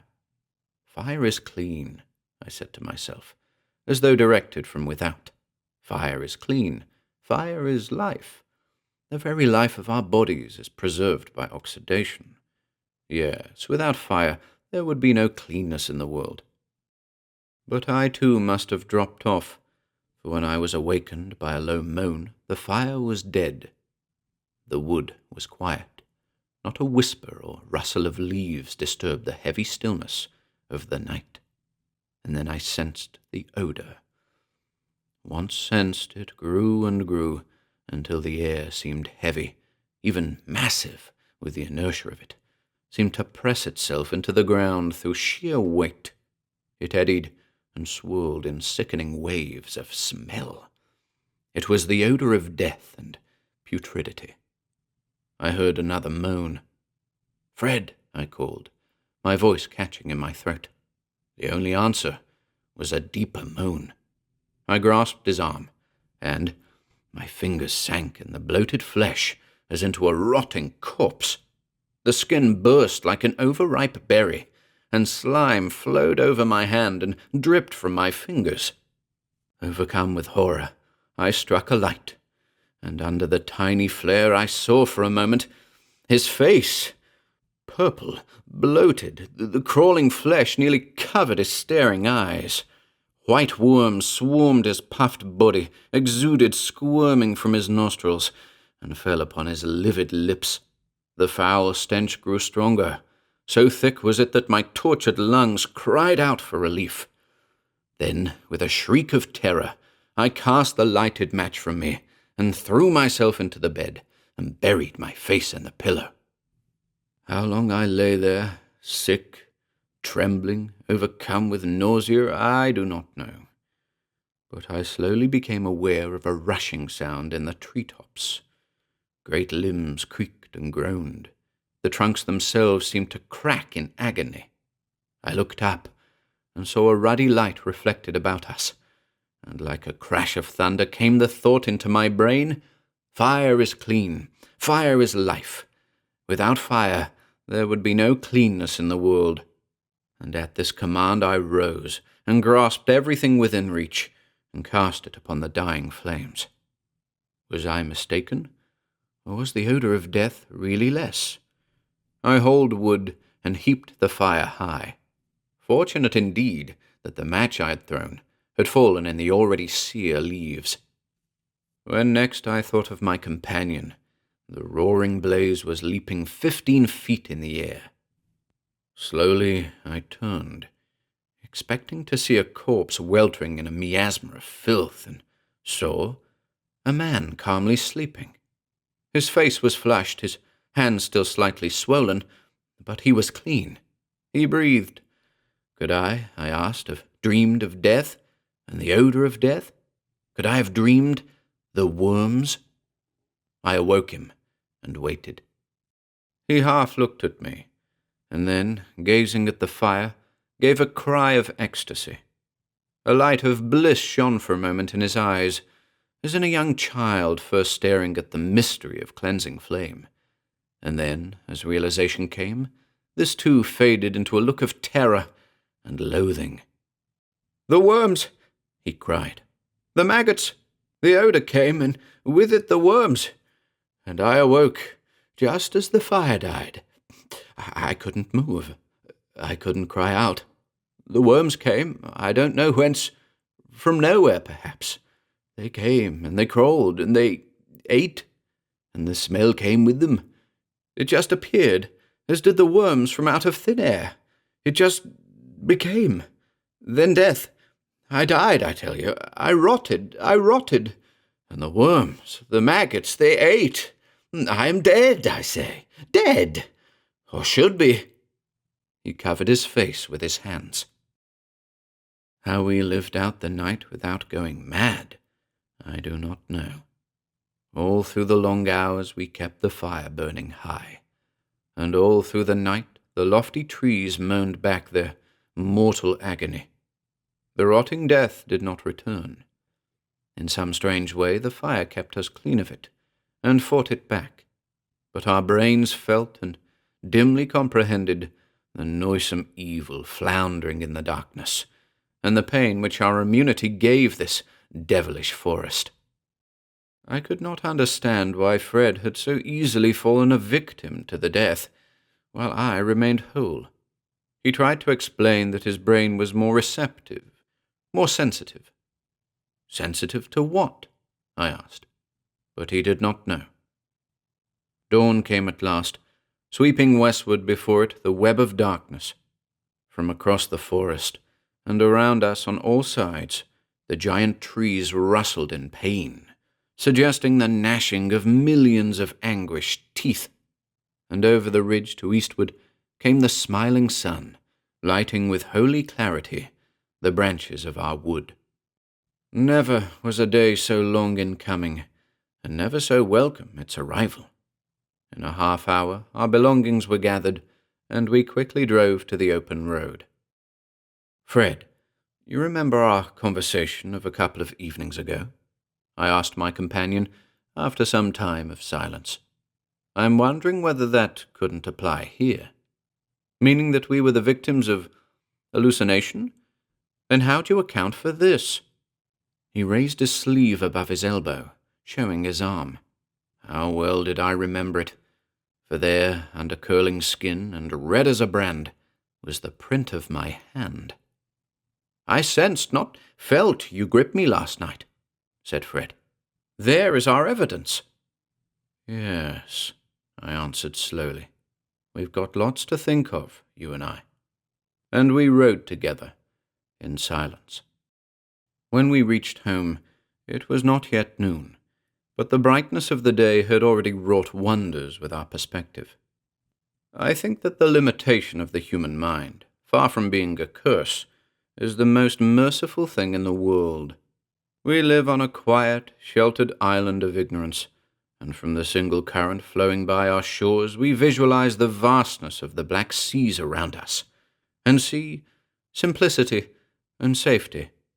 And yet, if only a portion of the cross-currents and whirling vortices of mystery and chaos would be revealed to our consciousness, we should immediately go insane. But we cannot see. When a single cross-current upsets the calm placidness of the visible sea, we refuse to believe. Our minds balk and cannot understand. And thus we arrive at that strange paradox. After an experience of comprehensible terror, the mind and body remain long upset. Yet even the most terrible encounters with things unknown fade into insignificance in the light of clear day. We were soon about the prosaic task of preparing lunch to satisfy seemingly insatiable appetites. And yet we by no means forgot. The wound on Fred's arm healed quickly. In a week, not even a scar remained. But we were changed. We had seen the cross-current, and we knew. By daylight, a swift recollection often brought nausea, and the nights, even with the lights left burning, were rife with horror. Our very lives seemed bound into the events of one night. Yet, even so, I was not prepared for the shock I felt when, one night nearly a month later, Fred burst into the room, his face livid. "Read this," he said in a husky whisper, and extended a crumpled newspaper to my hand.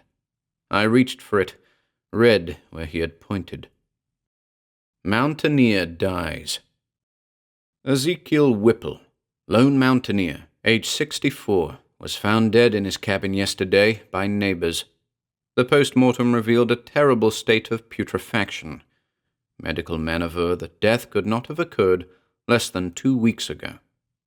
The examination by the coroner revealed no sign of foul play, yet local forces for law and order are working upon what may yet be a valuable clue.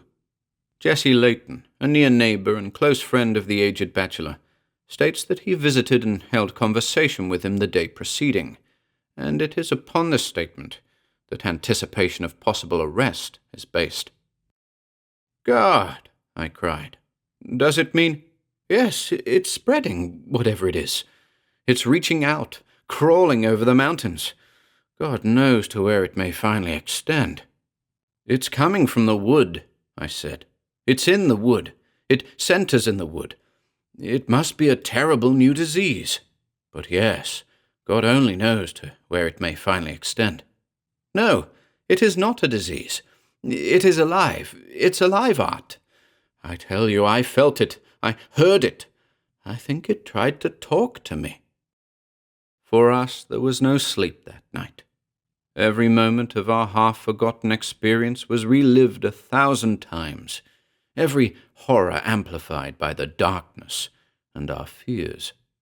We wanted to flee to some far country, to leave far behind us the terror we had felt.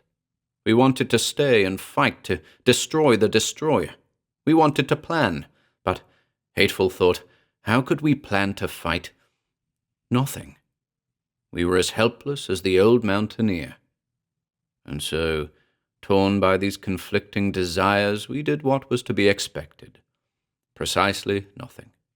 We might even have slipped back into the even tenor of our lives, had not news dispatches showed still further spread and more death.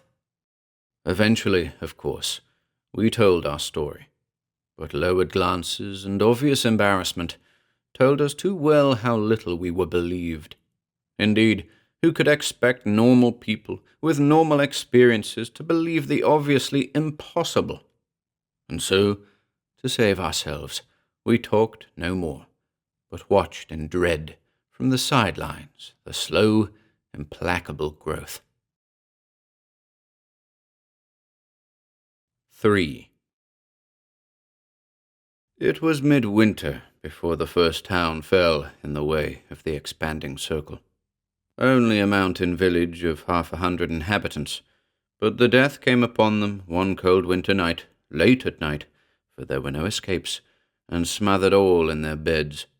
And when the next day visitors found and reported them, there was described the same terrible advanced state of putrefaction that had been present in all the other cases. Then the world, apathetic always, began to believe, but even so, they sought the easiest, the most natural explanation, and refused to recognize the possibilities we half outlined to them. Some new plague, they said, is threatening us, is ravaging our hill country. We will move away. A few moved, but the optimists, trusting all to the physicians, stayed on, and we, scarce knowing why, stayed on with them. Yes, the world was waking to the danger. The plague became one of the most popular topics of conversation.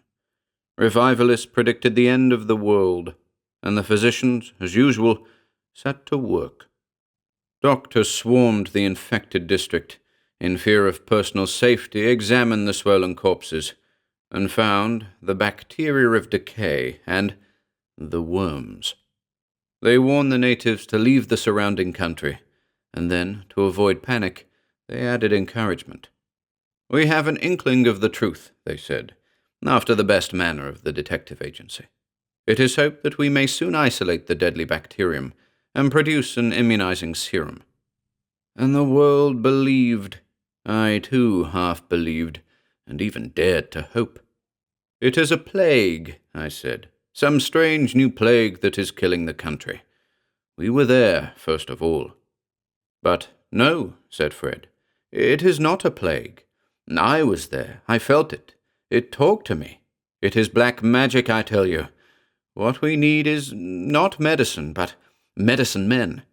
And I half believed him, too. Spring came, and the encroaching menace had expanded to a circle 10 miles in radius, with a point in the wood as a center. Slow enough, to be sure, but seemingly irresistible.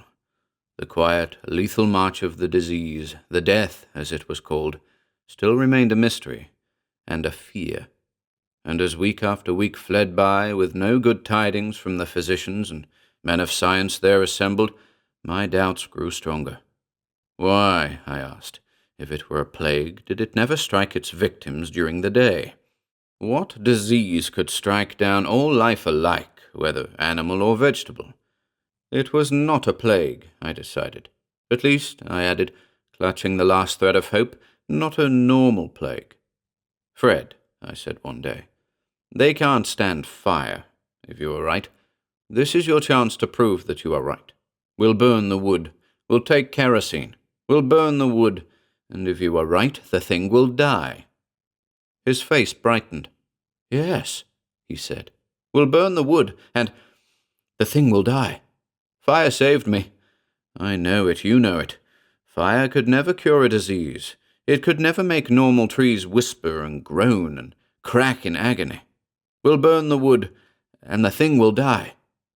So we said, and so we believed, and we set to work.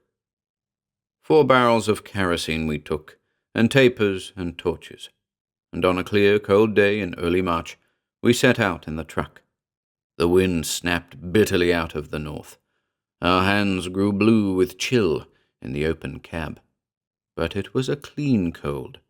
Before its pure sharpness, it was almost impossible to believe that we were heading toward filth and a barren country of death. And, still low in the east, the sun sent its bright yellow shafts over the already budding trees. It was still early in the morning when we arrived at the edge of the slowly enlarging circle of death. Here the last victim, only a day or so earlier, had met his end. Yet, even without this last to tell us of its nearness, we could have judged by the absence of all life. The tiny buds we had noted earlier were absent. The trees remained dry and cold, as in the dead of winter. Why did not the people of the region heed the warnings and move? True, most of them had done so, but a few old mountaineers remained, and died one by one.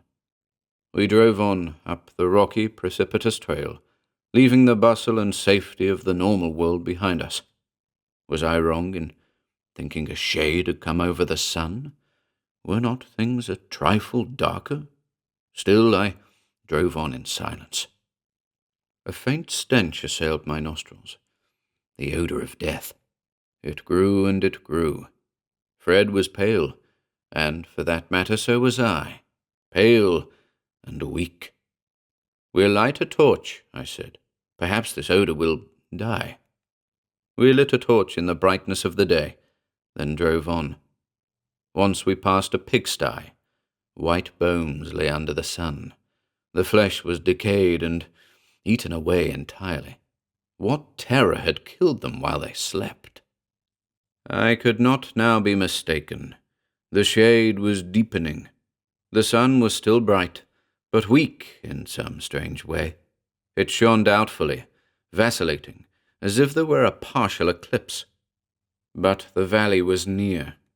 We passed the last mountain, past the falling cabin of the mountaineer, who was the first to die. We started the descent. Sacrament Wood lay below us, not fresh and green, as I had seen it first, years before, nor yet flashing with colour, as on our last trip the autumn before. It was cold and obscured. A black cloud lay over it, a blanket of darkness, a rolling mist like that which is said to obscure the river Styx. It covered the region of death like a heavy shroud, and hid it from our probing eyes. Could I have been mistaken? Or did I hear a broad whisper rising from the unhallowed wood of the holy name? Or did I feel something I could not hear? But in one respect I could not be wrong. It was growing dark. The farther we moved down the rocky trail, the deeper we descended into the stronghold of death, the paler became the sun, the more obscured our passage. "Fred," I said in a low voice, "they're hiding the sun. They're destroying the light. The wood will be dark." "Yes," he answered, "the light hurts them. I could feel their pain and agony that morning as the sun rose. They cannot kill in the day. But now they're stronger and are hiding the sun itself. The light hurts them, and they're destroying it." We lit another torch and drove on. When we reached the wood, the darkness had deepened. The almost palpable murk had thickened until the day had become as a moonlit night. But it was not a silver night. The sun was red, red as blood, shining on the accursed forest. Great red rings surrounded it, like the red rings of sleeplessness surrounding a diseased eye. No, the sun itself was not clean. It was weak, diseased, powerless as ourselves before the new terror. Its red glow mingled with the crimson of the torches, and lit up the scene around us with the colour of blood. We drove as far as solid ground would permit our passage, barely to the edge of the forest, where the wiry, scraggly growth of cedar and blackjack gave place to the heavy growth of taller, straighter oak. Then we abandoned our conveyance and stepped upon the rotting earth. And at this, more strongly it seemed than before, the stench of rottenness came over us. We were thankful that all animal matter had decayed entirely away. There only remained the acrid, penetrating odor of decaying plants, disagreeable and powerfully suggestive to our already sharpened nerves, but endurable. And it was warm there in the death-ridden floor of the valley. In spite of the season of the year and the absence of the sun's warmth, it was not cold. The heat of decay, of fermentation, overcame the biting winds which occasionally swept down from the surrounding hills. The trees were dead. Not only dead, they were rotten. Great limbs had crashed to the ground and littered the soggy floor. All smaller branches were gone, but the trees themselves remained upright, their naked limbs stretched like supplicating arms to the heavens as these martyrs of the wood stood waiting. Yet in even these massive trunks the worms crawled and ate. It was a forest of death, a nightmare fungus forest that cried out to the invaders, that sobbed in agony at the bright torches, and rocked to and fro in all its unholy rottenness. Protected by our torches, we were immune to the forces of death that were rampant in the dark reaches of the wood beyond our flaring light. But while they could not prey upon our bodies, they called, they drew upon our minds. Pictures of horror, of putridity and eldritch nightmare thronged our brains. I saw again my comrade, as he had lain in his bed over a half-year before. I thought of the mountain village, and of the 80 victims who had died there in one night. We did not dare, we knew, to dwell on these things. We would go insane. We hastened to collect a pile of dead limbs. We grasped the dank, rotten things, limbs and branches which broke on lifting or crumbled to dust between our fingers. At last, however, our heap was piled high with the driest, the firmest of them, and over all we poured a full barrel of kerosene. And as we lit the vast pile and watched the flames roar high and higher, a sigh of pain, sorrow, and impotent rage swept the field of death. "The fire hurts them," I said. "While there is fire they cannot harm us. The forest will burn, and they will all die." "But will the forest burn? Will they let it burn? They have dimmed the sun. They have even dimmed our torches. See, they should be brighter. Would the forest burn of itself, even if they let it alone? It is damp and rotten, and will not burn. See, our fire is burning out. We have failed." Yes, we had failed. We were forced to admit it when, after 2 more trials, we were at last satisfied beyond any doubt that the forest could not be destroyed by fire. Our hearts had been strong with courage, but now fear haunted us. Cold perspiration flooded our sick, trembling bodies as we sent the clattering truck hurtling up the rocky trail to safety.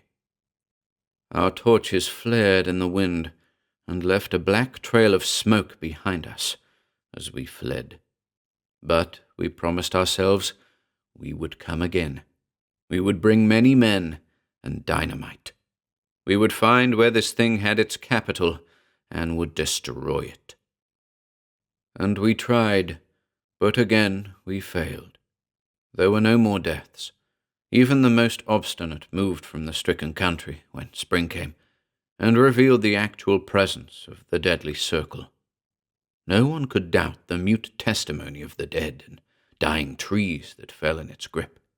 50, 100, or 200 feet in a night the circle spread, trees that one day were fresh and alive, sprouting with shoots of green, were the next day harsh and yellow. The death never retreated.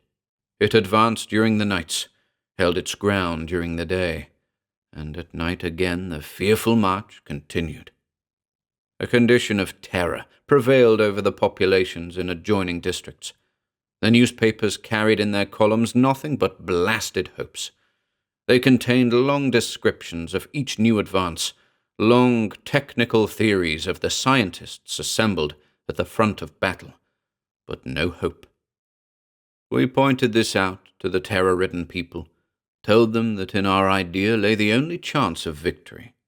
We outlined to them our plan, pleaded for their assistance, but no, they said. The plague is spreading. It began in the wood, but it is out of the wood now. How would it help to burn the wood now? The world is doomed. Come with us and live while you can. We must all die. No, there was no one willing to listen to our plan. And so we went north, where the death, through its unfamiliarity and remoteness, had not yet disrupted society.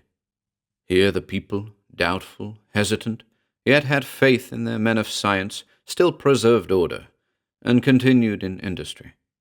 But our idea received no welcome. We trust the doctors, they said, and none would come. Fred, I told him, we have not yet failed. We will equip a large truck. No, we will take a tractor, a huge machine that will run even through the forest. We will do as we said, take more kerosene and dynamite. We will destroy it yet. It was our last chance. We knew that. If we failed now, the world was indeed doomed.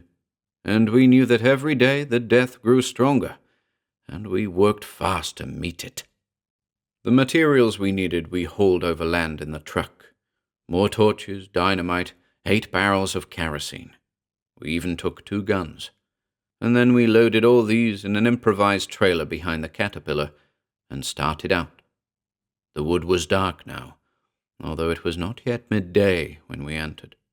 Black as a well at midnight was the forest.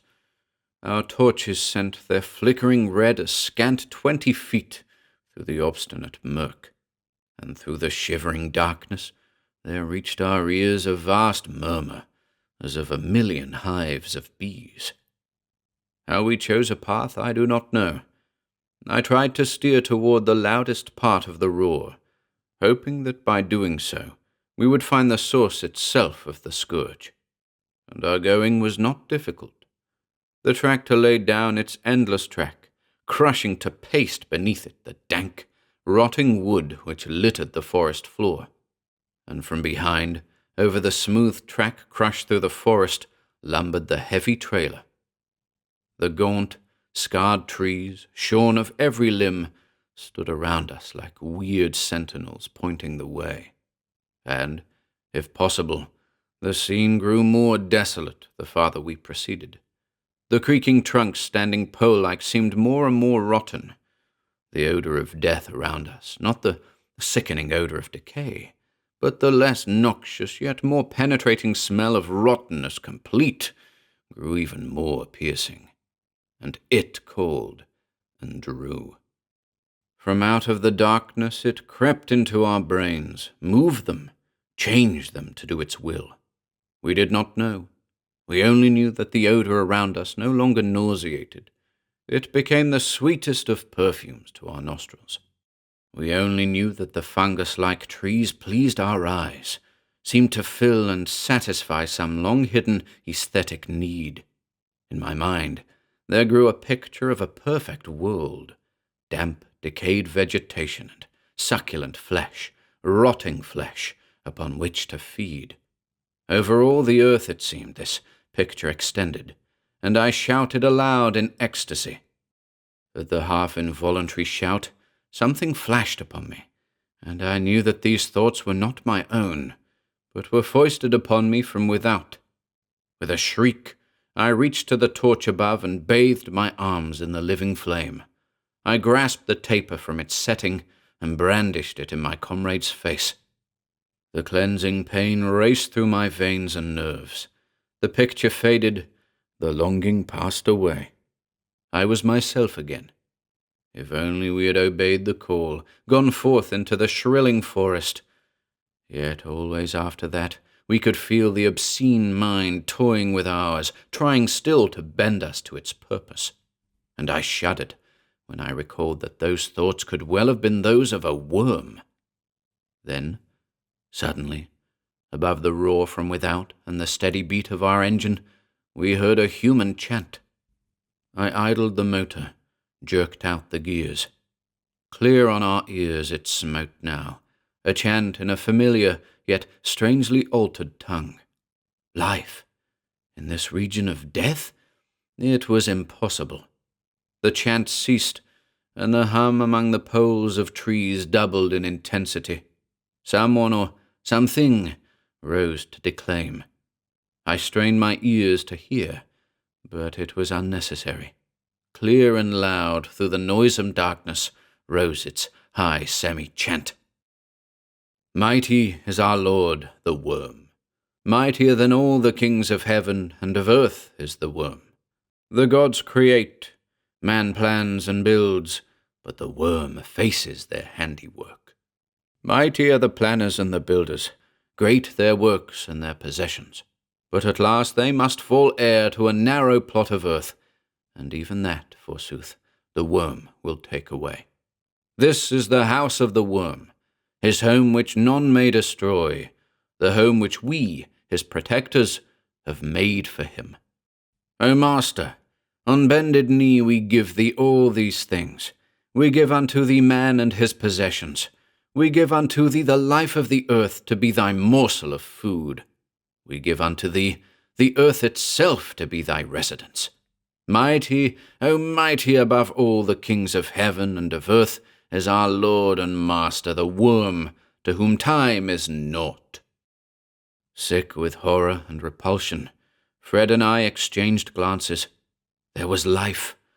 God knew what sort, but life and human. Then, there in that forest of hell, with the odor, sight, and sound of death around us, we smiled. I swear we smiled. We were given a chance to fight something tangible. I raced the motor, snapped the machine into gear, and pushed on. And 100 feet farther I stopped, for we were upon the worshippers. 100 of them there were, crouching and kneeling, yes, even wallowing in the putrefaction and filth around them.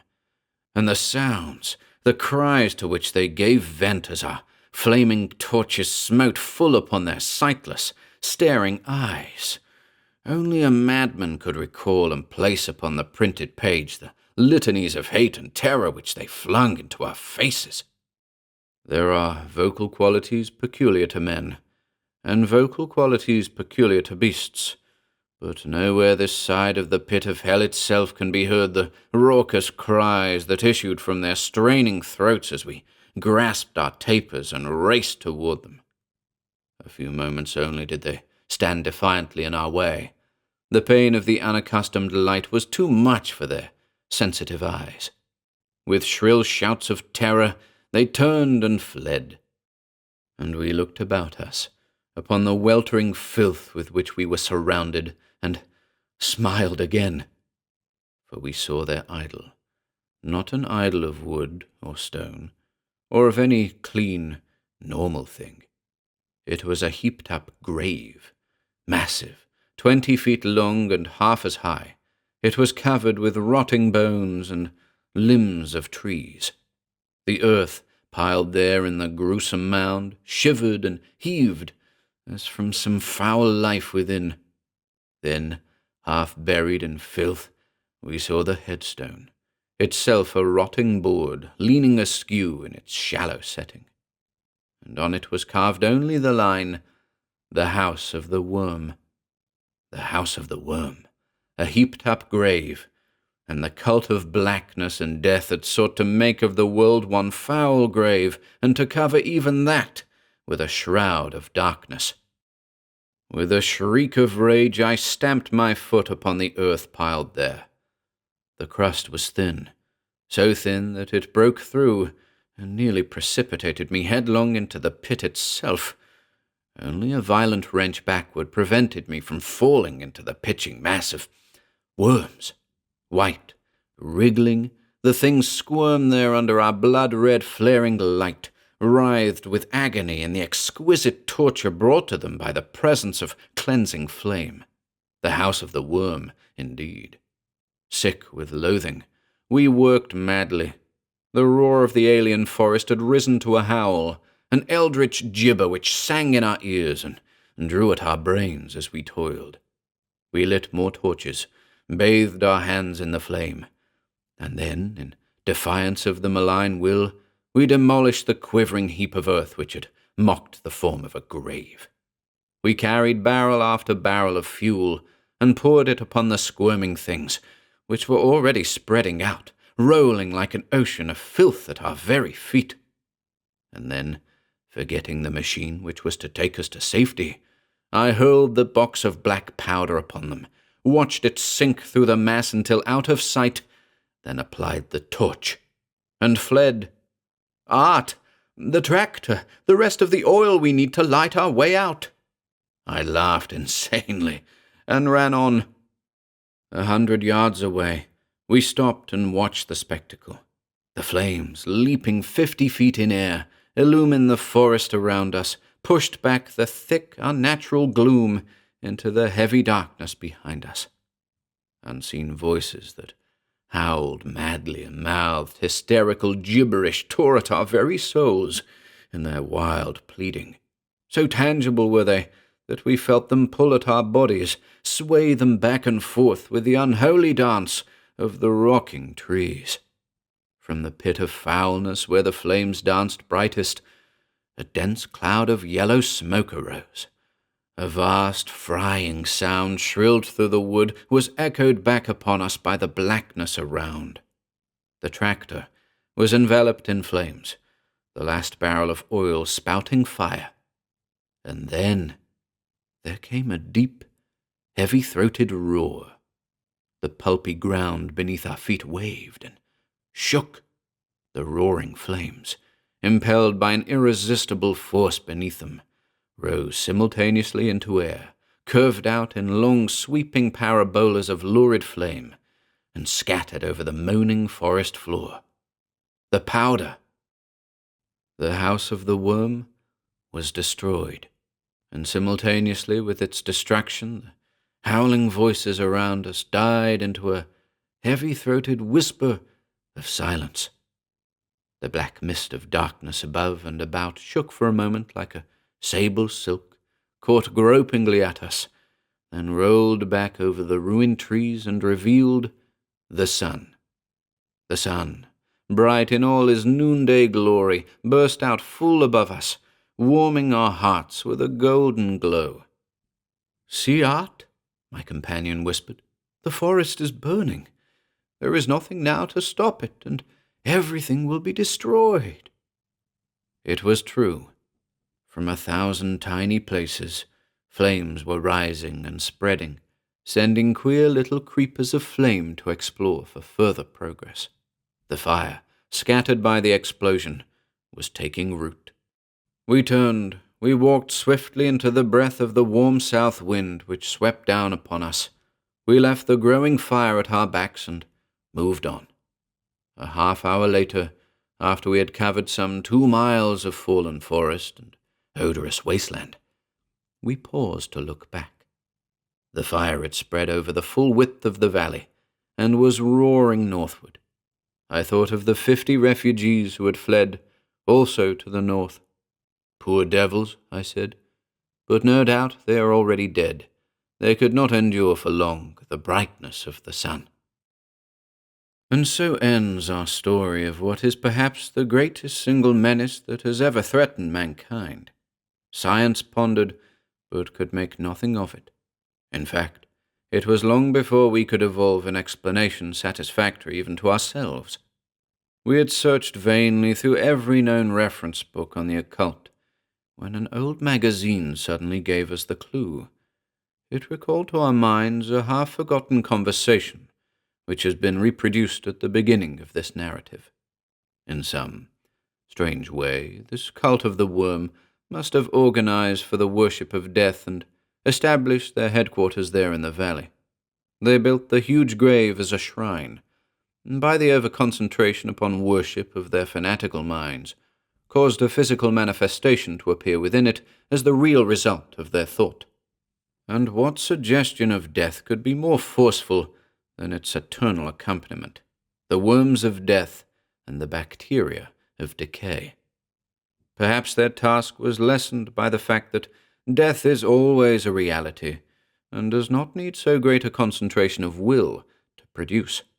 At any rate, from that beginning, that center, they radiated thought waves strong enough to bring their influence over the region where they were active, and as to bring stronger and stronger, and as their minds grew more and more powerful through the fierce mental concentration, they spread out, and even destroyed light itself. Perhaps they received many recruits also to strengthen their ranks, as we ourselves nearly succumbed. Perhaps, too, the land once conquered was watched over by spirits invoked to their control, so that no further strength on their part was required to maintain it. That would explain the weird noises heard from all parts of the forest, which persisted even after the worshippers themselves had fled. And as to their final destruction, I quote a line from the old volume where we first read of the theory. If this be true, the only way to destroy it is to cease to believe.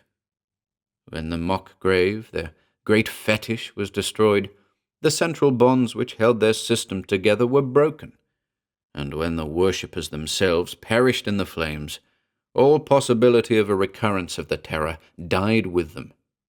This is only our explanation, and our belief, but Fred and I do not wish to engage in scientific debate. We only wish an opportunity to forget the chaotic experience which has so disrupted our lives. Reward? We had our reward in the destruction of the vile thing we fought. Yet to that satisfaction an appreciative world has added its wealth and its favor.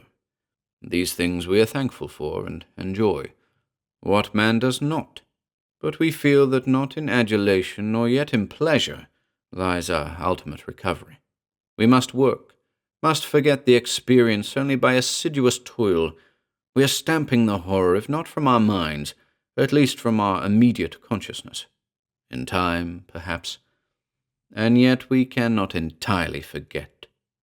Only this morning, while walking in the fields, I came across the dead carcass of a wild beast lying in a furrow, and in its thin, decaying body was another life, a nauseous, alien life of putrescence and decay.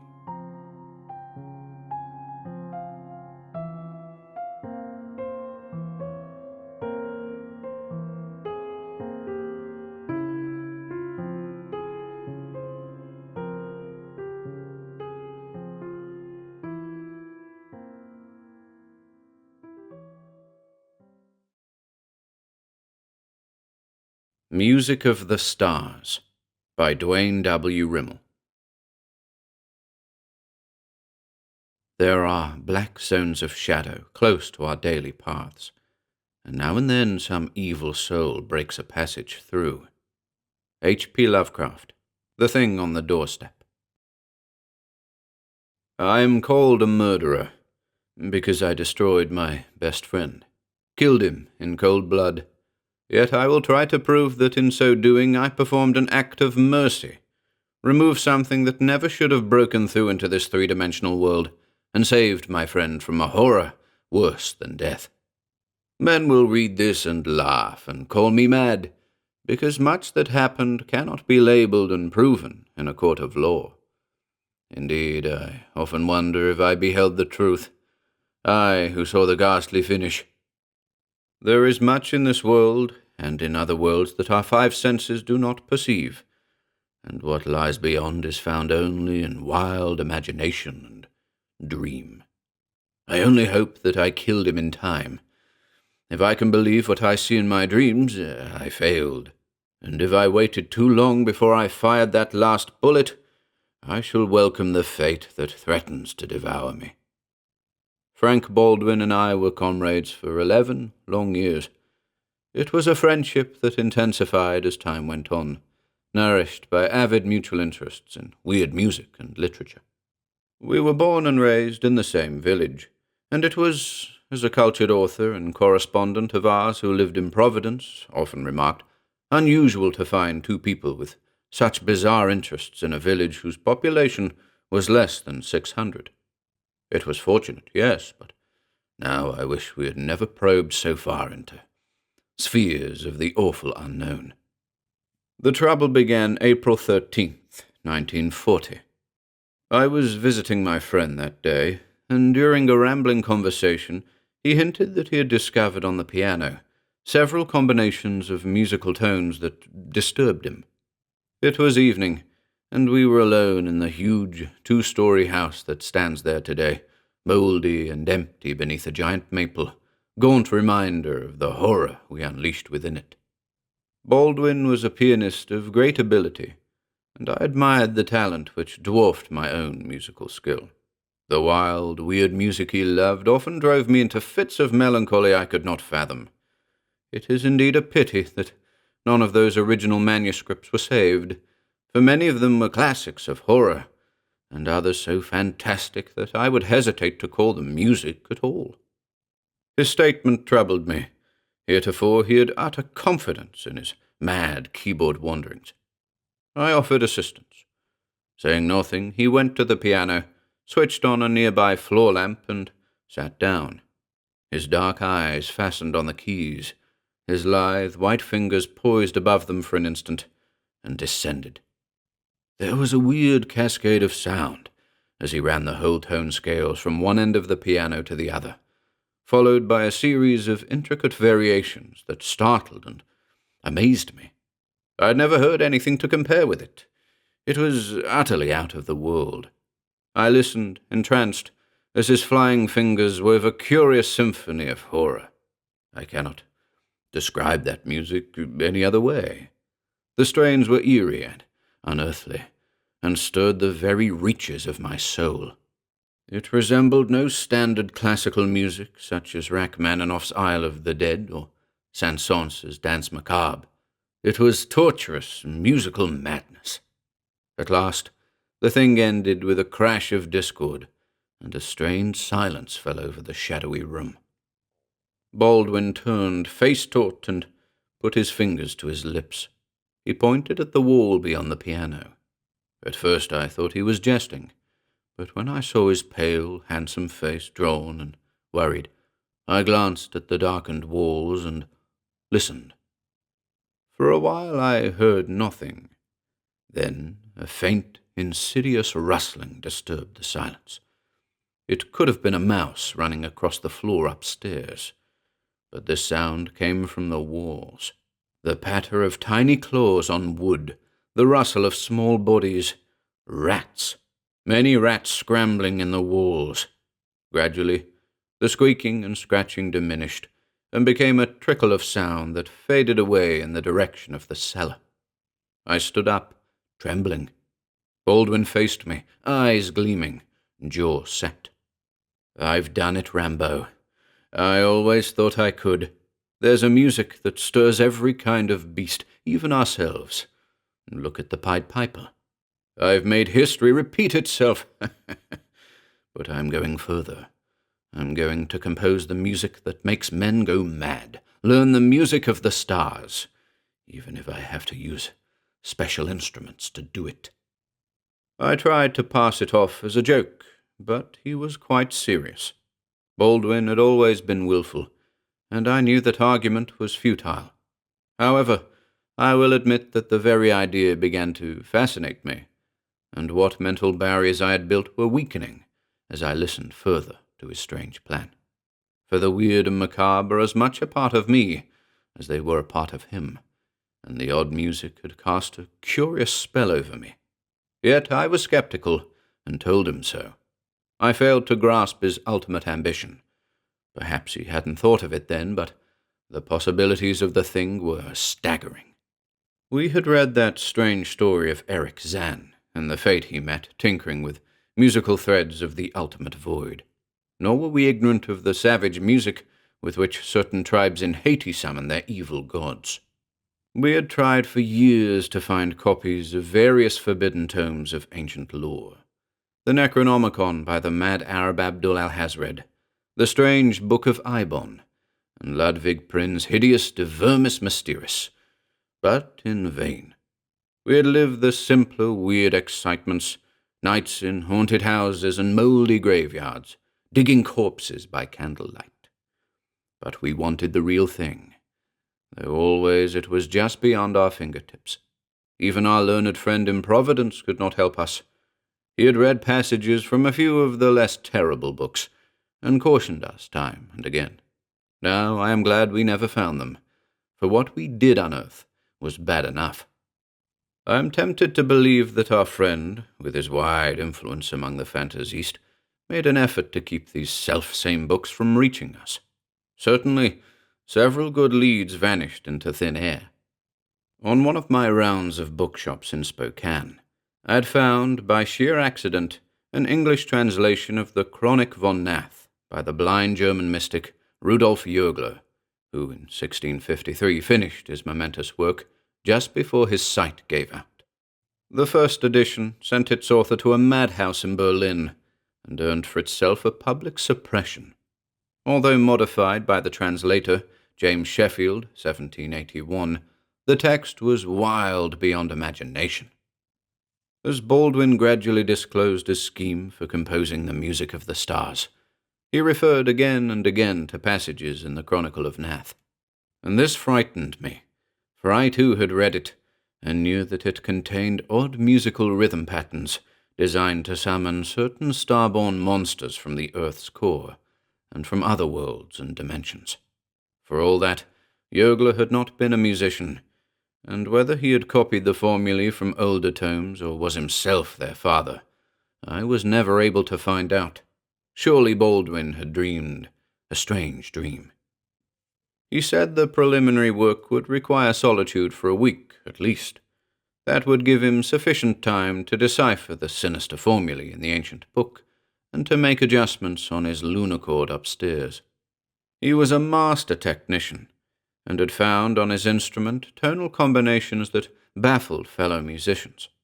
Milt Hirth of radio fame has done the same thing on a Hammond organ, which the lunochord closely resembles. Since a lunochord's tones are actually electrical impulses, controlled by 15 dials on the intricate panel above the two keyboards and capable of imitating anything from a bass horn to a piccolo, the variations are endless. Baldwin estimated that there were roughly over 1 million tonal possibilities, although many would possess no distinction. I wondered at first how he had planned to invent such outre music on a mere piano, but here, ready-made, was the solution, a scientific achievement awaiting exploration. Walking homeward beneath a pale half-moon, my enthusiasm waned. He had not mentioned precisely what he intended to summon with his alarming music. Yergler himself was singularly vague on that point, or else Sheffield had deleted sections of the hideous text, an entirely logical premise. Indeed, what earthly music, i.e., musical tones audible to the human ear, could call from the gulf something totally unearthly? My better judgment revolted. Baldwin was lighting dangerous fires, but the very limits of man's knowledge regarding space, time, and infinity would keep him from getting his fingers burned. Still, Yergler had done it, or something just as bad, and I recalled Sheffield's preface, which gave a guarded account of the alchemist's mysterious death in the madhouse.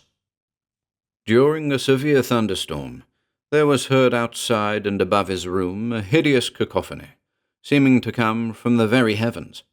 There had been a broken shutter, a wild scream, and Yergler had been found slumped in a corner of the room, in an attitude of extreme terror, dead eyes bulging upward, his face and body pitted with holes that resembled burns, but were not. However, I knew that many early historians had possessed the grievous fault of gross exaggeration and verbal distortion. I could scarcely wait for the ensuing week to pass, realizing that Baldwin was alone in that upstairs room, browsing in a blasphemous book from the past, and composing weird music on his devil's machine. But at last Saturday came, and I approached his door about 1 o'clock in the afternoon, because I knew he hadn't seen the sun rise for years. Encouraged by seeing a finger of smoke twist from the leaning chimney, I opened the sagging wooden gate, crossed the shadow of the maple, and knocked on the door. Presently it opened, and I was shocked at the change in my friend's face. He had aged 5 years. New lines creased his pale brow. His greeting was mechanical. We sat in the parlor and talked, while he lit one cigarette after another. When I asked him if he'd had any sleep or solid food, he refused to answer. Baldwin did his own light housekeeping, and unless watched, never ate enough to keep more than half alive.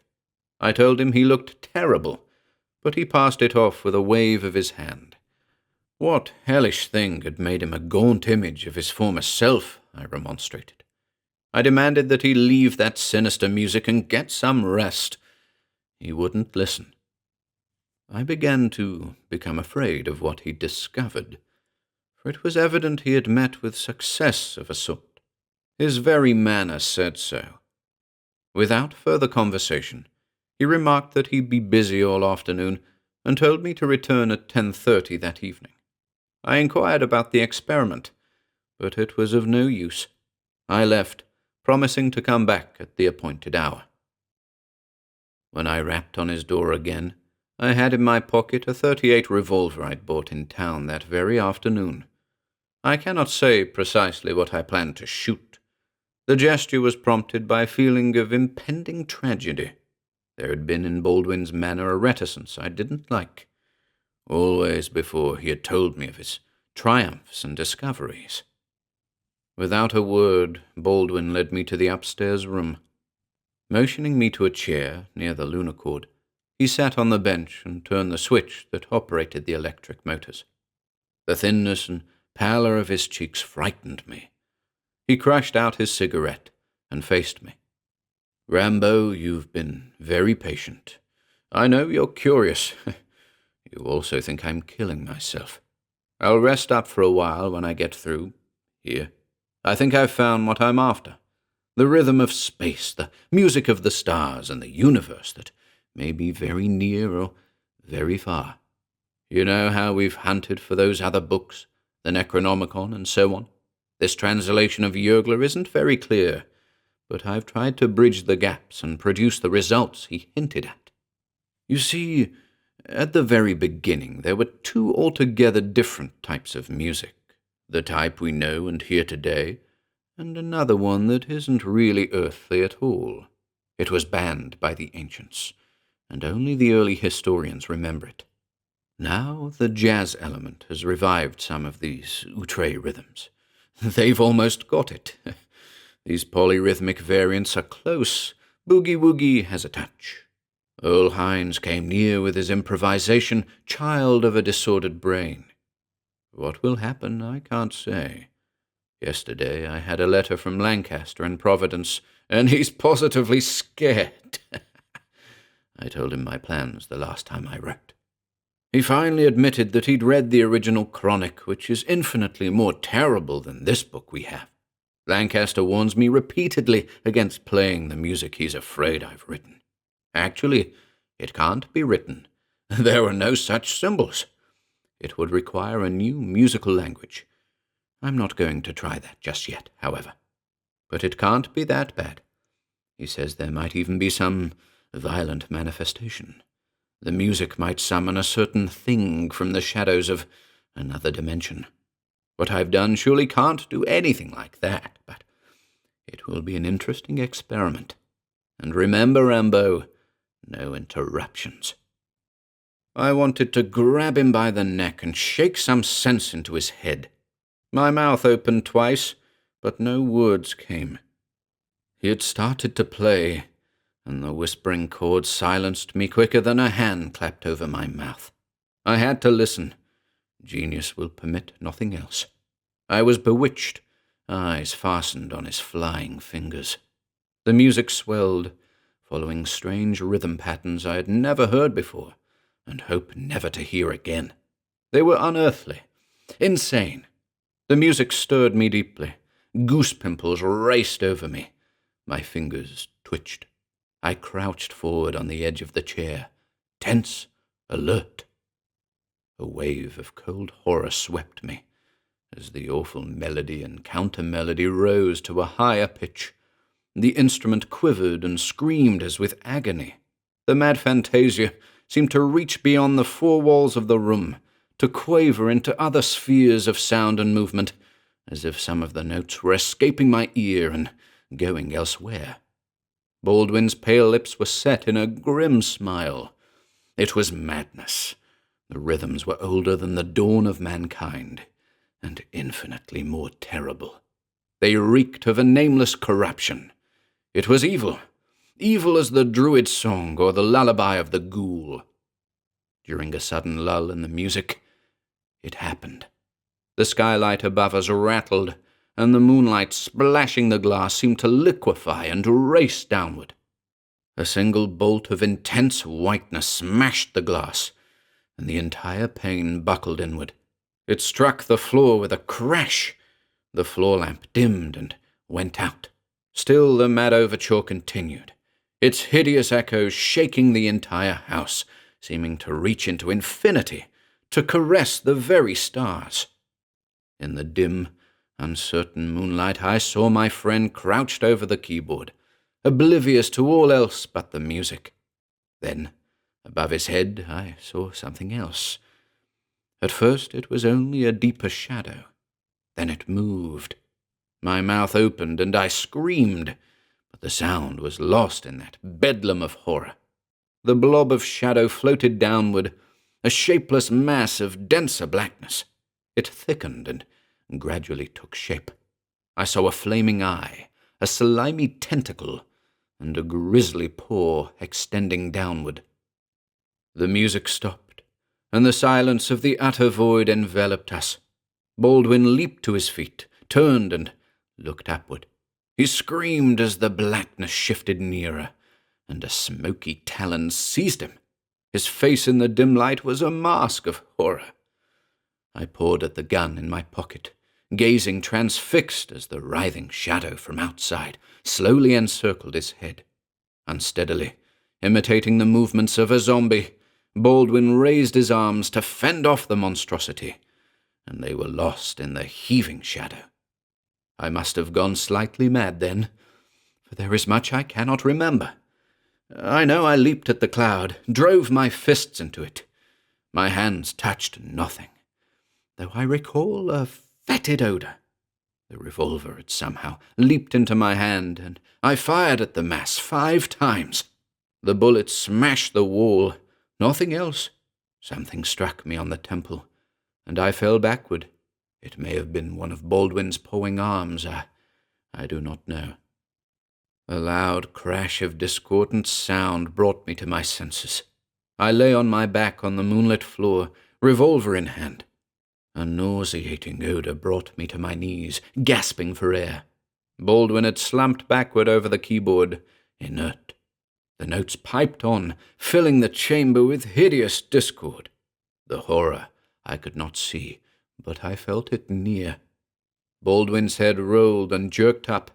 It was no longer human, something ghastly and alien. It was dotted with tiny gouts of blood, and with holes that looked like burns, but were something else. His lips writhed, and he groaned through clenched teeth. "Rambo! Rambo! I can't see. Are you there? It's got me. Part of me. Run for your life. Shoot me. Kill me. I can't let it get the rest." His command froze me with horror. In that instant I lived 10 years. I forgot the impossible shadow and the lurking fear. I saw only my friend's face and the fond memories it recalled. I thought of peaceful sunny days spent in earnest conversation beneath a huge maple. I thought of saner nights and saner music. But that vision darkened, and the horror returned. Baldwin sank lower. His grip on the instrument gave way, and he tumbled to the floor, face upward in the moonlight. The last ghastly echoes rang in my ears. Then silence. I saw the awful shadow near his head, its groping claws outstretched. I waited no longer. I knew he meant what he said. With trembling hand I raised the revolver and shot him in the temple. My last conscious effort was a mad scramble down the twisting stair. I stumbled and fell into a pit of darkness. Hours later I awoke and groped my way through the house, staggered out into the moonlight. My mind was blank. I could remember very little. The terrible events were a chaotic jumble of horror. As I ran, I kept looking over my shoulder, staring at the peak of the dark gable near my friend's upstairs room. I have confessed, and I suppose the judge and jury will hang me. I really can't blame them. They would never understand why I killed him. And now I too must pay with my life for meddling in those forbidden realms of nightmare. All of Baldwin's manuscripts were burned, including the copy of Yergler's evil book, by a special court order. It seems the neighbors heard the screams and the savage music. And now another terror haunts me.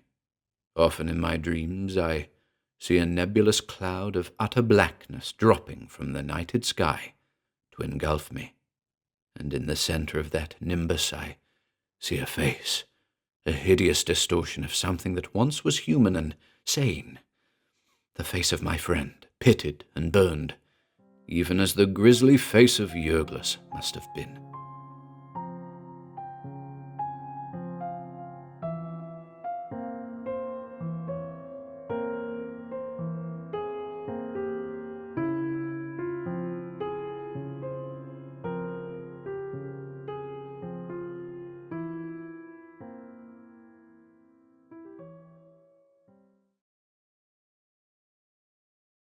The Haunter of the Graveyard by J. Vernon Shea.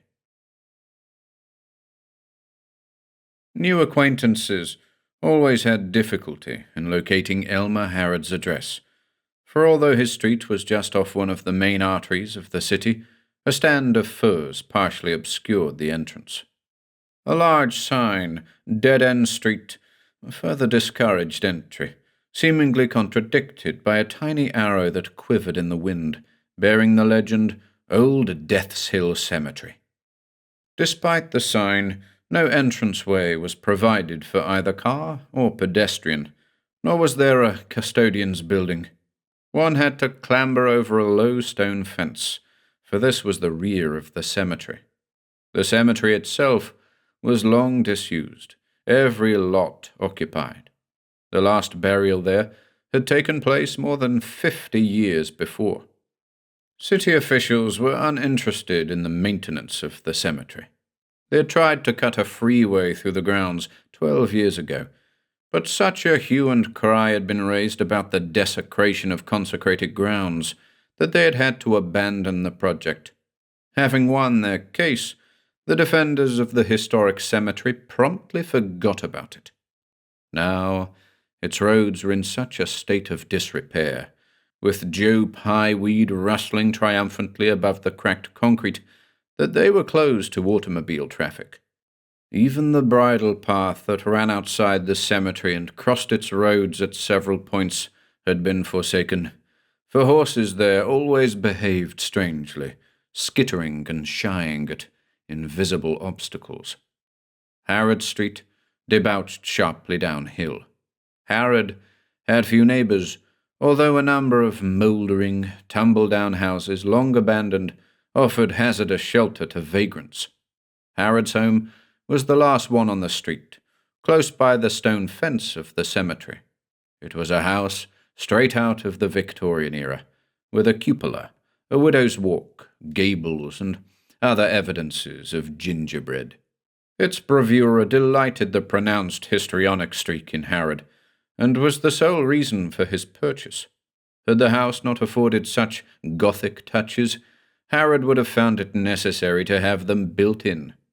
Harrod even boasted that the house contained a secret passageway, but he would never show it to his guests, else it wouldn't be secret any longer. His guests suspected him of fantasticating in this manner. Harrod always overdid everything, but it was quite true. Harrod had discovered the passageway in a curious manner.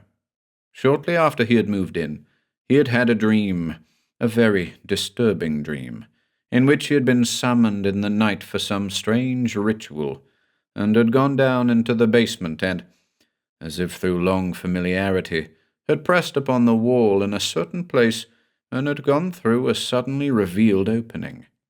The dream had ended at this point, before he could discover where the passageway led, or why he had been called.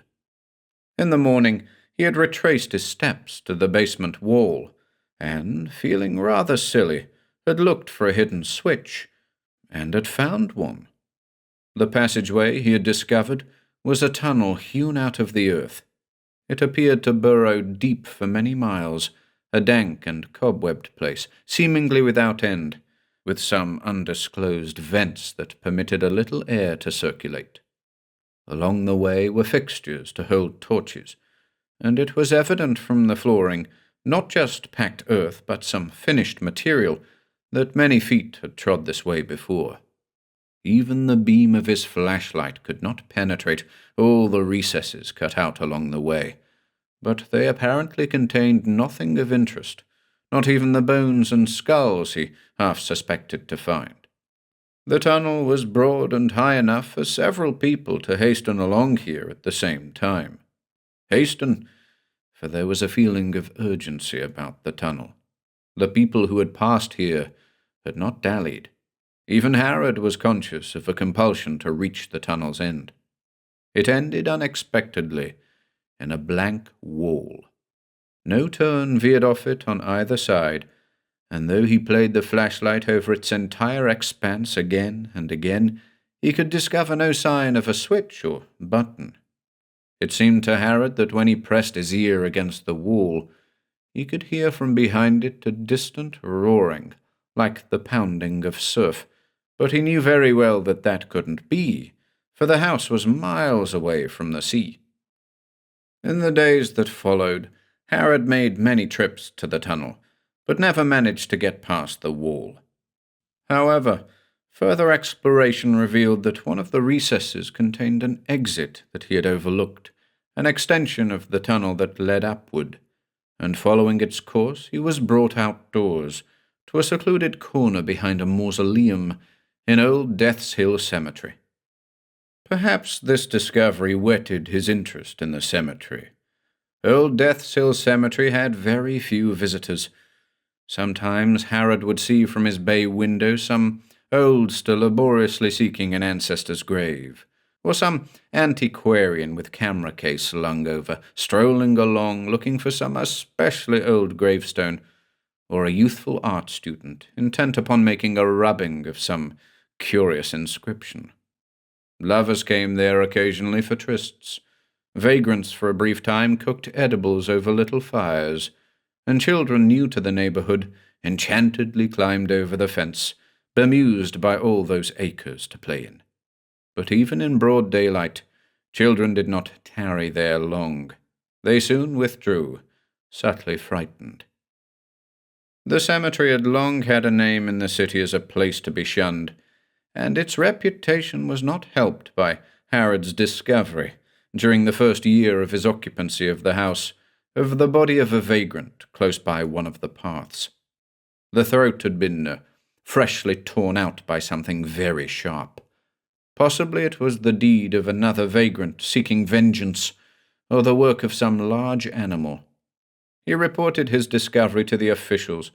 The police came, made but a cursory examination, and hastily had the body carted away. Trees proliferated in the cemetery, descending into the valley to drink from the meandering creek and marching resolutely up the hillsides. They grew quite fat, elbowing one another for living space, so close together that even at noon the sunlight could not quite penetrate their masses. When Harrod lay under one of the trees, the sun was but a rumour in the sky. One would think that with such a bounty of trees, the cemetery would be alive with birdsong, but Harrod had never heard or seen a bird there. Yet the cemetery was never still. There was constant faint rustlings or scatterings, but Harrod had yet to encounter any small creatures, not even a muskrat down at the creek, or a nervous field mouse. But perhaps he was just not observant enough. When he paused to examine an inscription, he might hear the snapping of twigs behind him, but no matter how swiftly he turned then, nothing would be in sight. There is something eerie about trees undappled by sun, where a sense of twilight prevails even at high noon, and Harrod found himself returning to the grounds again and again, if only to catch whatever it was that lurked amongst the trees. But strain his eyes though he might, turn his head unexpectedly, keep his eyes to the ground, then suddenly look up, he never could surprise anything in the act of watching him, not even a deer sticking out an inquisitive nose. There was nothing to see but trees and the spaces between them, and leaves twisting in the wind.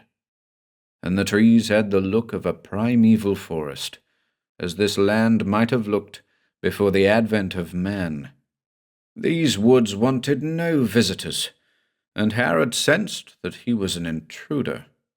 But intrude he must, for that was in his nature, like the actor who feels compelled to perform upon a darkened stage in an empty theatre. He felt, because of the nearness of his house, a sense of proprietorship over the cemetery grounds, and was made actively resentful on the rare day when he passed someone strolling along. Harrod's house was familiar to thousands of TV viewers, for on his show Harrod frequently was pictured before it in some horrendous make-up or other, or the camera would dwell lovingly upon some architectural oddity or other.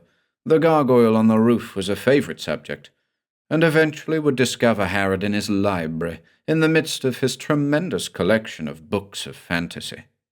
Harrod would smirk at the viewer, perhaps stroke a phony beard, and finger some book that might have some relationship to the film about to be shown. In over-rich, fluting tones, he would give a history of the vampire or the werewolf or ghoul, while the screen credits flashed on.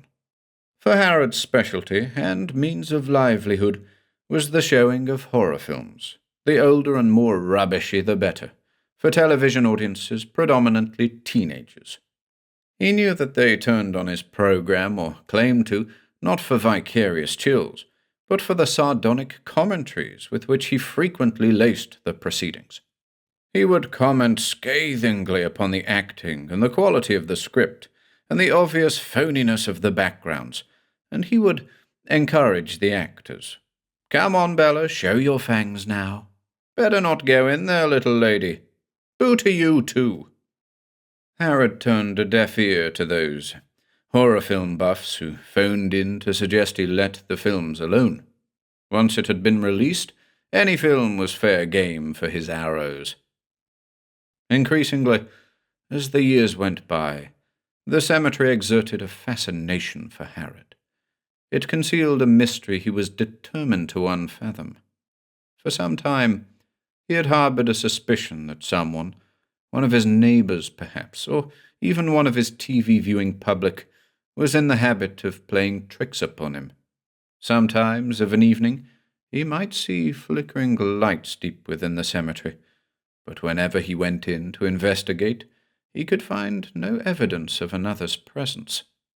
Sometimes there were subtle sounds on the wind, like whispering or keening, sounds that were eldritch and infinitely chilling, and whenever he heard them, he would feel that his heart had stopped beating, and nothing could drag him into the cemetery then.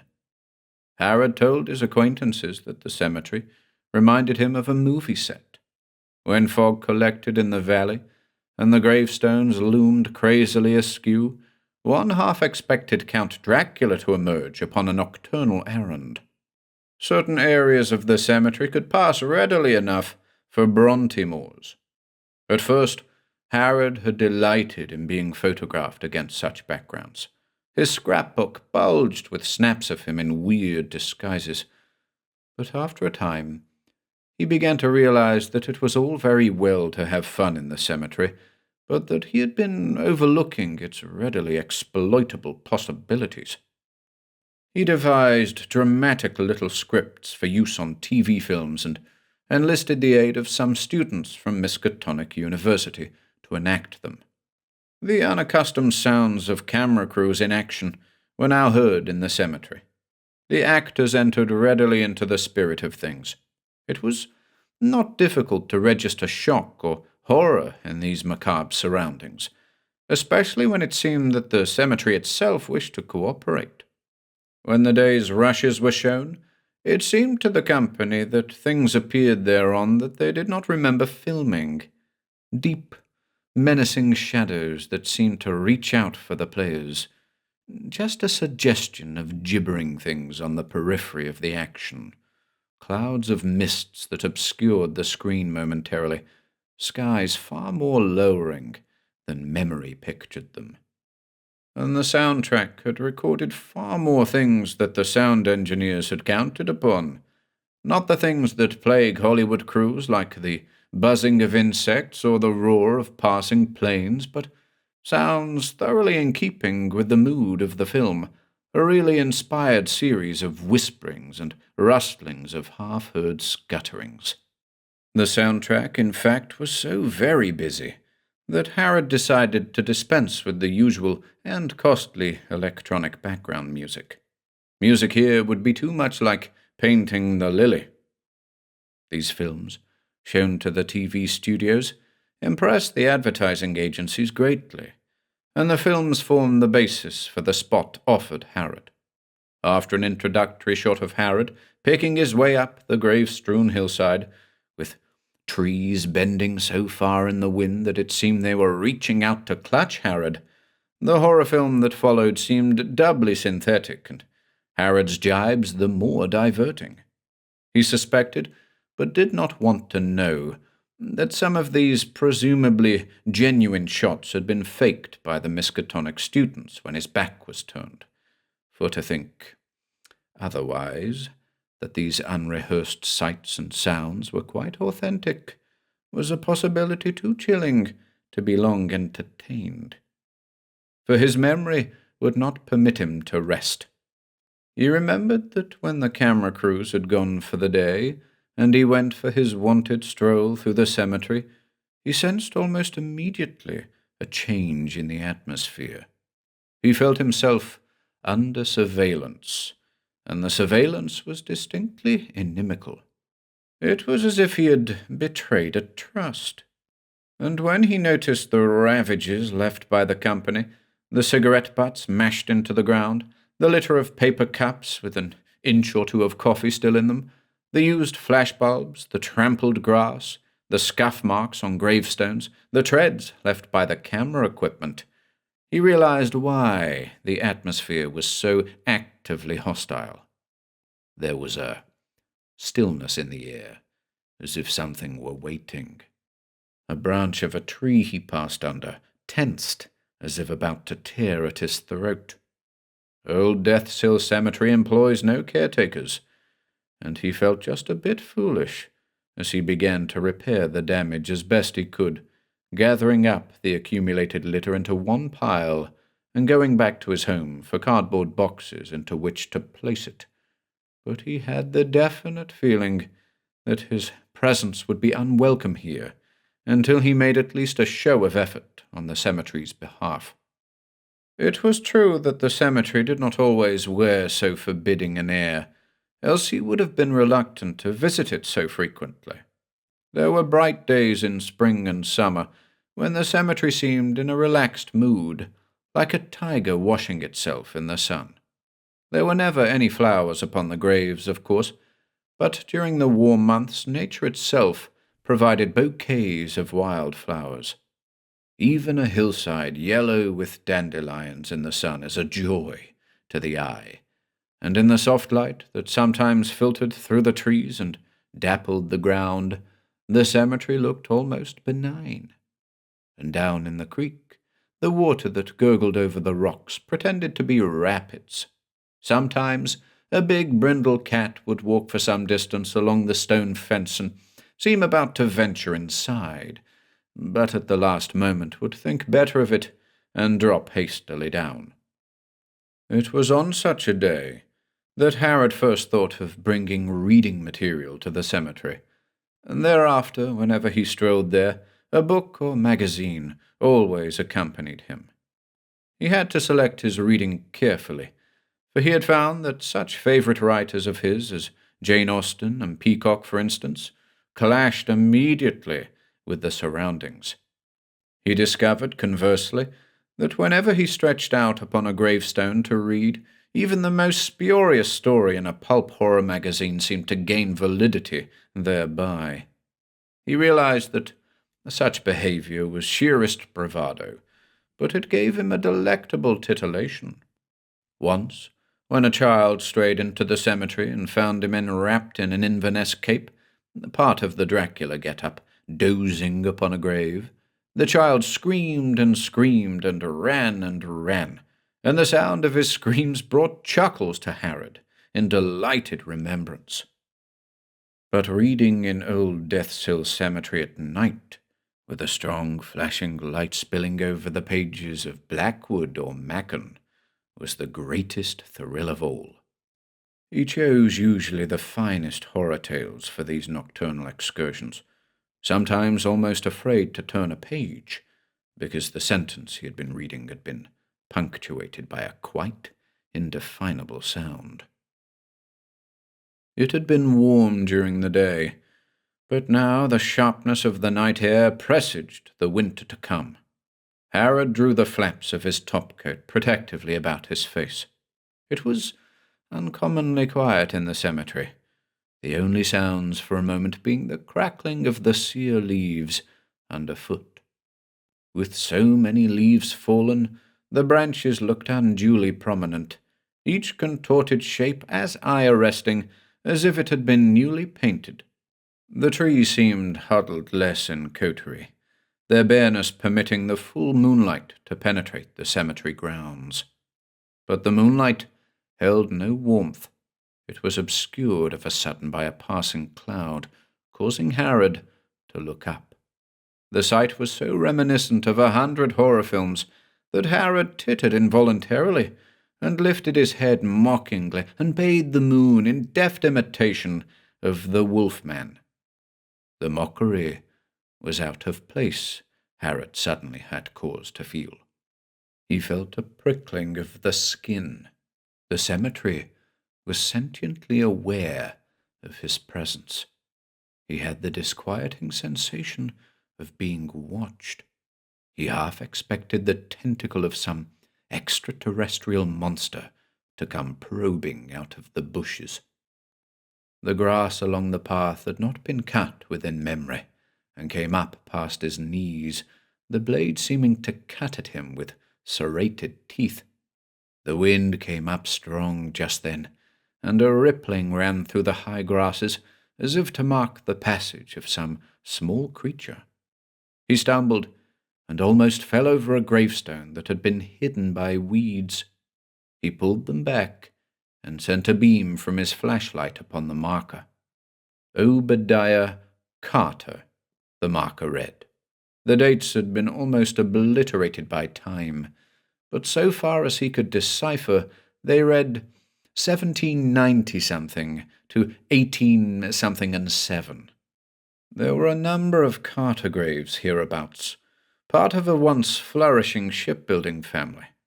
Hadn't he known a Randolph Carter in his youth, one who had a fearsome tale of some cemetery such as this? Old Death's Hill Cemetery no doubt knew many such tales. Harrod had often wondered what the faces of the people who dwelt in cold solitude here had been like. Dour, puritanical faces, no doubt, or disturbed, mad faces. The faces of nightmare. Obadiah Carter's grave was too weed-choked to provide what he was looking for, and so he hastened on.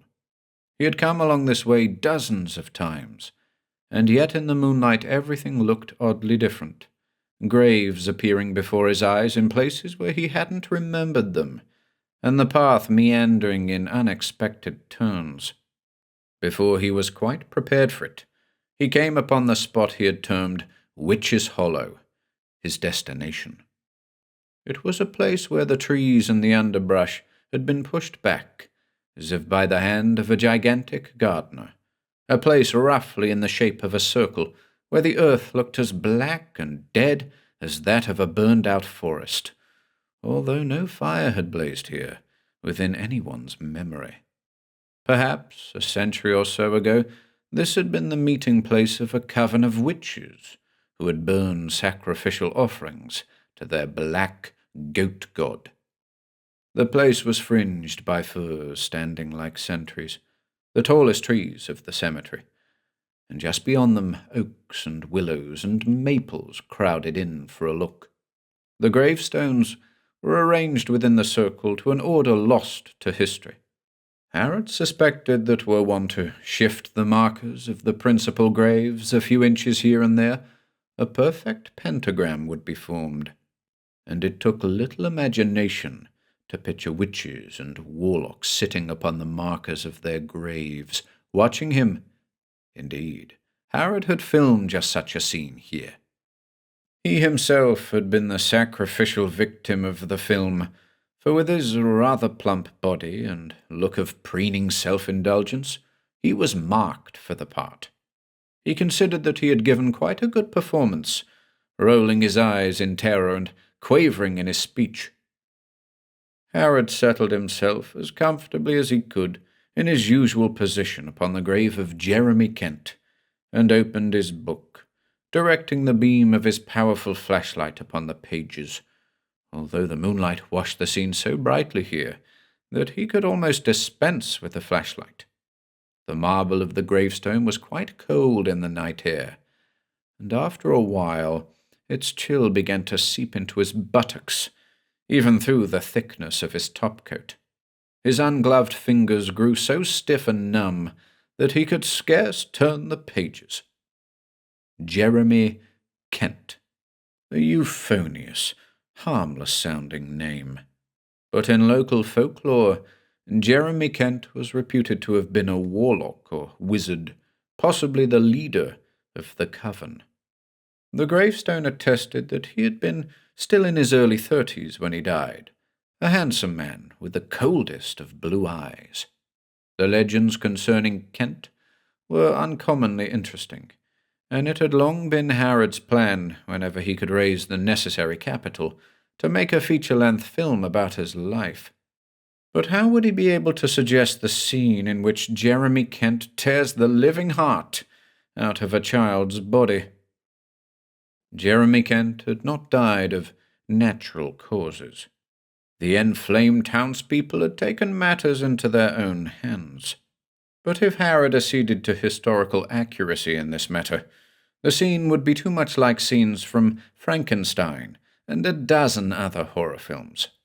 Possibly, Harrod thought, he could have Kent visited by celestial vengeance. He kept pondering about Kent, as if loath to continue reading the Lovecraft story at the point at which he had left off last evening, for the Providence recluse had come too uncomfortably close to reality. Old Death's Hill Cemetery itself was like a plagiarism from his pages. This clearing, which Harrod had termed Witch's Hollow, would fit all too easily into a Lovecraftian work, and Jeremy Kent differed very little from one of Lovecraft's villains. It was almost as if Lovecraft had visited this place himself, and considering his extensive antiquarian wanderings in this region, the possibility that he had done so was not unlikely.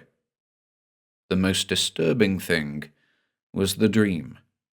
It was well known that H.P. Lovecraft had had a number of distinctly disturbing dreams, eerie dislocations of time and space, nightmares so complete and well organized in themselves that frequently he was able to transfer the dreams to the printed page virtually without change.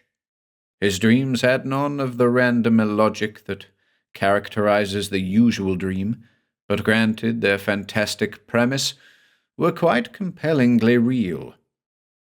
The story Harrod had been reading last evening, Harrod suspected, had likewise had its genesis in one of Lovecraft's dreams. It was such a disquieting story that it had filled Harrod's thoughts all last evening, so that it was not really surprising that when at last he fell off to sleep, he had found himself reliving Lovecraft's story, with this difference, that he found that the locale of the story had shifted to Harrod's own house. He was part of a group of cowled figures, with clothes beneath the cowls that were suitable for another century, that was moving swiftly along the secret passageway that he had discovered. They had seized torches from the brackets along the walls and were moving 3 abreast. When they came to the terminal wall, they did not hesitate long. The leader inserted his fingers into grooves at the base of the wall and lifted, and in a moment The entire wall slid up like a garage door. From behind the wall came a sudden breath of cold air, and Harrod found himself moving along with the group into a grotto whose immensity staggered his eyes, an ill-illumined cavern whose walls dripped slime. The greenish light revealed water lapping only a few hundred yards from his feet, the water of a cove with apparently an entrance to the sea beyond the rocks far in the distance. The curious part was that Harrod knew himself to be in a dream at the time, and tried to struggle awake. There must have been some elision of time in the dream at this point, for the next thing he knew, he was participating with the group in some kind of ceremony at the shore of the cove, chanting a gibberish incantation. Ya, ya, Cthulhu Fatagan, Funglui Magla, Cthulhu Rilya, Waga Nagul Fatagan. And in the dream, presently, there was an answer to the call. His memory refused to sort out the details of the thing that rose to the surface then, a thing tremendous in size with unbelievably long tentacles. The dream, mercifully, had come to an end at this point. In the morning, Harrod had been so shaken that his mind balked at the thought of going down into the passageway to confirm that the wall would indeed slide up, as it had done in the dream. The thought that he might see the cove again was too much for his peace of mind. Fortunately, a call had come later from the studio, and he had busied himself most of the day preparing a script. But now, as he read the pages of the Lovecraft story, the monstrous dream kept intruding. A sudden great gust of wind riffled the pages as he read, almost tearing the book from his hands. It diminished, moaning. A stillness overtook the clearing. The firs at its edge, which had been tossing and quivering like a dog shedding water, stood now monumentally erect. It was too still.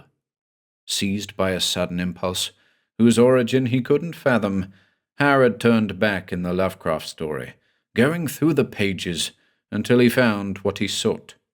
He drew the topcoat about him, rose as if on cue, and with great histrionic effect slowly pronounced the words, pronouncing them as best he could. Ya, ya, Cthulhu Fatagan, Funglui Magla, Cthulhu Rilya, Waga Nagul Fatagan. The moonlight paled. There was a gathering of shadows where there had been no shadows, a sudden suspension of light that blotted out the trees and tall grasses. The shadows appeared to advance. Harrod blinked and rubbed his eyelids to clear them of granular roughnesses.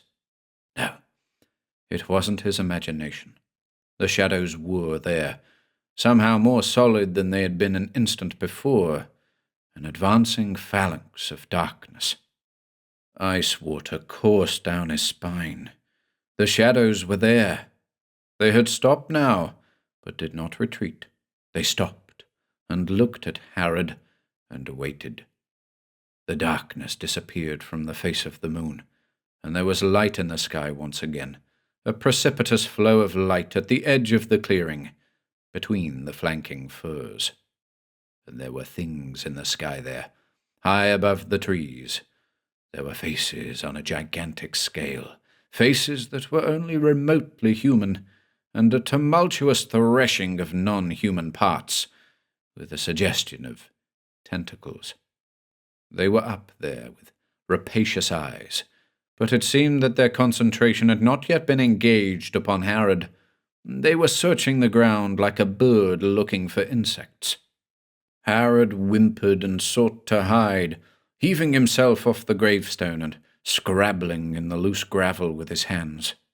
Possibly the movement of his feet had triggered some mechanism, for as he cowered beside the marker, there was a creaking sound, as of protesting hinges, that set up a reverberating clangor on the night air, and the gravestone he had just vacated slowly began to rise, before his eyes. And now Harrod saw that the gravestone had concealed steps, a flight of stairs that descended subterraneously, and from them came a breath of stale and noisome air. As he gazed at the steps in terror, he was conscious of a diminution of light just beyond the periphery of his vision, and looking up, he saw that the moonlight had quitted the clearing, and that the shadows had come very near, surrounding him in an inescapable ring, with little pinpoints of light which might have been eyes. The pale light could not define their shapes. They were not wraith-like at all, not in the least transparent, but rather concentrations of darkness. There was the slightest susurration of sound, almost below hearing level, and it gradually grew into a hollow whispering. It came from the subterranean passage. There was no one, no thing down there, he knew. There couldn't be. And yet he kept looking fearfully down the steps, as if expecting momentarily the appearance of a shrouded figure, possibly one with cold, blue eyes. The whispering increased in volume, insistent, urgent. The voice sounded cold and ancient and unspeakably corrupt, and now he began to distinguish its words. "Come down, Harrod. Come down." Old Death's Hill Cemetery is little frequented, and it was a considerable time later that a pair of lovers, cutting off from the main path, almost trod upon a body.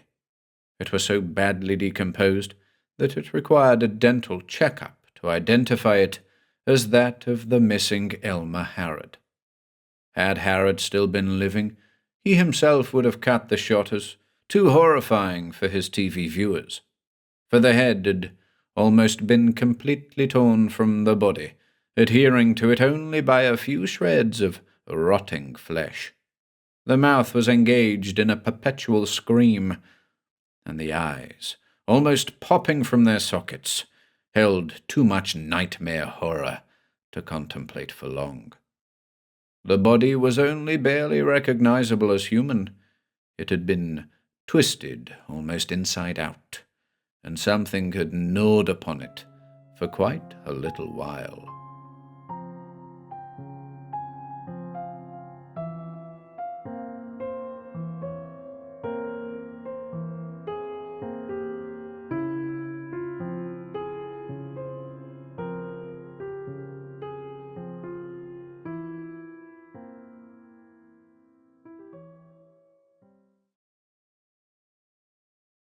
Spawn of the Green Abyss by C. Hall Thompson.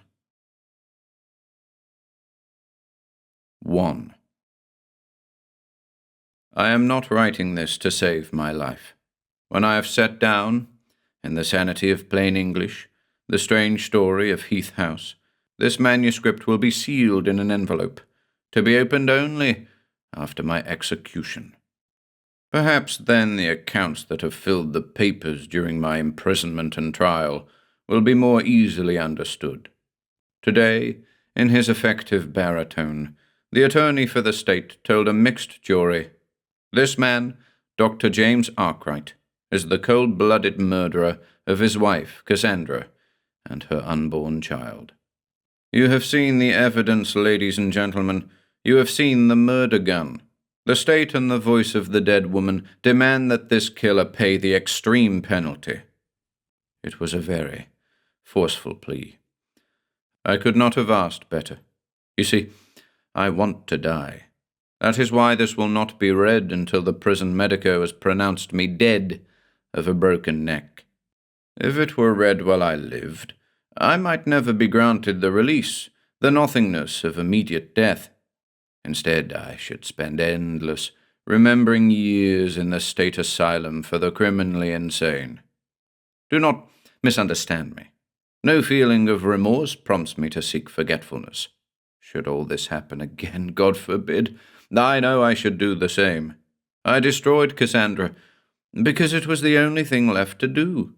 Undoubtedly that sounds callous, but when I have told the entire, horrible story, it will seem the inevitable conclusion of a sane man, for I am sane. There were times when I doubted my senses during those ghastly months on Caelsmouth Strand, but now I can only say I am convinced. I know what I saw and heard, and I pray God no other mortal will ever be cursed with such a revelation.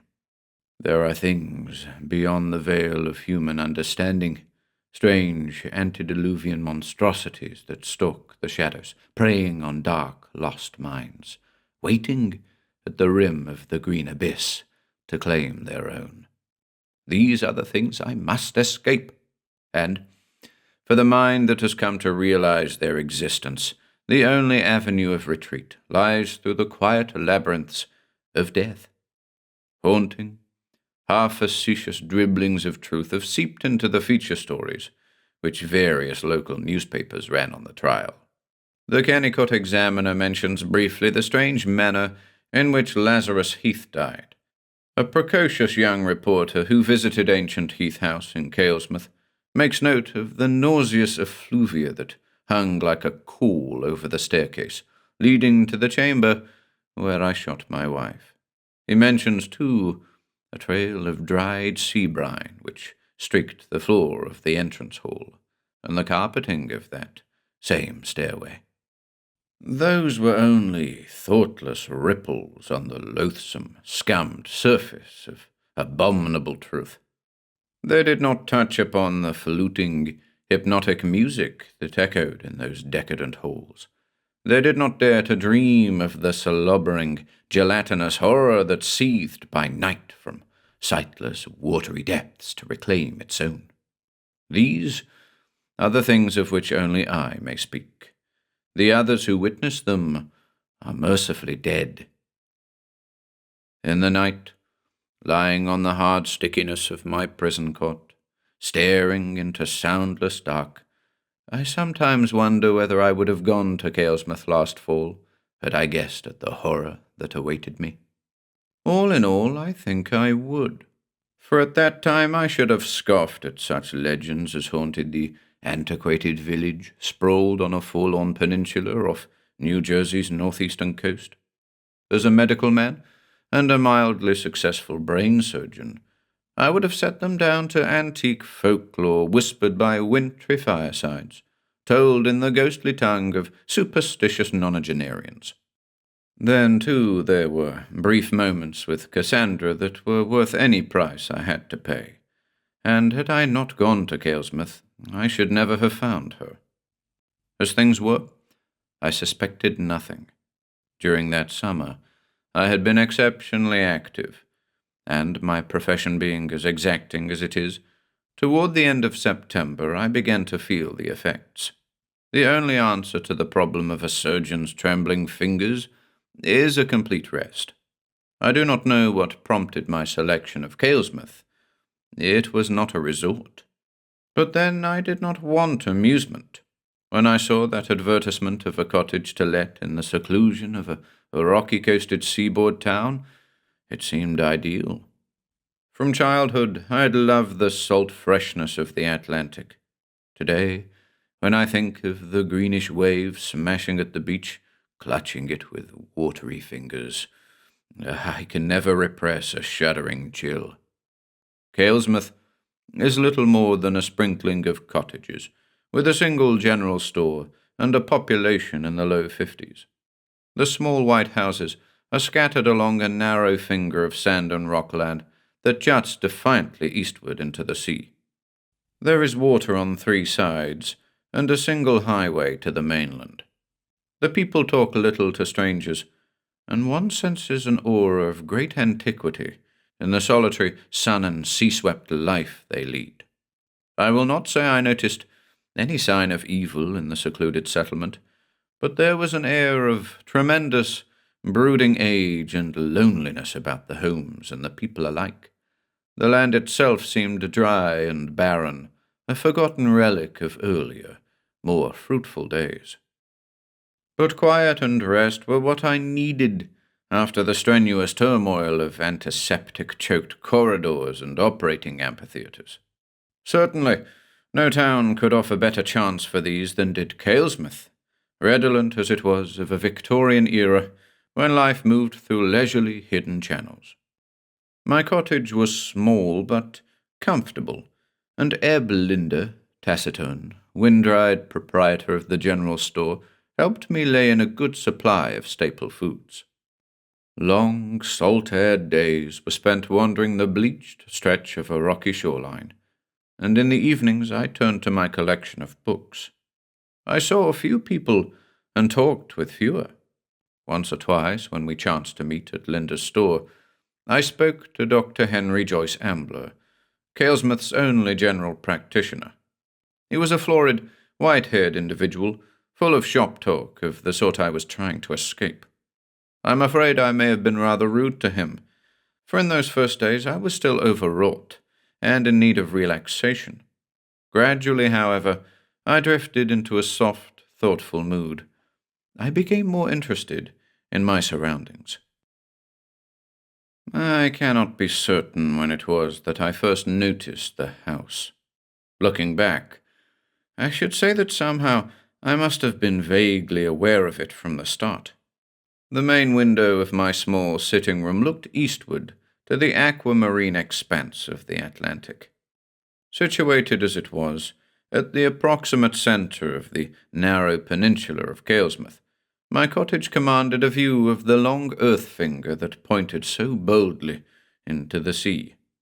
Between me and the extreme point of land, a few stray cottages sprawled haphazardly, but there was no sign of habitation within a good half-mile of the land edge on which the house stood. The fact that it was a house set it apart in Caelsmouth. All the others were clapboard bungalows of only one story. In the sea-misted evenings, I was wont to sit for hours by my eastward casement, staring at the vast grey bulk of it. It was like something from another eon, a tottering, decayed remnant of the nighted past, massive and rambling, with countless gables and cupolas, its small-paned, murky windows winking balefully at the setting sun. Set as it was on the extreme lip of the land, it seemed somehow more of the cloying sea than of solid soil.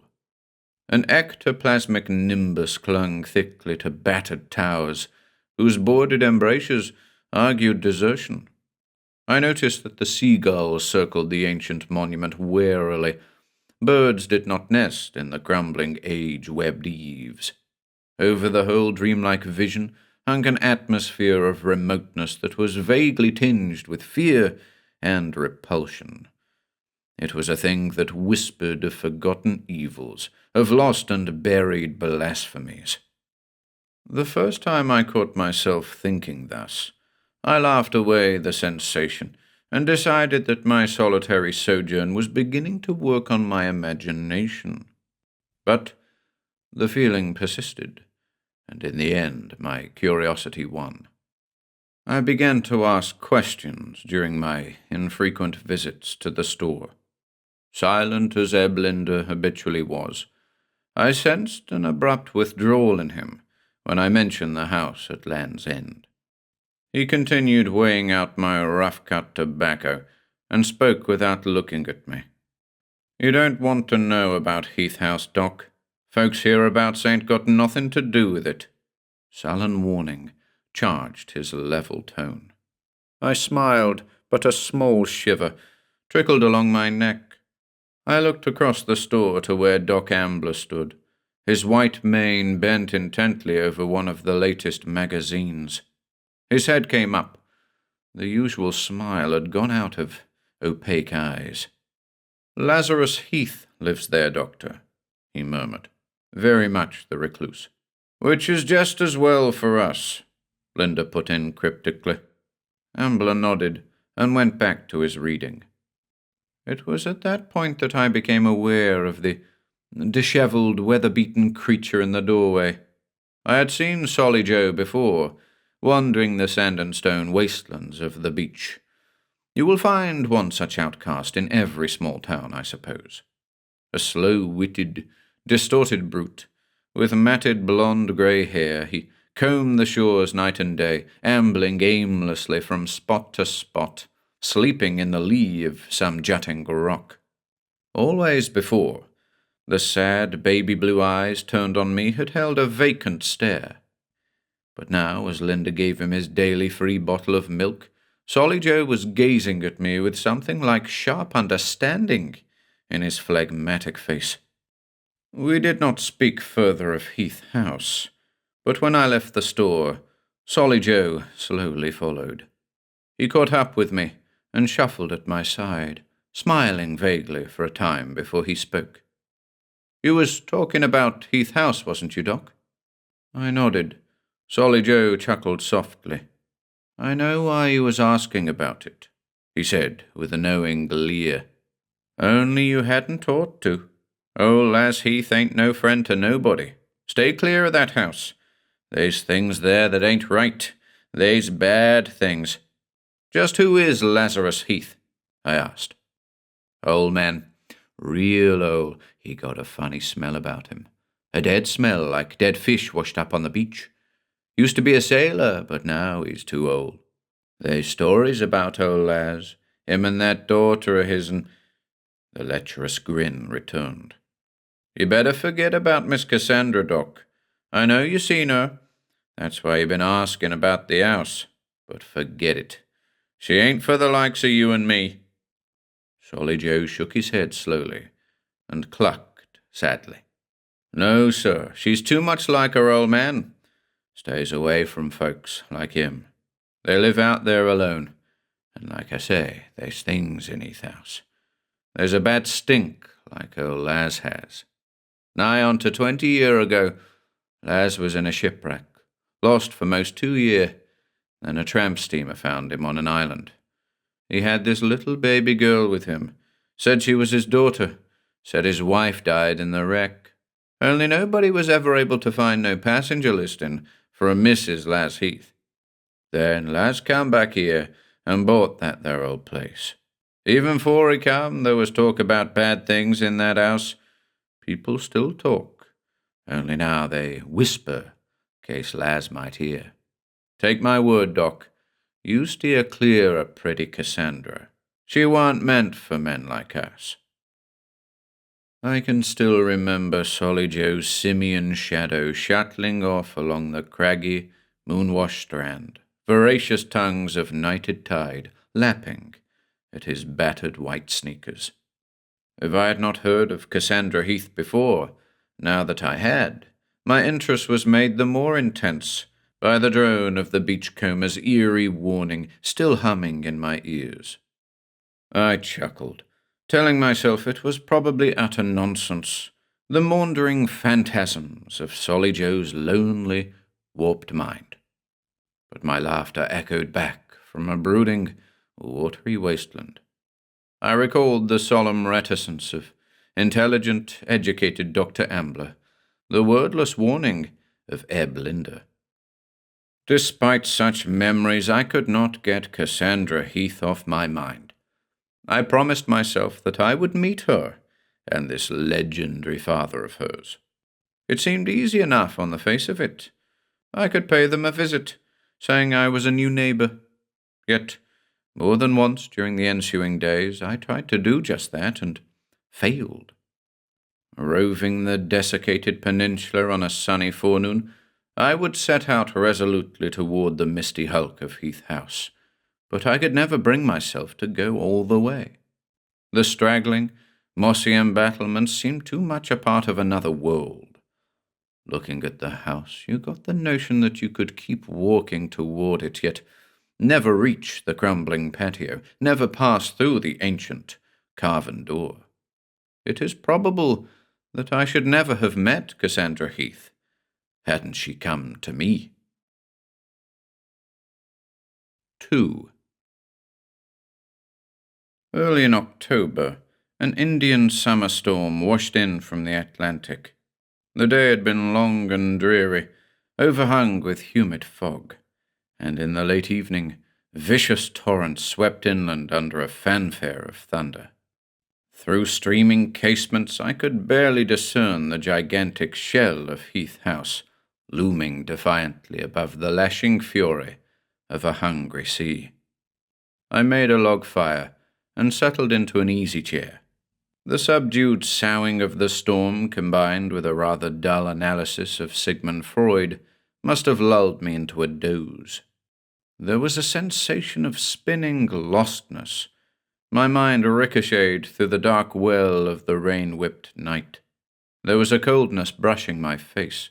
A nauseous damp clung to my ankles, quelling the roseate warmth of the fireside.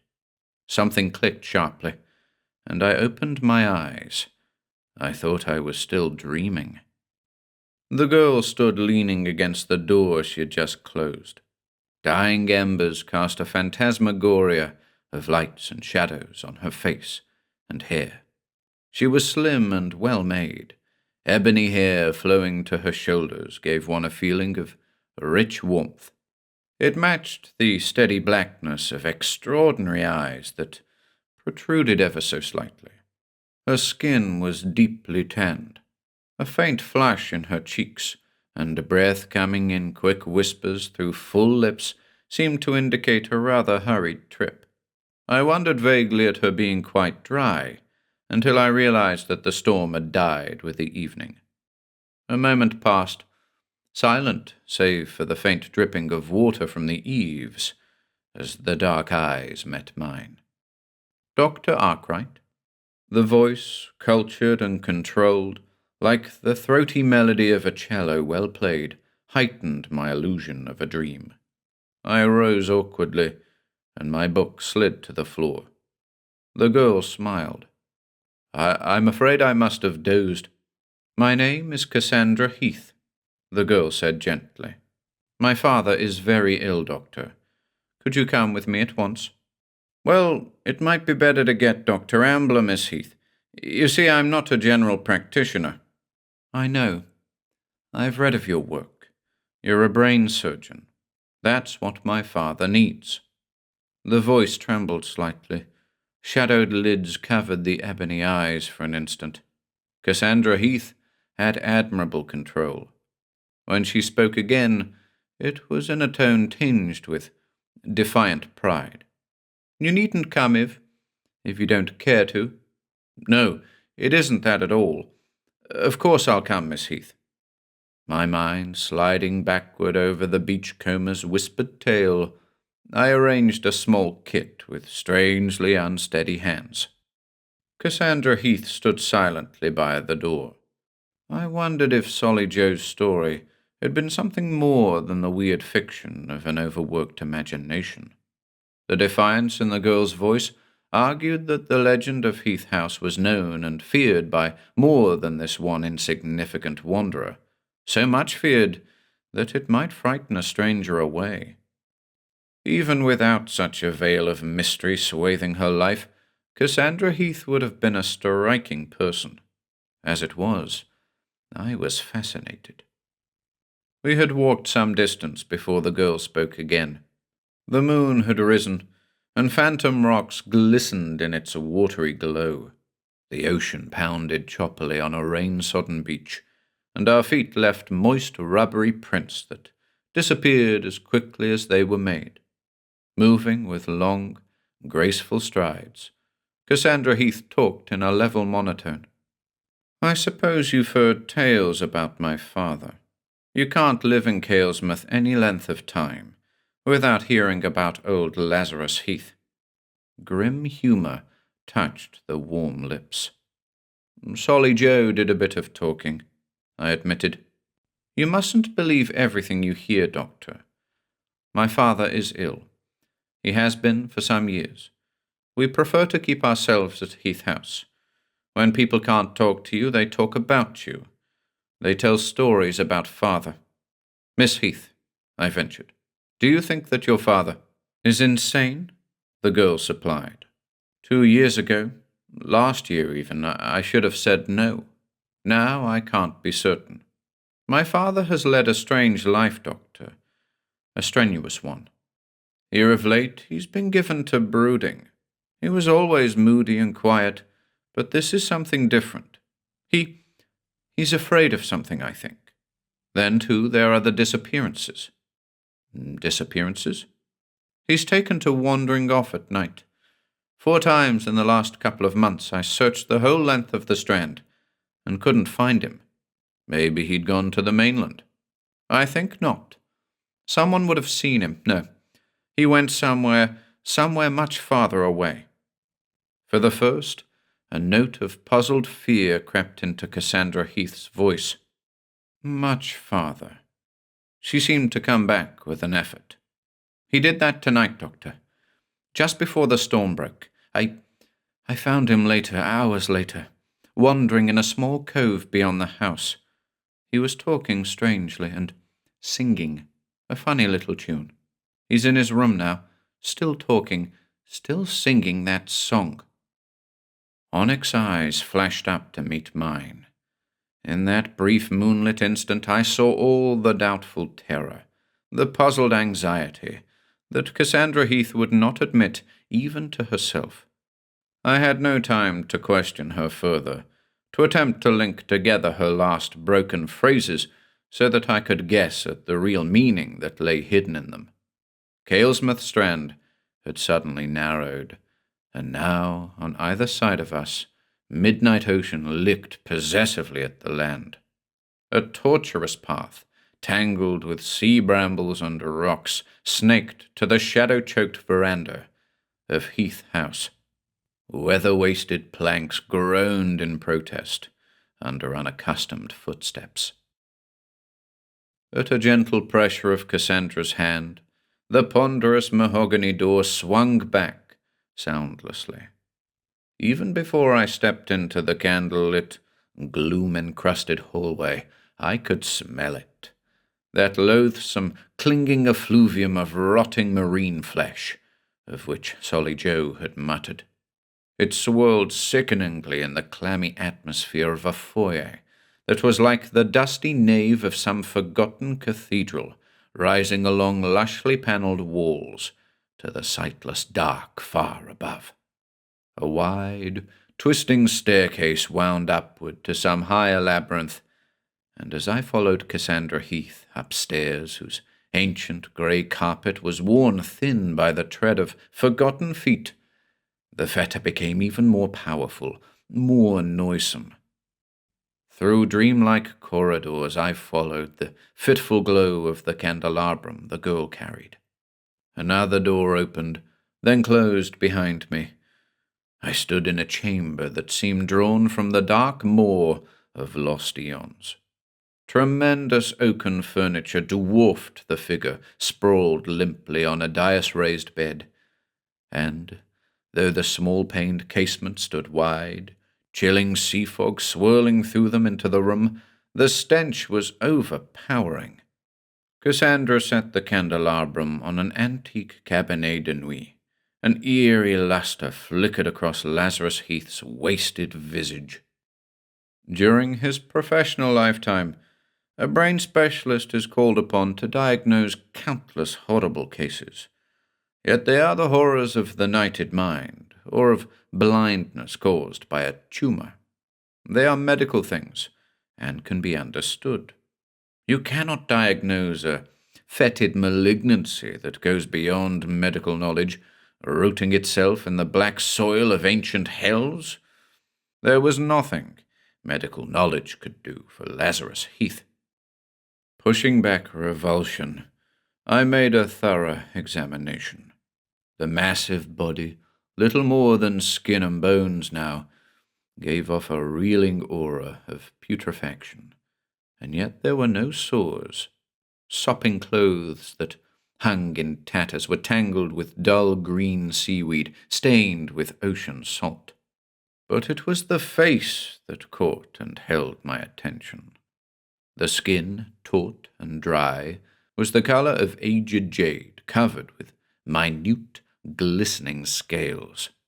Staring into the candlelight, Lazarus Heath's pale eyes bulged horribly, and, as the great bony head lolled spasmodically from side to side, I made out 2 faint, bluish streaks, about 4 inches in length, running along each side of the scaly neck, just below the jawline. The lines pulsed thickly with the air-sucking motions of his salt-parched lips. Watery incantations bubbled upward into the dank stillness.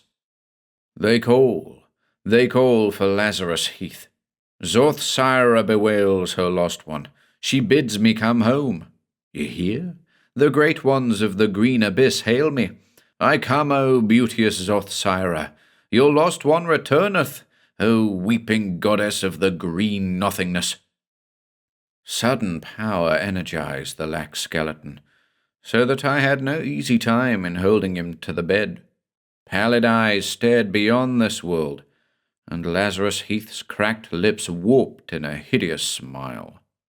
Then, as suddenly, he was calm, the ponderous cranium cocked pathetically to one side, in a grotesque, listening attitude. You hear? The hollow voice gurgled. She sings to me. The song of Zothsira. Insane laughter tittered weakly.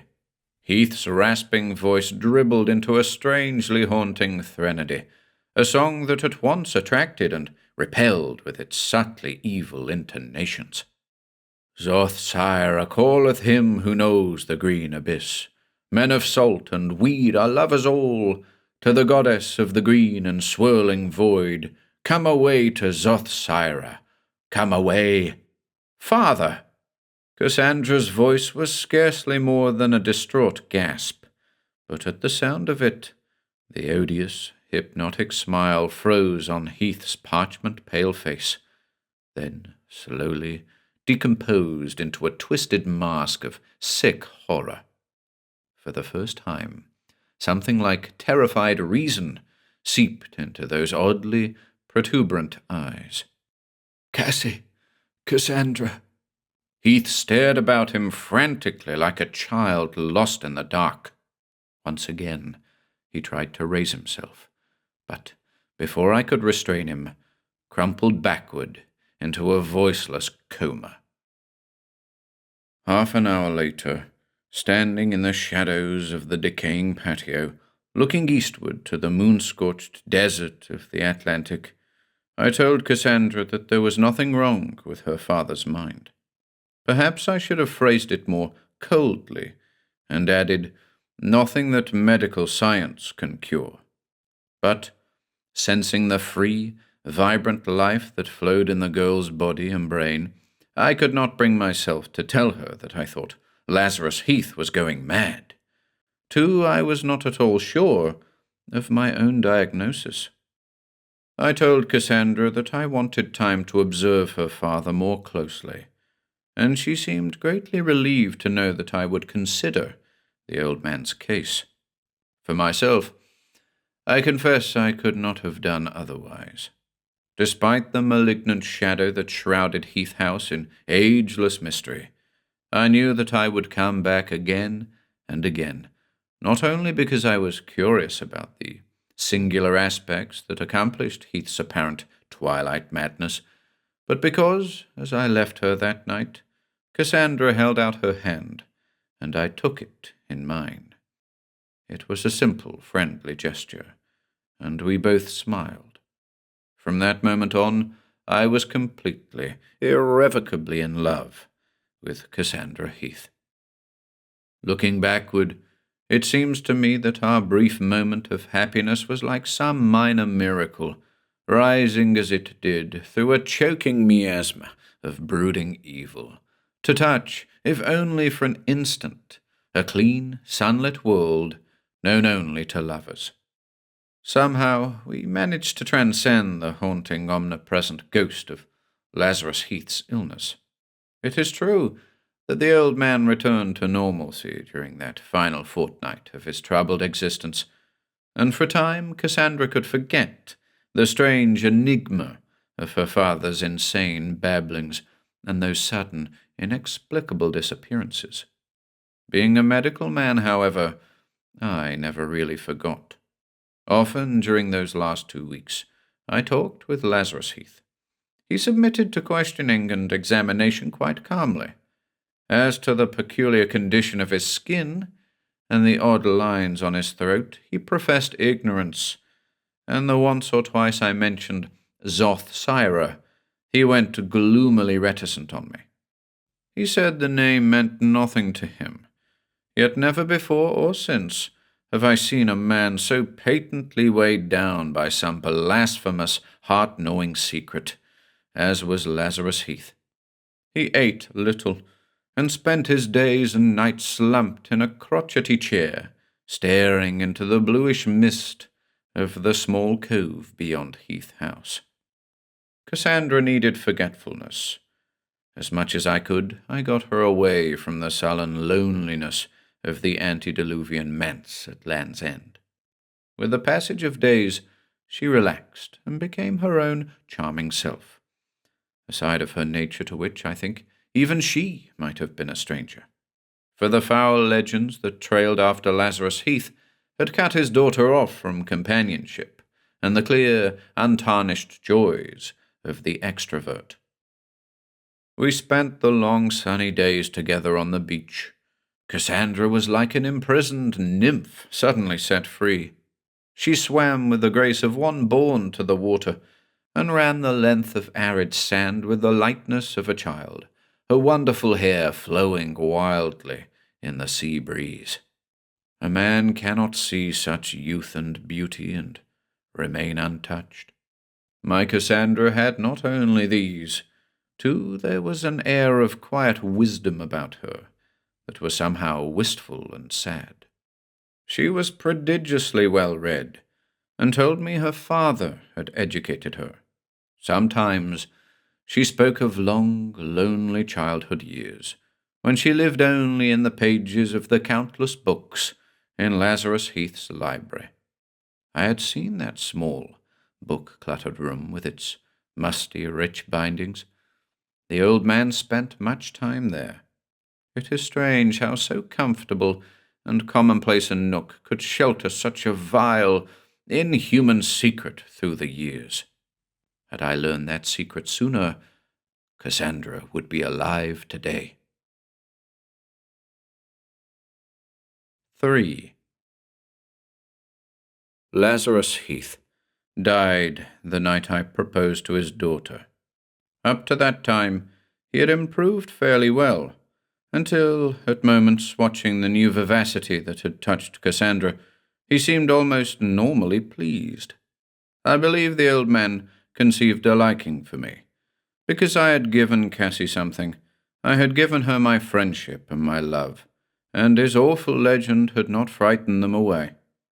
The night I asked Cassandra to marry me, it was balmy and quiet, and we had been walking along Kalesmouth Strand, watching the silver ribbons of the moon on the Atlantic.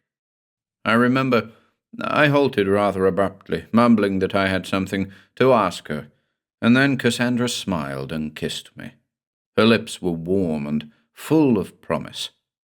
"The answer is yes, darling," she murmured. We laughed then, a soft, rich laughter whose gentle, love-haunted echoes I shall never forget. Clinging together, we ran along the moonlit sand. That day, a last leaf of Indian summer had fluttered across the peninsula, and a wintry sea was already lapping hungrily at the land. Cassie chattered brightly about how happy her father would be for us, but somehow, as we neared the sepulchral tenebrosity of Heath House, a hollowness crept into her laughter. It was as though she already sensed the horrible discovery that lay before us. There was no answer when Cassandra called out in the hollow well of the foyer. We began our search for Lazarus Heath calmly enough, but now the laughter had gone altogether. He was not in the dusty sanctuary of his library. The linen of his tremendous oaken bed flapped in the wind that brushed through casements thrown wide to the rapidly chilling night. The look of utter terror in Cassandra's eyes told me we were reasoning along the same lines. It did not take long to reach the strange little cove in the shadow of Heath House. A cold, dreamlike quality saturated every corner of that miniature beach, hid from sight on all sides save the east, where the predatory mutter of the sea seemed dangerously near. But you can awaken from the insanity of a dream. There was no such escape from the terrible reality of that night. At the center of the cove, edging into the water, stood 4 weirdly hewn pillars, placed so that each made the corner of a crude square. In the moonglow, they had the aspect of sinister medieval altars of sacrifice, reared to noxious, unnameable gods. Sprawled at the center of the evil square, face down in a foot of lapping sea-water, lay the lifeless body of Lazarus Heath. I cannot rightly remember how I got the brine-tangled corpse into the house.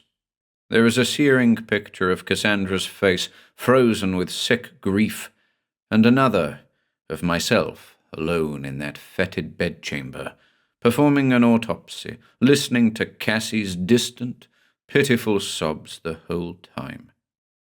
That night, I got down on my knees and prayed to God that the things I had discovered could not be so.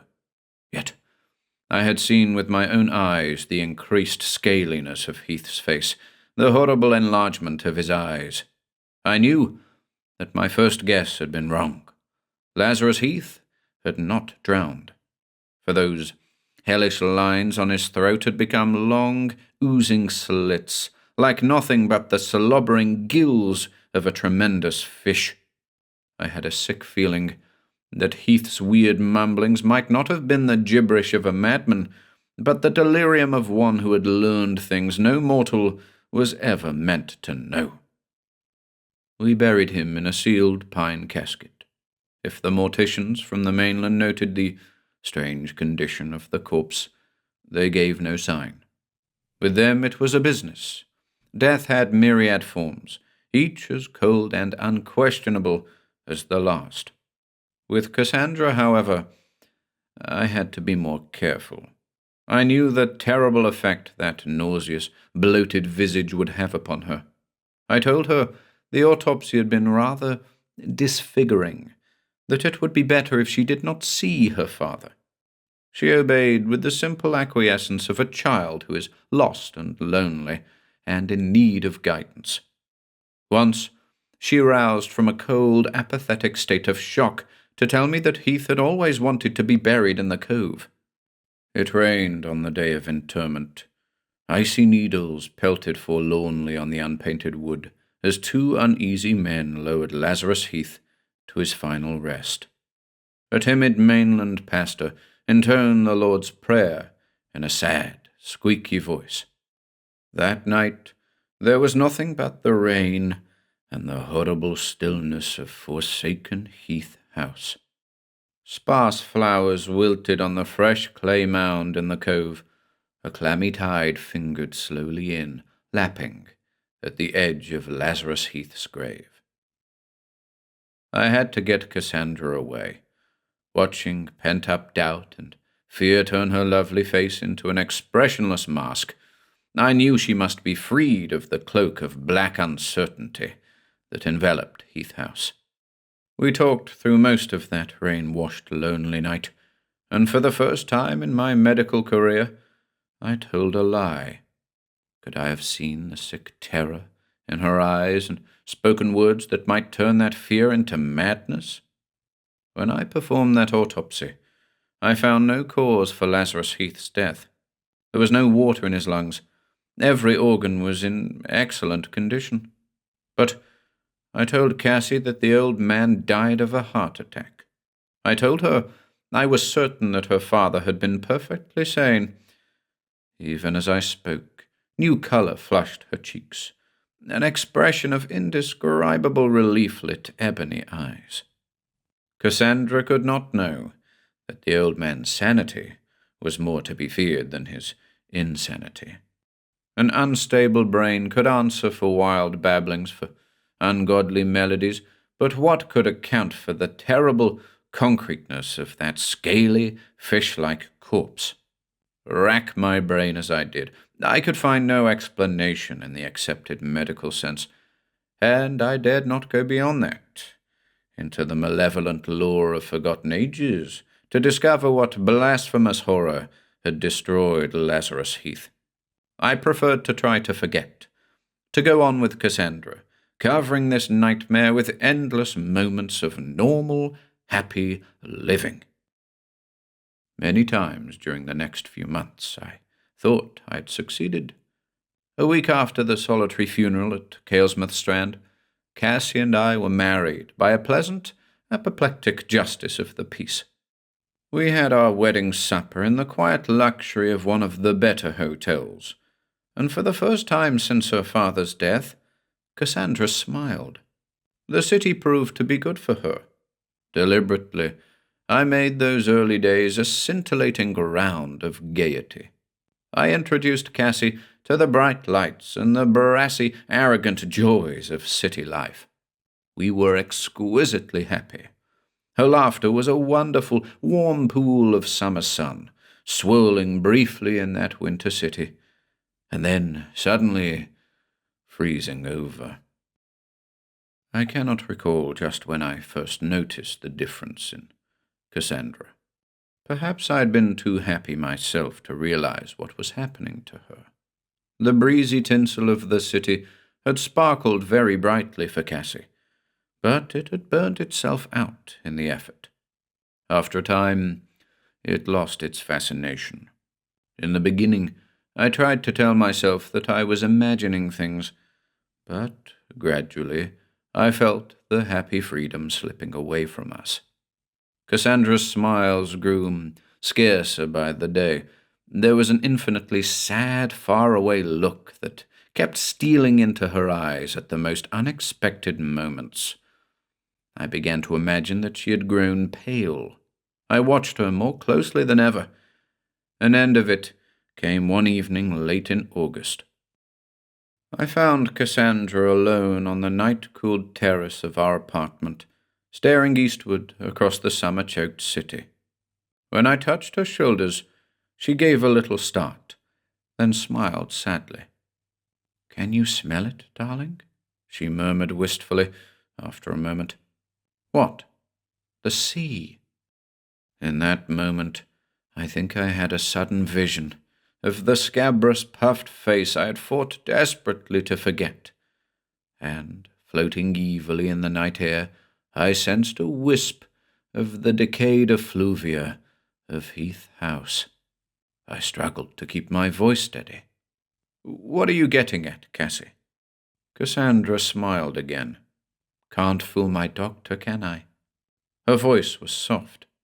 "Darling, would you mind terribly if we went back to Caelsmouth, the Heath House?" Strangely enough, all I felt for an instant was a sensation of relief. I had been waiting for that question all along. I was almost glad the waiting was over. I took Cassandra into my arms and kissed the tip of her nose.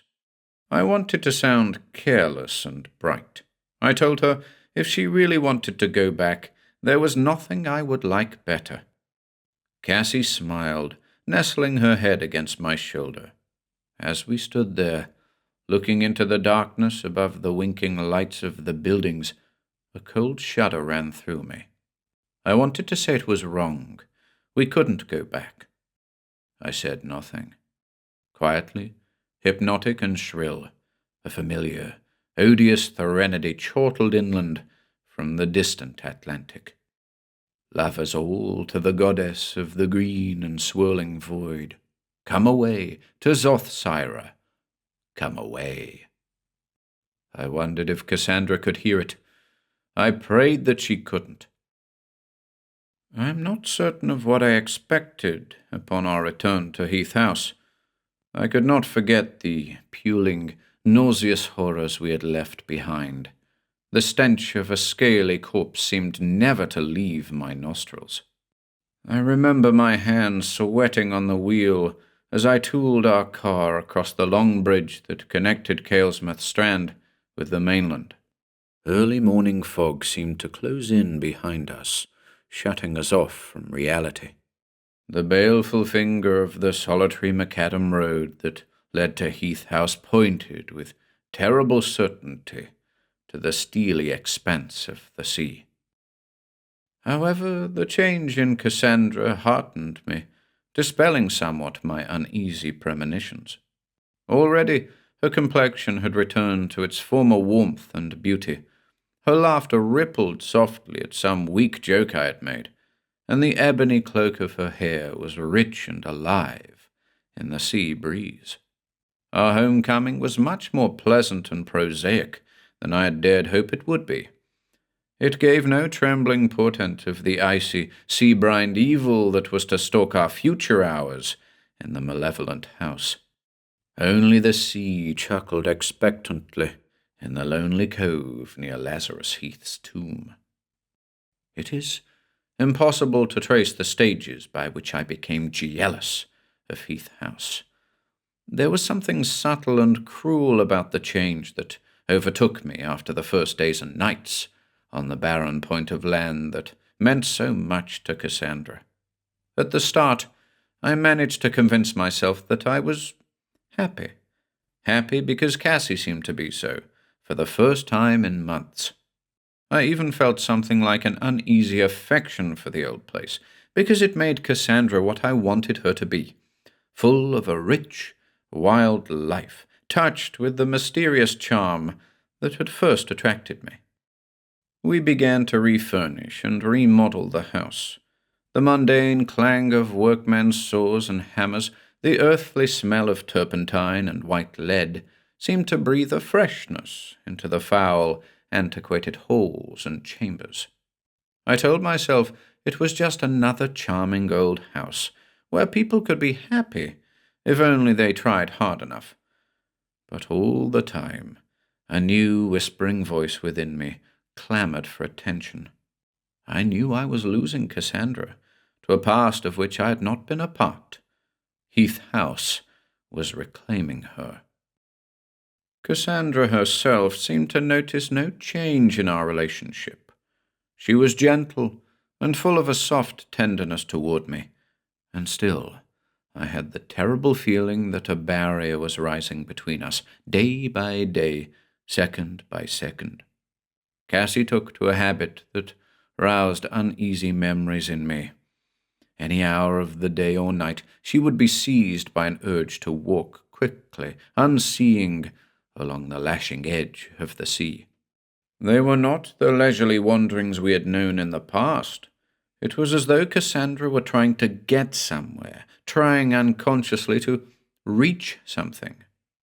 Once or twice I mentioned the habit, but she only smiled remotely and said there was no harm in a stroll by the seaside, was there?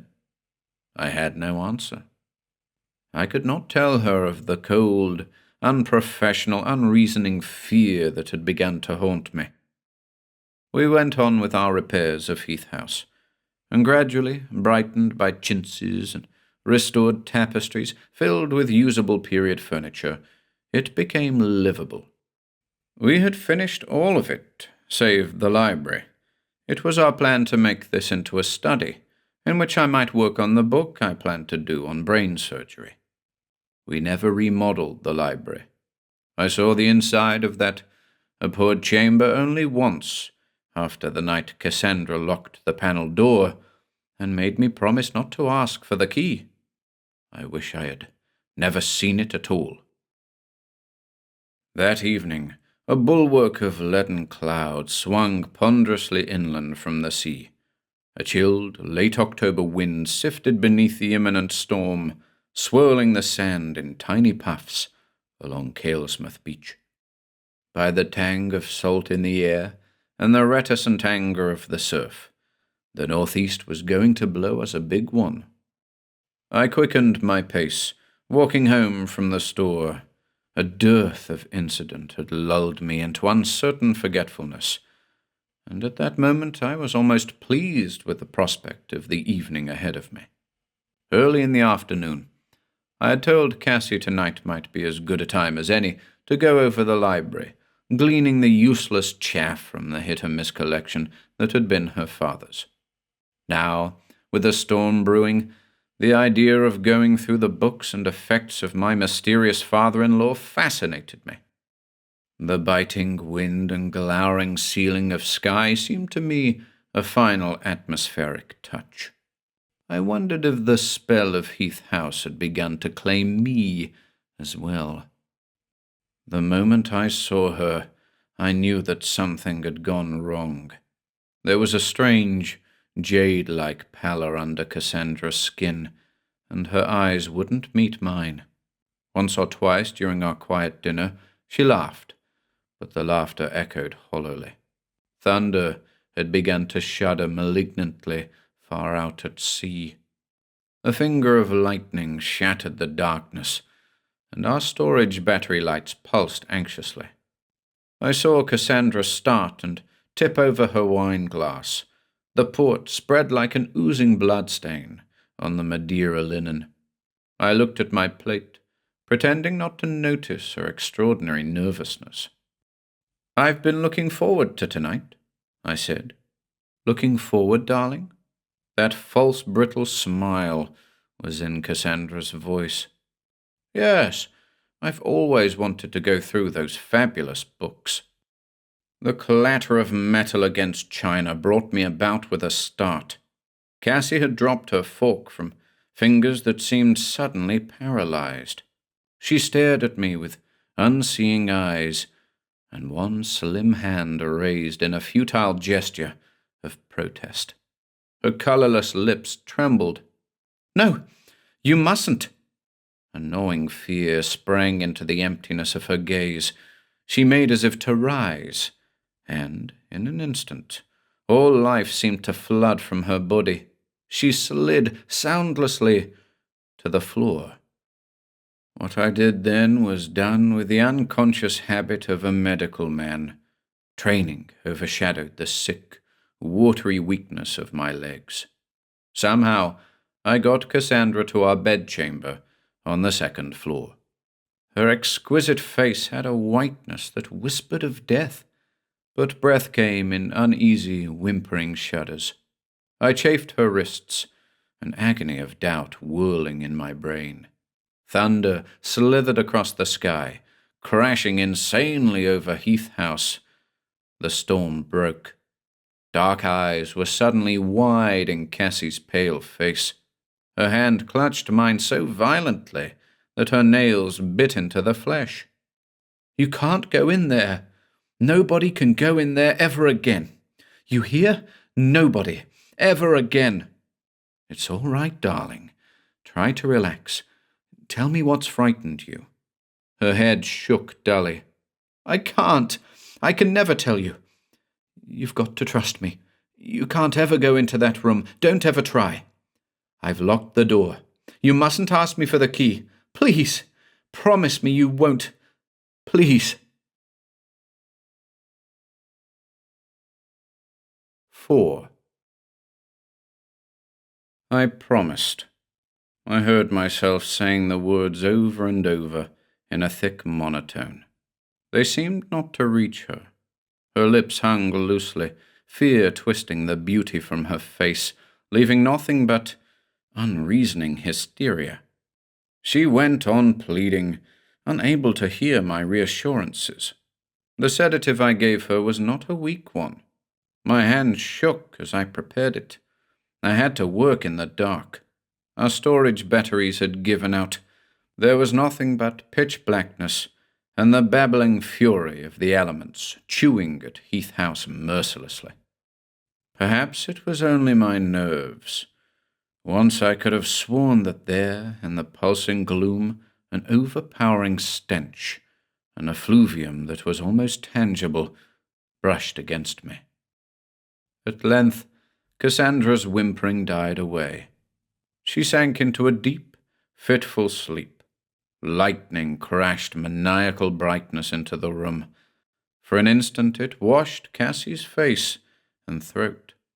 There was a delicate, gold-dipped chain around her neck. On it she had strung the key to the library. You cannot always give reason to your actions. That night I could have stolen the key, I could have gone down the hall through the darkness and into the damnable chamber that held a secret ungodly enough to press my wife to the brink of madness. If I had, things might have worked out differently. Maybe I was a coward, afraid of the antediluvian horror that awaited me beyond the massive carven door. Maybe I did not want to know the truth. I told myself I had made a promise to Cassandra. I left the key where it was and stumbled downstairs in the Stygian blackness. Screeching banshees of rain begged entrance at the streaming casements. A fire burned fitfully in the sitting-room grate. I found a decanter of rum in the cabinet by the window.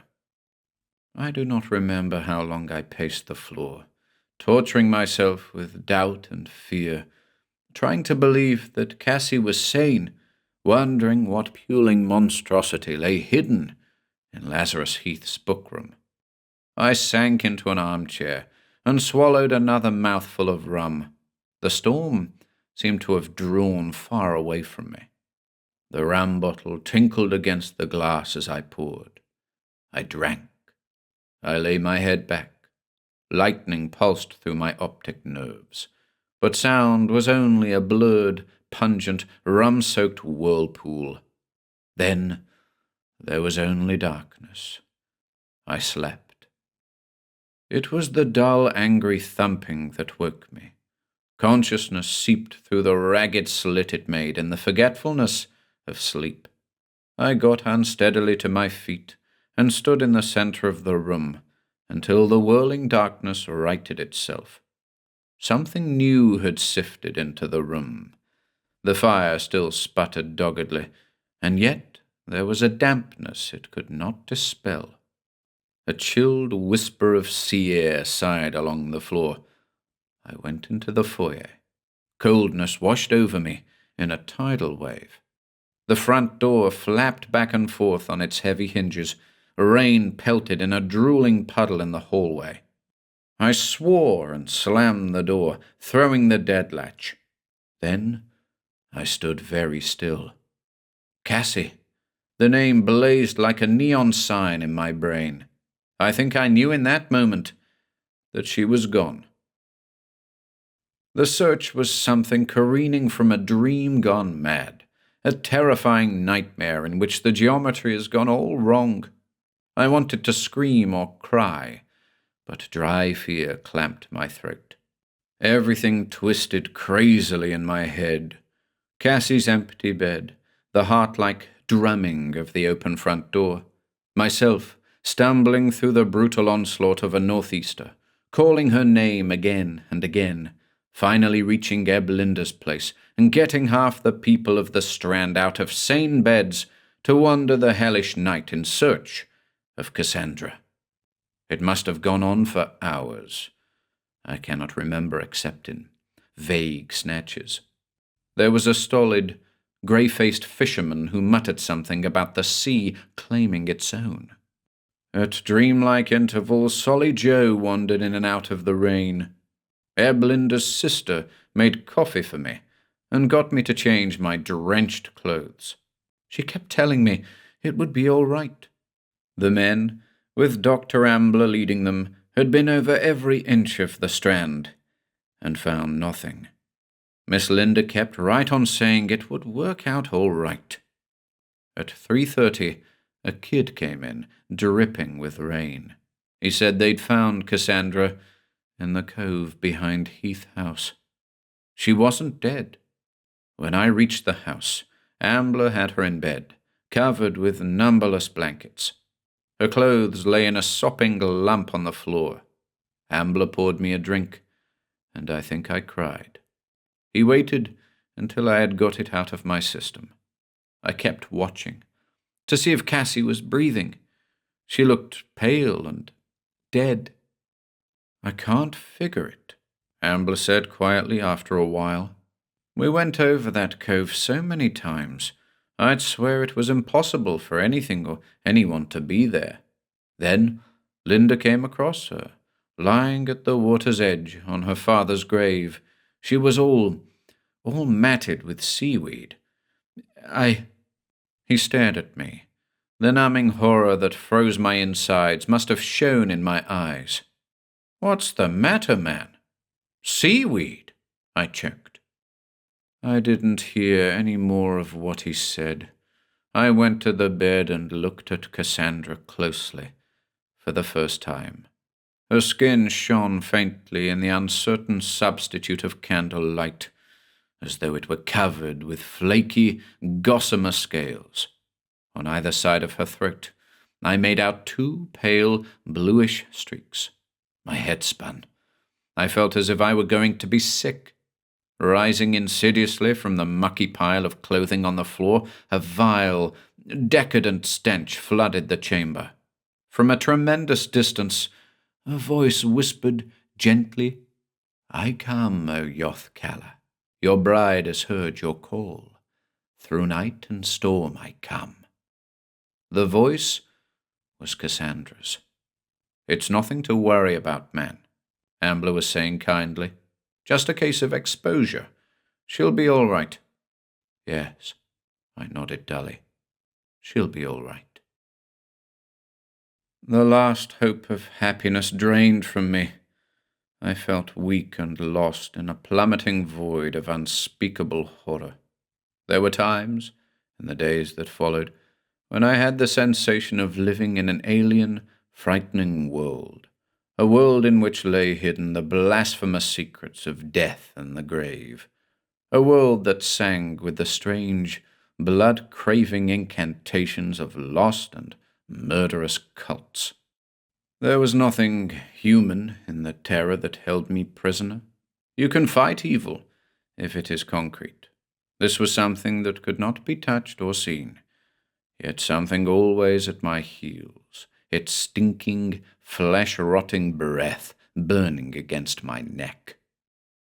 I hid my doubts from Cassandra, trying to be cheerful. She convalesced slowly, under Ambler's care. For days at a time, she would seem to be herself. She would smile, and talk of how it would be when she was well again. And then, abruptly, her mood would swerve into one of black secrecy that made her eyes blank and hostile. She whimpered in her sleep, and took to humming the weird threnody that had been Lazarus Heath's swan song. More and more the feeling that I had lost her possessed me. Gradually, her body grew strong again. She was able to be up and about, to wander the Strand on sunny days, her face silent and secretive, her eyes shutting me out when I tried to reach her. A sick, uneasy spell pervaded Heath House. Cassandra began to be nervous whenever I was near her.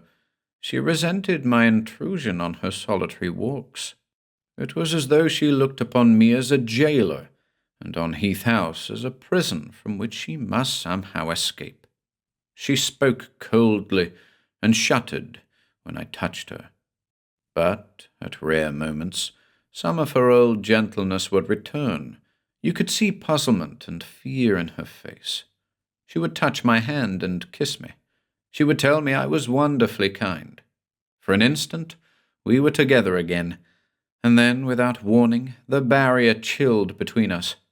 Cassandra drew away. The fear and bewilderment froze to what could only be suspicion and loathing. Winter crept inland on icy cat's paws. Brittle tendrils of frosted air swung sharply along the peninsula. Even the afternoon sun had withdrawn behind a cool of December chill. The Atlantic whipped with predatory regularity at the deserted sands, scant yards from Heath House. I tried to work on my book, but it was no good. The severe cold had made it necessary for Cassandra to remain indoors. She paced the endless labyrinthian halls with the cold patience of a caged jaguar. She talked little, and spent most of her time seated before the ceiling-high casement that looked eastward to the undulating iron casket of the ocean. At times she made a feeble pretense of reading, but always her eyes sought that melancholy wasteland, as if she expected to see something, or someone.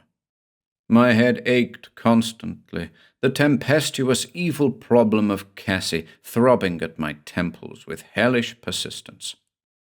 Once, I spoke to Ambler about her moods. He talked of complexes and Freud. It was reassuring to listen to his calm, reasoning approach to the subject.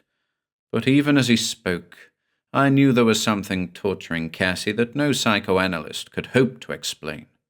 She was possessed by an entity whose subtle, odious influence was stronger than any fantastic twist of the mind. Time and again, I paced before the forbidding oaken library door, trying to find the courage to break my promise to Cassandra. Once, she caught me there. She did not speak, but only stared at me with a hatred so intense that it was frightening. After that, it seemed to me she was doubly watchful of the brass key that hung on the fragile web of her necklace. Her silent hostility spread itself like an undulant pool through the brittle newness of Heath House. It wiped away everything we had tried to make of the place, and left it as it had been before, a clammy, sickening shell of the past, a past that wanted no part of the present, that would brook no intrusion of light or hope. Cassandra was a creature of that past. Dr. Ambler continued to make routine monthly calls. To all outward appearances, Cassandra was no longer ill, yet a certain unhealthy pallor of skin persisted. At moments, when she was without makeup, the faintly luminous prominence of the delicate scales terrorized me. If she noticed them, Cassandra said nothing. The long, discolored streaks on her throat had become barely discernible, but I could not keep my eyes from them. Ambler made no comment on these noxious oddities. He went his earthy country doctor's way. I think he never had the slightest inkling of the true horror that engulfed the house he visited so regularly. Certainly, he had no notion of the evil that lay hidden in the news he told me that evening late in December. The day hadn't been at all good. Midwinter sleet lanced across a dense fog that came slithering and crying against the windows of Heath House. I had spent most of the time alone, making a sham at reading, wandering restlessly from room to room, staring blindly from one fog-curtained casement after another. During those last days, I had grown to anticipate a storm with a terrible, choking fear, for Cassandra's mood seemed more sullen and morbid as the easterly wind lashed angry rain or snow about the tiny cove behind the house. She would stand for hours, gazing at the water-eaten mound that housed a thing that I could recall only with a tremor of disgust, a wave of nausea that balled itself like lead in the pit of my stomach. I had seen her doing that all that morning. She muttered something about how lonely he must be out there, and then walked slowly down the hall. I heard her door lock click behind her. I had given up trying to understand her oblique remarks, brief whispers that seemed not meant for me, but rather vague thoughts, personal and awesome, spoken aloud only by accident. When Ambler had completed his examination in the privacy of Cassandra's chamber, he plodded heavily down the twisting staircase. I offered him a drink, muttering something about its being a raw night. It was only a pretense of civility with me, until, in the firelight of the sitting-room, I saw the new expression that had crept into Ambler's eyes. I had seen many expressions there after such sessions with Cassandra, expressions of doubt or bewilderment, or of professional satisfaction at her apparent recovery, but now there was something almost like pleasure in those soft grey eyes. I poured him a glass of sherry. He gulped it and winked. "You've been wise people, you and your wife, Doctor," he said, after a pause. The eyes were actually twinkling. Wise? His good humour had begun to irritate me. Of course, nothing could have been more intelligent. I don't like to seem personal, but after all, it's been fairly obvious that you and Cassandra, well, something's come between you. But now, certainly a child is just the thing to bring you together again. It'll make all the difference in the world in this gloomy old place. I suppose I hadn't really been listening to him. I remember packing my pipe absently and scratching a match on the box. It made a tiny, lost noise in the shadowy bleakness of the room. Then he made that crack about a child, and I just stood there, staring at him, the match flickering in my hand. There was nothing but a hollow numbness in me. Afterward, I found a scorched scar on the skin of my thumb and forefinger. I realized dully that Ambler was chuckling. His hand was on my shoulder. "Well, don't look so confused, old man," he said heartily. "I guess Cassandra wanted to surprise you herself, and now I've gone and spoiled it for her by blurting it out."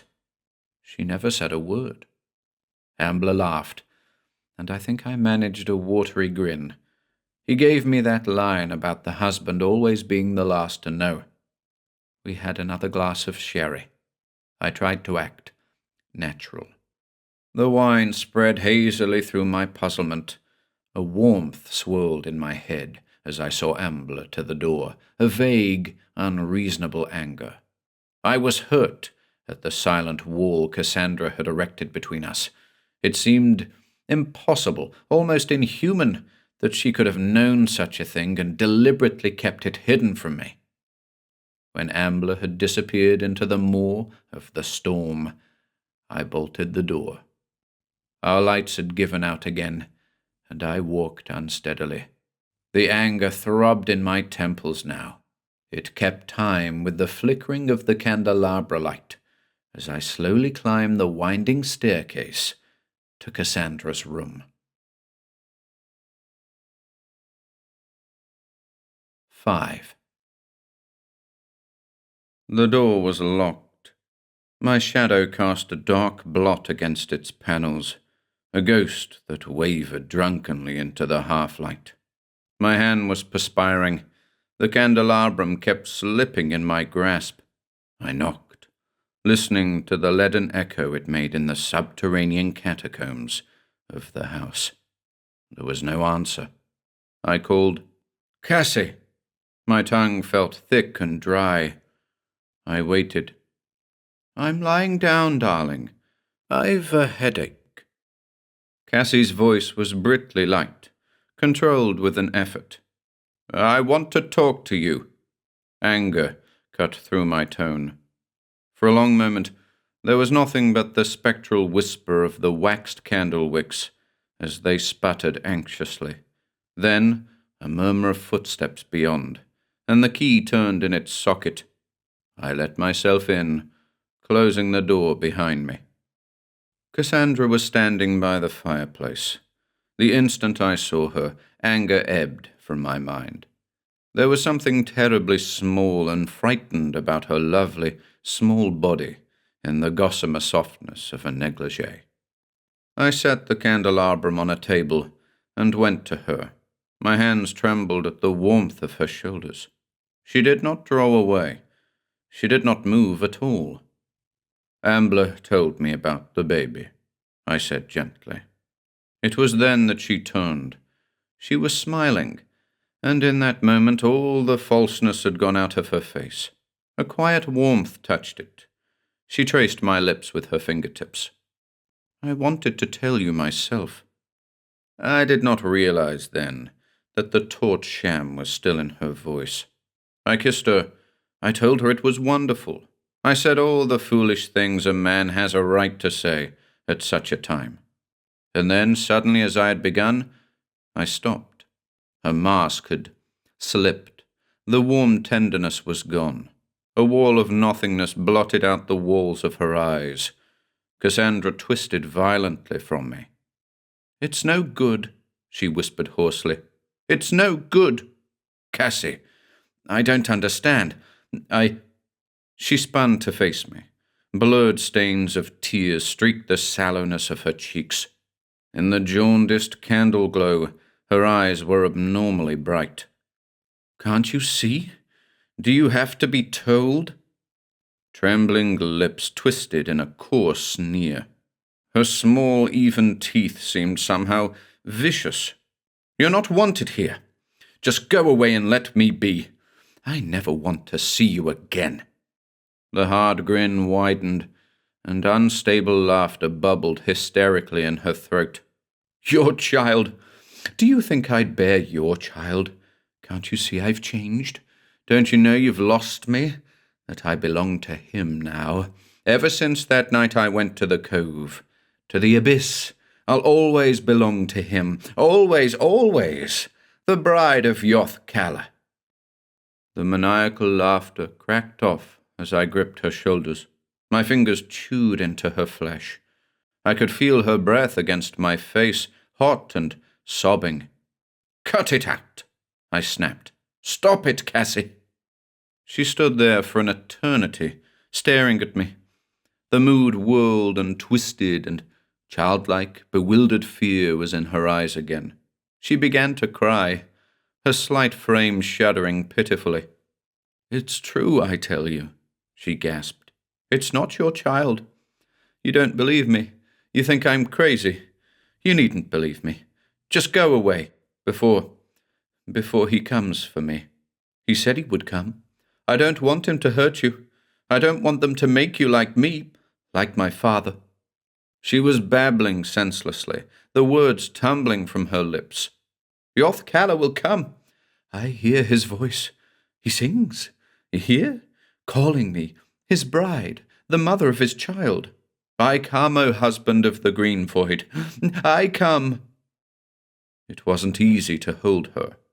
I still have 4 parallel scars on my right cheek, where her nails bit in frantically. She twisted with a strength that was nothing human, her lips muttering, her high, cracked voice shrilling that loathsome melody that meant death and horror and endless unrest to any who heard it. Finally, I won. Quite suddenly, she stopped struggling. She peered childishly into the darkness beyond us, her head cocked pathetically to one side, listening. She took an uncertain step toward the window before she fell. There was no sound save the rustle of her negligée as she crumpled at my feet. A thread of crawling, spidery fog snaked in through the half-open casement, lingering like a shroud over her body. The stench was something from the bottomless, watery depths of the sepulchre, a vile effluvium that was somehow the embodiment of every malevolent terror that stalked Heath House. Cassandra and I were shadows playing a part against a papier-mâché background in a scene from the opiate-deep nightmares of Poe. I did things without stopping to wonder why. I can recall carrying her to the bed and touching her pulse with fingers so numbed by horror that they could scarcely detect the fluttering heartbeat beneath them. That was the night I came to an end of it. You can take just so much. You can go on hoping things will change, that you will awaken from this monstrous dream of falling through a void of unutterable terror. Then you hit bottom, staring at the chalky stillness of my wife's face, lost in the whiteness of the pillows. I knew I would have to break through. If I was to save her at all, I had to get to the bottom. I had to take this noisome fear in my hands and tear it out by the roots. I had to open the cancerous sore of the secret that ate at Cassandra's mind, the secret that lay buried in Lazarus Heath's bookroom. I was quite calm about it. When her breathing had become safe, I took the key gently from the necklace. With something that was more instinct than purpose, I got my revolver from the night-table drawer. It was fully loaded. I locked Cassandra in and went down the hall to the library. The gun made me feel better. It was something solid and sane to hold on to. A month later, the prosecution used the gun as Exhibit A.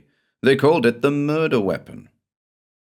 What I found beyond the massive chiseled portal was a thing that laughed at the puny human bravery of guns, a malignant, flowering evil that spawned itself in the pen-scrawled words of a man long since food for the gnawing maggots of an unspeakable hell. As I pushed open the door, staring blindly into the pit of darkness beyond, I almost wished for a stinking, flesh-born terror with which I could clash, an evil that lived and breathed and could bleed and die. I found nothing but a dusty, dry rot-smelling chamber that had been too long without air and sunlight. A mouldering, half-burned candle stood at the edge of what Lazarus Heath had used as a writing table. I held a match to it. A butterfly of flame sputtered to life, throwing mammoth shadows along the crumbling plaster walls, casting an unwanted eye of light on the endless shelves of books, long used to the privacy of night, untouched by curious hands. I wandered aimlessly about the high, barren room, gazing upon titles so antiquated, so much a part of a past beyond remembrance, beyond life and death, that I should have sworn it was a library straight from the flaming abyss of hell. They were books not meant for mortal eyes, tales told by cults that sank into oblivion before time was measured, cast out from earth, trailing the ruins of their hideous, bloodthirsting rites behind them. Here and there, more sane, understandable volumes came to view. There was a priceless collection of sea lore, and in one spider-webbed corner I found a yellowed, thumbed copy of the Odyssey. One section had been underscored, its battered pages mute testimony of endless reading and rereading. It was the passage describing the escape of Odysseus from the Sirens. God knows, Lazarus Heath had reason to be fascinated by it. The shrill tumult of Cassandra's wild babbling still thundered softly in my brain. I stood very still, thinking, this is the room. The root of it had to be tangled in the tomb-like dust of this shadowy chamber. But where? My mind echoed. Where? My wanderings had brought me to the worm-eaten throne chair behind Heath's writing table. The light of the candle did a dance macabre as I sank heavy into the seat. It washed the black marble tabletop with a flood of icy yellowness. Then I saw the diary. I gave it a casual, irritated glance, and then, as the frenzied scrawl impressed itself upon my consciousness, I leaned closer. Faint, gold-washed letters glittered brassily in the semi-darkness. Lazarus Heath, his book. It may have been only the figment of a sick, overwrought imagination. I don't know. I know that I felt it there within me the instant I touched the book. I felt the evil that sighed through Heath House suddenly come to life as I thumbed nervously through the water-stained pages of Lazarus Heath's diary. The demented tittering of the storm rose from a whisper to the howl of a rabid dog baying at the moon. Sleet lashed at high casement windows, and the silken portieres rustled anxiously. Even before I began to read that incredible unholy record, I knew I held the root in my hands. There was nothing sinister in the first entry. It was made in the steady, squarish script of a self-educated seaman, and dated February 21st, 1920-something. The words were sure and sane, with no hint of the hell-penned horror that lay in the final pages of the book. Lazarus Heath had shipped out as first mate aboard the freighter Macedonia, bound southeast for Africa. It was as simple and prosaic as that. For pages there was nothing but the easy, satisfied chatting of a seafaring man setting down for his own amusement the record of an interesting but mundane voyage. The first leg of the journey had gone well. Even the weather had been with the Macedonia. The crew was competent and not too quarrelsome, and already looking forward to a time in the African coast towns. Then, somewhere in the southern Atlantic, they ran into the fog. At first, Lazarus Heath made only passing mention of it, although it had come upon them unexpectedly and was intensely thick and disconcerting. It was judged that they would sail on through it on instruments without too much difficulty. There was a controlled, sensible attitude in Heath's script at this point. He was writing for himself the things he had told his men. At the close of the entry he wrote, as though loath to admit it even to himself, "There is a certain uneasiness among the men. It is not good for the nerves, this endless, blinding fog." The writing trailed off with the first whisper of the uncertainty that was laying siege to Lazarus Heath's mind. The next entry was made 4 days later in a dashing cold hand. It was short and bewildered. "Still this damnable fog, and that is not the worst of it. The instruments have begun to act queerly. We must go on as best we can and trust in the Almighty. Men very jumpy." And, on the night of the same day, the controlled hand had wavered perceptibly as it scribbled, "Instruments gone dead. What in God's name does it mean?" The story continued. The coming of the voices was not sudden. It began with Dyke. Lazarus Heath knew little about the gangling, blonde-bearded kid called Alan Dyke. He had signed on in New York as a fireman. A quiet, uneasy individual, he spent most of his leisure with books. He affected the bilge-water lingo of the sea, but underneath he was only a kid, and he was scared. It began, according to Heath, when the engines went dead. They had expected that for what seemed a century. The Macedonia couldn't go on ploughing in blind circles forever. The fuel gave out. The hellfire in the bowels of Heath's ship guttered and died. There was only an echoing ghost of the roar that had choked the engine room. It was too quiet. An unholy, nerve-rending silence enveloped the becalmed Macedonia. After a time, the men even gave up talking, as if the very echo of their voices, hollow and dead in the smothering fog, terrified them. Dyke was on the foredeck when he heard the voices. Heath, standing beside him, had sensed an abrupt new tautness in the bony, coltish frame. Dyke's adolescent face strained to one side, marble blue eyes gazing blindly into the mist. He listened. His words came to Lazarus Heath as though they had been separated by some yawning, fog-choked abyss. "You hear them? The voices? I can hear them. They're calling us. The sirens are chanting the melodies of watery death. Zoth Sira calleth." The voice was no longer Dyke's. It was light and cloying, possessed of a malignant beauty. Men froze and stared. They seemed not to hear Heath's sharp commands. "I heard nothing," Heath wrote that night. Still, the sounds must have been there. Dyke must have been listening to something, he and the others. But I mustn't believe these whispered legends of sea sirens. Someone must hold this God-forsaken crew together.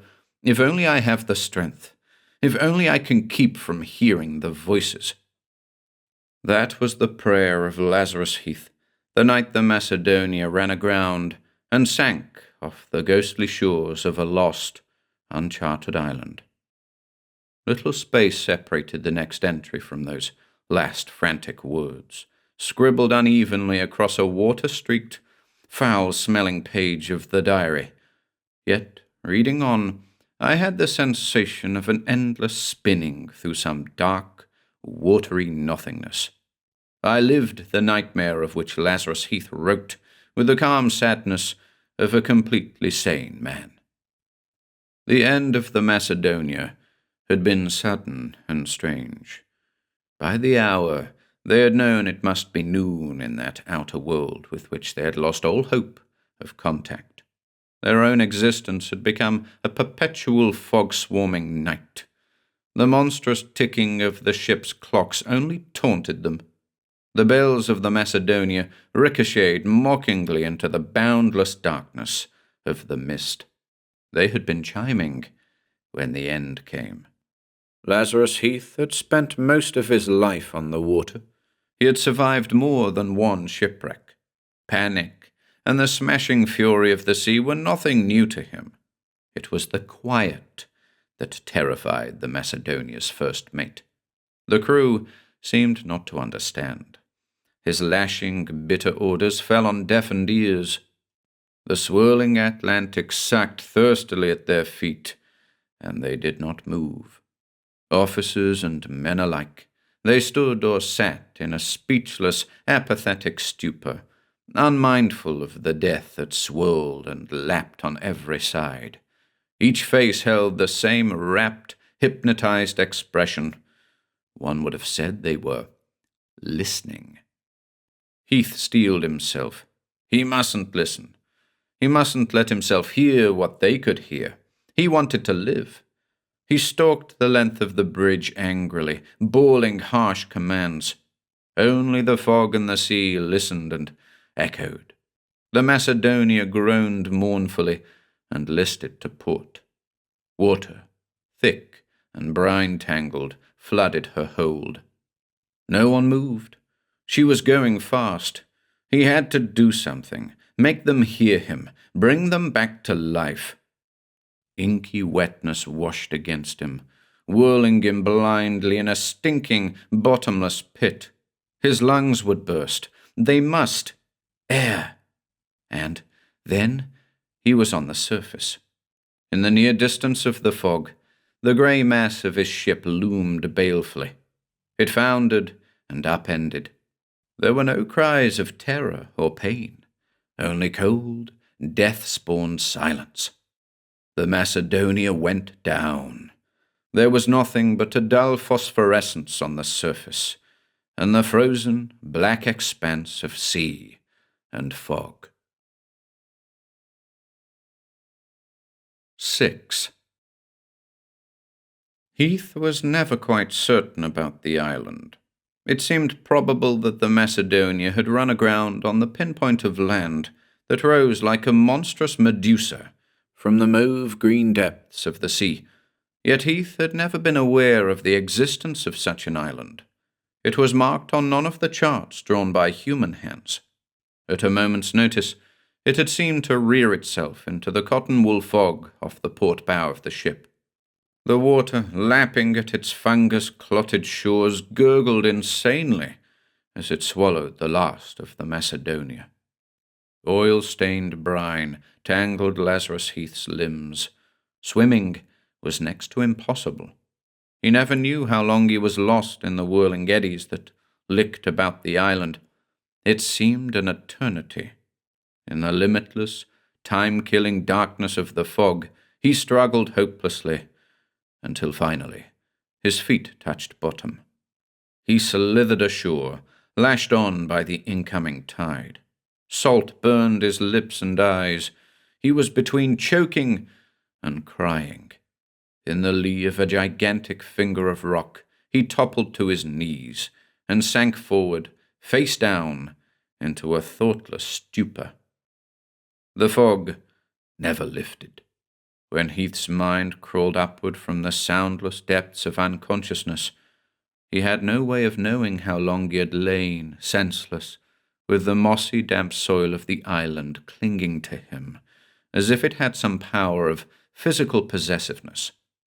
He rolled over on his back, his head throbbing and dazed. He was breathing more easily now. Some of the weary tautness had gone out of his limbs. Wincing at the effort, he dragged himself to a standing position. He leaned against that shadowy hardness of the rock. His hand came away coated with a malodorous, verdant slime. Heath wiped the hand clean, feeling suddenly ill at the cold dampness that crushed in on him. He couldn't be sick. Do something to keep his mind busy. Dragging one foot heavily after the other, he began to explore the island. When he tried to set down the incommunicable, barren loneliness of that lost outpost, Lazarus Heath failed. His pen stammered, searching for the right words, and finally admitted that the tone of the place was indescribable. He wandered endlessly through the cloying blueness of the mist, and found nothing that offered hope of any sort. The entire clammy surface of the island seemed to be covered with the same nauseous green slime his hand had encountered on the coastal rock. It sucked hungrily at his feet with each step he took. It oozed from the trunks and gnarled, lifeless limbs of the barren trees that were scattered sparsely inland. The smooth, mucus-like scum coated the jutting rock formations wherever they sprang into spectral being, making them gleam with a malevolent phosphorescence. Lazarus Heath wrote one fearful sentence, the ghastly import of which he was not to guess until an age of horror had passed. One gets the singular, frightening impression that this island has been a part of the ocean depths for more years than man can count, and somehow has risen to cause the tragedy of the Macedonia and claim its only survivor, myself. This was written just before he began to hear the voices. Perhaps before, even up to the last nightmarish moment, when he saw the crew of the Macedonia drawn, hypnotized and unresisting into the slavering maw of the sea, Lazarus Heath had not believed in the voices. A great many explanations of that frozen, listening attitude which held the men to their death may have flashed like a wild phantasmagoria through his mind. Most of all, I think, he believed the officers and men alike seized by some loathsome mass madness.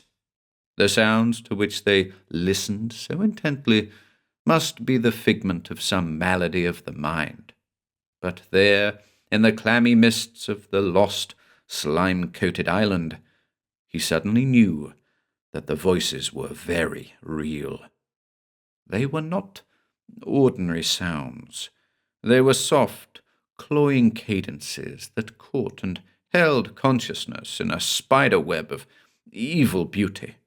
They seemed uttered by countless alien tongues, echoing across a vast and fearful chasm, and yet, as Heath stumbled on in search of them, he would have sworn that their source must be there, just the other side of that next slimy knoll. He did not think of why he must find them. He only knew that this vile harmony had suddenly become very clear and understandable in his mind. "Come away," the voices chanted, with the sound of myriad Gehennan lutes. "Come away to your bride Zothsira. Come away, away, to the queen of the green abyss."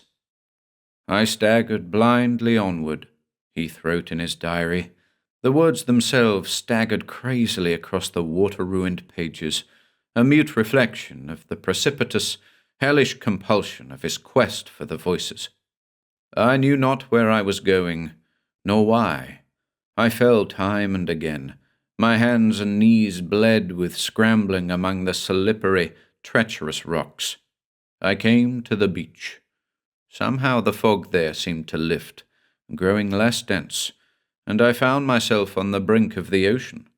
I knew I must stop or drown, but my legs continued to pump with piston-like persistence. The voices were nearer now. They held a malevolent beauty more compelling than the sounds that echo through narcotic dreams. Panic-stricken, I felt the icy water rising about my body, and still I kept moving out to sea. Brine swelled about my chest. The voices chanted mad cacophonies in my ears, wild, discordant, irresistible. The water reached my neck, my mouth, and then my head was covered. And now, the maddest thing of all. Submerged, I continued to walk, to breathe, slowly, easily, not through nose or mouth, but through a pair of gills in my throat. I strode onward through the swirling, opalescent depths, ever toward the howling, evilly joyful singing, toward my bride, Zothsaira. Between these frenzied, staggering words and the next and final entry, there is a gap of several blank, brine-yellowed pages. But for this, one might have guessed through desperate, wishful thinking that the final episodes of that hideous record were dreamed of whole cloth, the fanatical ravings of a mind lost beyond rescue. No such guess can be hazarded when you have seen that last entry. It is dated almost 20 years later in Kalesmouth. The writing is spidery and precise. The words have the cold, terrifying ring of unquestionable, blasphemous truth. Lazarus Heath set down those final sentences with a calm, almost grim determination. The very bareness of the clipped, emotionless style he used has a numbing quality. God knows, I would rather have died than believe this unholy tale, but there was no choice. Even after 20 years, Heath could only hint at the monstrous dream which followed his descent into what he called the Empire of the Green Abyss.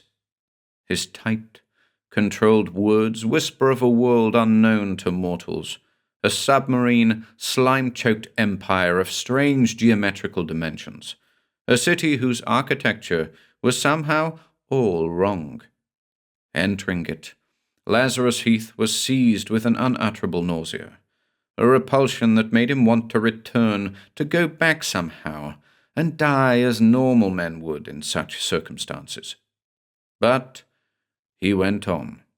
In some inexplicable manner, he had become a part of this world of loathsome, watery putrescence. He became one with the creatures who were the subjects of Zothsaira, Empress of the Abyss. Obviously, the pen faltered. The words would not come, but lay stagnant and unspeakable in Heath's mind when he tried to describe these creatures. He could no more draw a picture of them than he could explain the evil charm they held for him, a charm embodied in the chanting, ungodly thing they called Zothsaira. Lazarus Heath was at once repelled and terribly, irresistibly drawn to this queen who had chosen him for her lover. In trembling, half-scrolls, he hints at the monstrous, primitive rites that were part of their betrothal ceremony. And of himself he writes with frightening simplicity, "I was helpless. I was part of those decadent blasphemies and knew it, yet had not the will to resist. I wanted only to go on listening to that hellish, sweet voice which belonged to my queen." There was no time. There was nothing but an endless, bittersweet madness from which he had not the will to escape.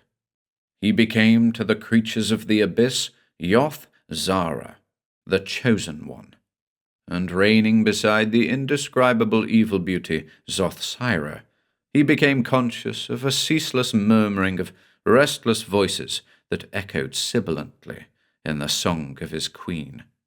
Perhaps it was then that Heath pieced together his explanation of that hideously magnificent underworld. I do not know. But it was the whispering of the voices that made him uneasy, that sent his mind struggling upward from the abyss, groping blindly toward the light of normalcy. It was the murmured legends that made possible his final escape.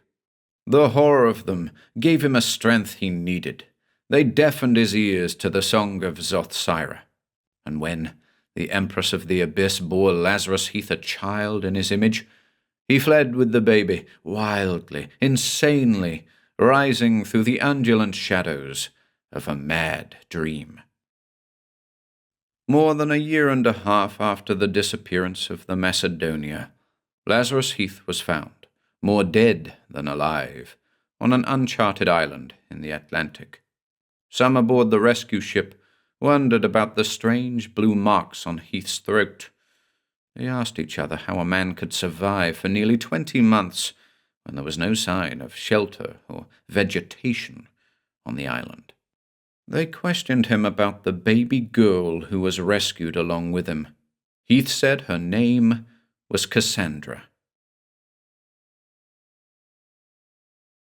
7. I, Lazarus John Heath, being of sound and sane body and mind, and under the influence of no thing or man, natural or otherwise, do this day set my hand in protestation of the truth of what I have written above. My story is not a dream. It happened, and I pray to the Almighty it may never happen again. At first glance, it will have for the reader all the earmarks of drunken fantasy, but upon closer consideration of the facts, upon a study of the lore of the sea, I feel certain that another decision will be reached. In the ancient books, men have written of a race of sirens, monstrous beauties of the seas, who lured men to death and worse with their strange, irresistible chanting. This race, say the recorders, was banished from the earth for its evil practice of black magic.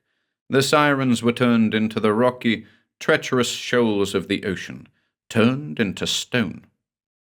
The whispered legends of the abyss have another tale to tell. Yes, they murmur. Their race was cast out, as men recorded, but only condemned to the deep they once controlled, so that, sullen and alone, they begat the people of the abyss, a race of creatures that lurks on the edge of time, safe in the maw of the green ocean, until the moment comes when they shall again proclaim themselves and retake the world from which they were banished countless ages ago. I have been one of them. Through me they hoped to strike, I think. I was to be their contact with this world we know. I have heard their unsatisfied whimperings. They chafe at the bit for release, and I say beware. They have claimed me. True, I escaped, but even yet I am of them. In the end, they shall reclaim me, but not alive if I can help it. All these haunted years since my escape from the abyss, I have heard their songs, their endless pagan chanting. So far, I have resisted, but I grow ever weaker. Some day they will win. But it is not this that terrifies me. I know I must die as a traitor to their cause. My only fear is that somehow, some day, they will realize that with me in my flight, I took the daughter of Zothsira. I pray God they will never reclaim her, for Cassandra is one of them, just as I. The last words of Lazarus Heath's horrible testament wavered frailly across the page, as if the controlled hand of the writer had grown too weak to go on. The ink was blurred in spots by vague circular stains that might have been made by raindrops, or the impotent tears of a lost, frightened old man. With numbed fingers I closed that book of the damned. I sank back against the cold unfriendliness of the throne chair and shut my eyes. I could feel beads of icy perspiration forming at the base of my skull and trickling down the back of my neck. Not only my hands were numb, my brain was working with the dreamy sluggishness of a somnambulist. Curiously evil visions danced across the shadowy, decaying bindings of books on the far wall. I do not know how long I sat there. The candle guttered and died. I sat on, hemmed in by the writhing ghosts that complete darkness set loose again in the chamber where Heath had written his hateful confession. Outside, the storm raged maniacally, seething through the forgotten, rat-pirated tunnels under Heath House. Vaguely, I thought that somehow, with each passing instant, the sea and the wind had become more ferocious, more predatory, as though lashed on to devastating fury by some internal, supernatural disturbance. Then, slowly, through the screaming lunacy of the storm, I became aware of another sound. It was a high, soft threnody that was of the wind and lightning, yet a song in itself, a chorus of myriad voices that echoed from beyond life and death, that whispered hauntingly, evilly, of the secrets of the unknown. The song of the sirens, my mind muttered. Yes, their song. But for whom? They had Lazarus Heath now. They must be calling another. Even before I heard Cassandra's voice, I was out of the chair, stumbling toward the door. Then the first anguished wail of her ghastly litany froze my senses. For an incalculable moment, I could only stand and listen. That unbearable throbbing was not my heart. It was Cassandra's frail hands pounding madly on her chamber door for release. And always, steadily, her cry rose, shrilling through the shadow-crawling halls of Heath House, an obscene, awesome chant, at once wheedling, beguiling, and commanding.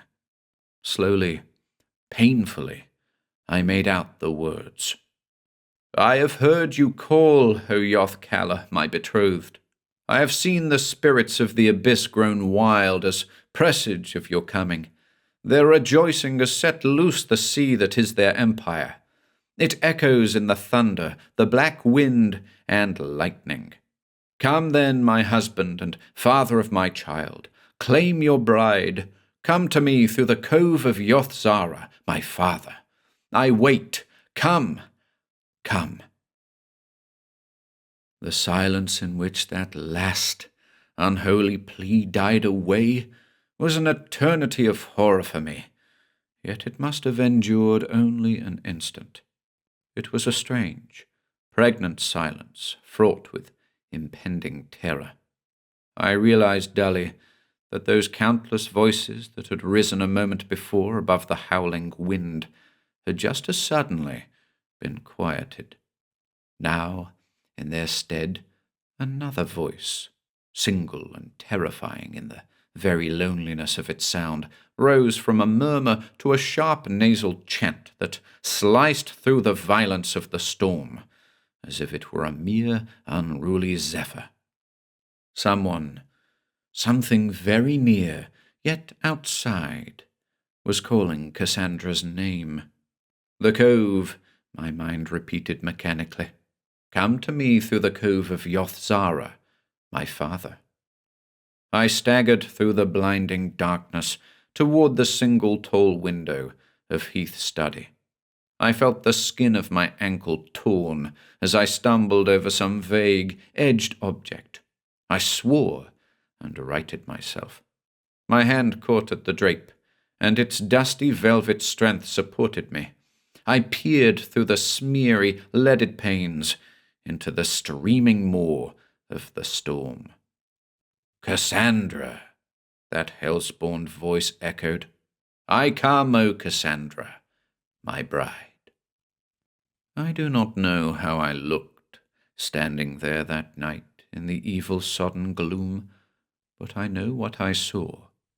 Perhaps, in the end, I shall be no more successful at putting the essential, blasphemous horror of that vision into words than was Lazarus Heath, but I must try. If I can transcribe only one grain of the actual loathsomeness of the abyss-born creature called Yoth-Kalla, perhaps then men will know why I destroyed Cassandra. The flash of lightning that rent the maddened heavens in that moment was nothing ordinary. It was like a sudden noonday sun at midnight, throwing into relief the hideous, turbulent cove where Lazarus Heath died. The cold stone of the sacrificial pillars cast gargoyle-esque shadows on the slimy sand. A torrent of cackling sea crashed inland and drowned them for an instant, then, suddenly, receded, and the thing was there. I do not remember what Wild conjectures twisted through my fear-tortured brain in the moment. Perhaps I thought I had gone mad. Perhaps I told myself I was letting my imagination run away with me. But I knew I wasn't. I cannot say the thing in the cove walked. It moved inland rapidly, but with a seemingly gradual, amoebic motion. It expanded and ebbed, gelatinous tendrils creeping over the sand of the cove, spreading like a stain of ink or black, poisonous blood. I saw no distinct form. I was conscious only of a monstrous, jelly-like mound, black and glistening with a slime-coated, nauseous putrescence. The thing slobbered onward to Heath House, covering ground with frightening speed, and from this hellish creature, through the whiplash of the storm, shrilled the high, hypnotic voice of Yoth-Kalla, calling his bride. The period of befogged waiting came to an abrupt end. I knew quite suddenly that the time for thinking and rational disbelief had run out. It was no longer a matter of guessing and wondering at the mad writings of Lazarus Heath. I myself had seen them come to foul, soulless life. I had witnessed the evil of the abyss incarnate, creeping relentlessly toward its goal, coming to claim Cassandra. Even as I watched, the fetid thing disappeared around the dim corner of Heath House. I moved more surely now, with a strange, icy calm. For now, I had at least one thing for which to be grateful. The evil that I fought had taken on concrete form. I was no longer fighting shadows. Clutching the cool butt of the revolver in my pocket, I went out into the murky shadows of the hallway. I moved quietly, scarcely daring to breathe. I must reach Cassandra before it did. I must keep her from this creature of lost and carrion ages. And always as I walked, the discordant, shrill threnody of Yoth-Kalla sliced into my consciousness. The pounding on Cassandra's door became more frantic by the second. Her voice rose wildly, calling to the thing risen from the briny tomb of the sea. I had almost reached her door when I stopped. A sudden, whirling vertigo seized my brain. I clutched at the balustrade for support.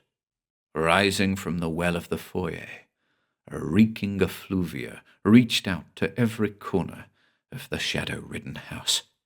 I will not say I actually heard movement. It was simply a soft, hissing sound, as of oily water eating at the rotten pilings of a river dock.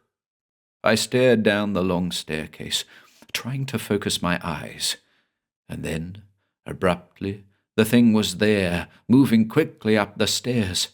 I saw it clearly, for the first time. No one whose mind is cramped by cut-and-dried conceptions of form and the three known dimensions can possibly sense the vague, hideous shapelessness of that creature of the abyss. The form it possessed cannot be drawn in units of height or thickness or density. It seemed to undulate, varying by the second, rising gelatinously to a height of perhaps 10 feet, and then subsiding, swelling, spreading slimy tentacles forward.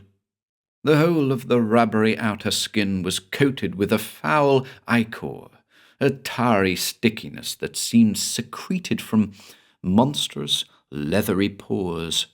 I think it was this bluish slime that set loose the rancid stench that grew more overpowering with each moment, with each slithering inch of its progress up the staircase.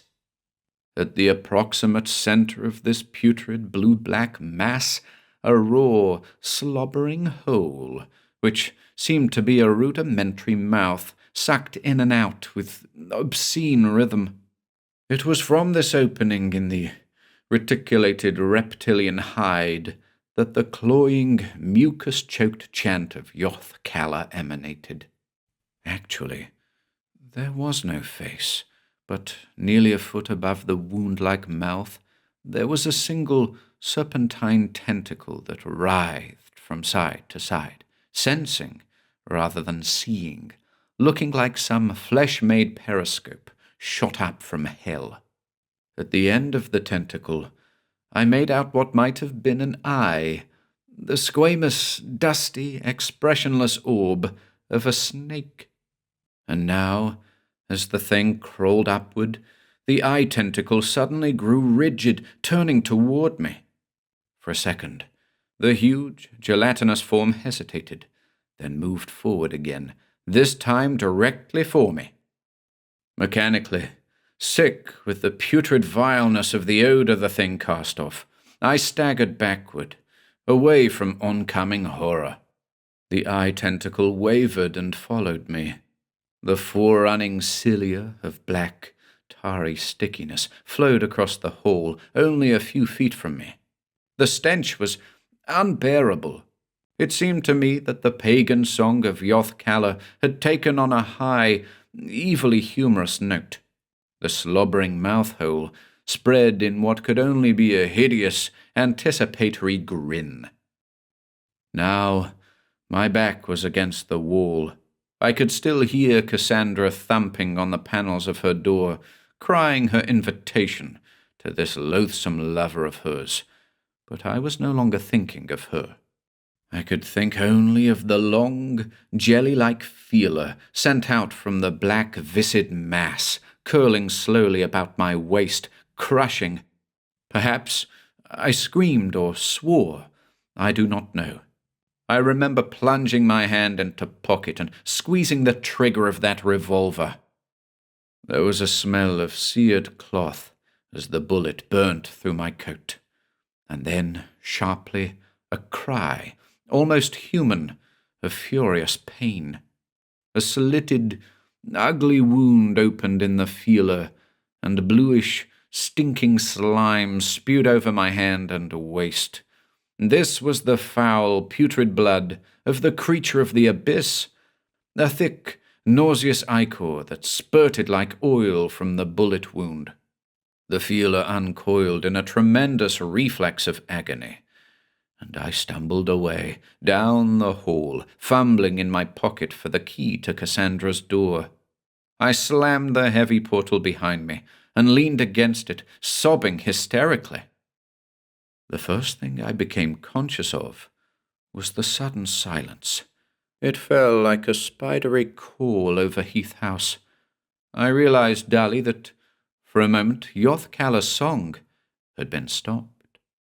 Beyond the door, there was a vague, liquid rustling, then a tense, waiting noiselessness, as though the thing were being very still, listening.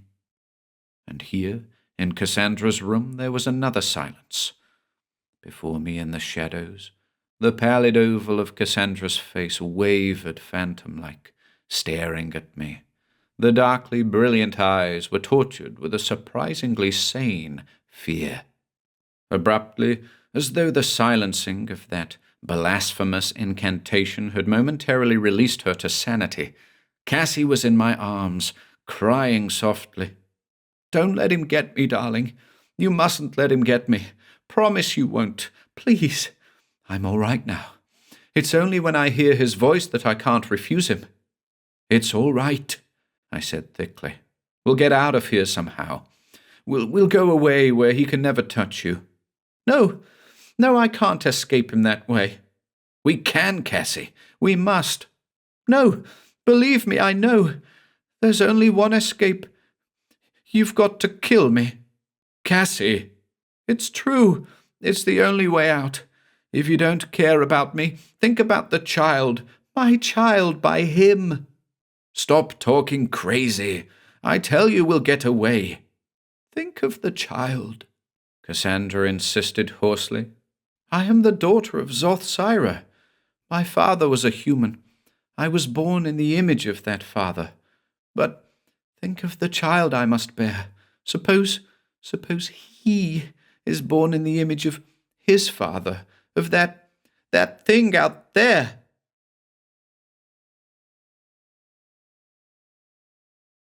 Eight. I was no longer seeing that frail, anguished visage, grey as death with its ghastly bluish throat scars. I was no longer aware of the horror that shone through Cassandra's eyes, the terror of a mind caught in a web from which there was no escape. All I could see was that slavering, heinous monstrosity beyond the chamber door. A child. Its child, born in its own hideous image. It couldn't be.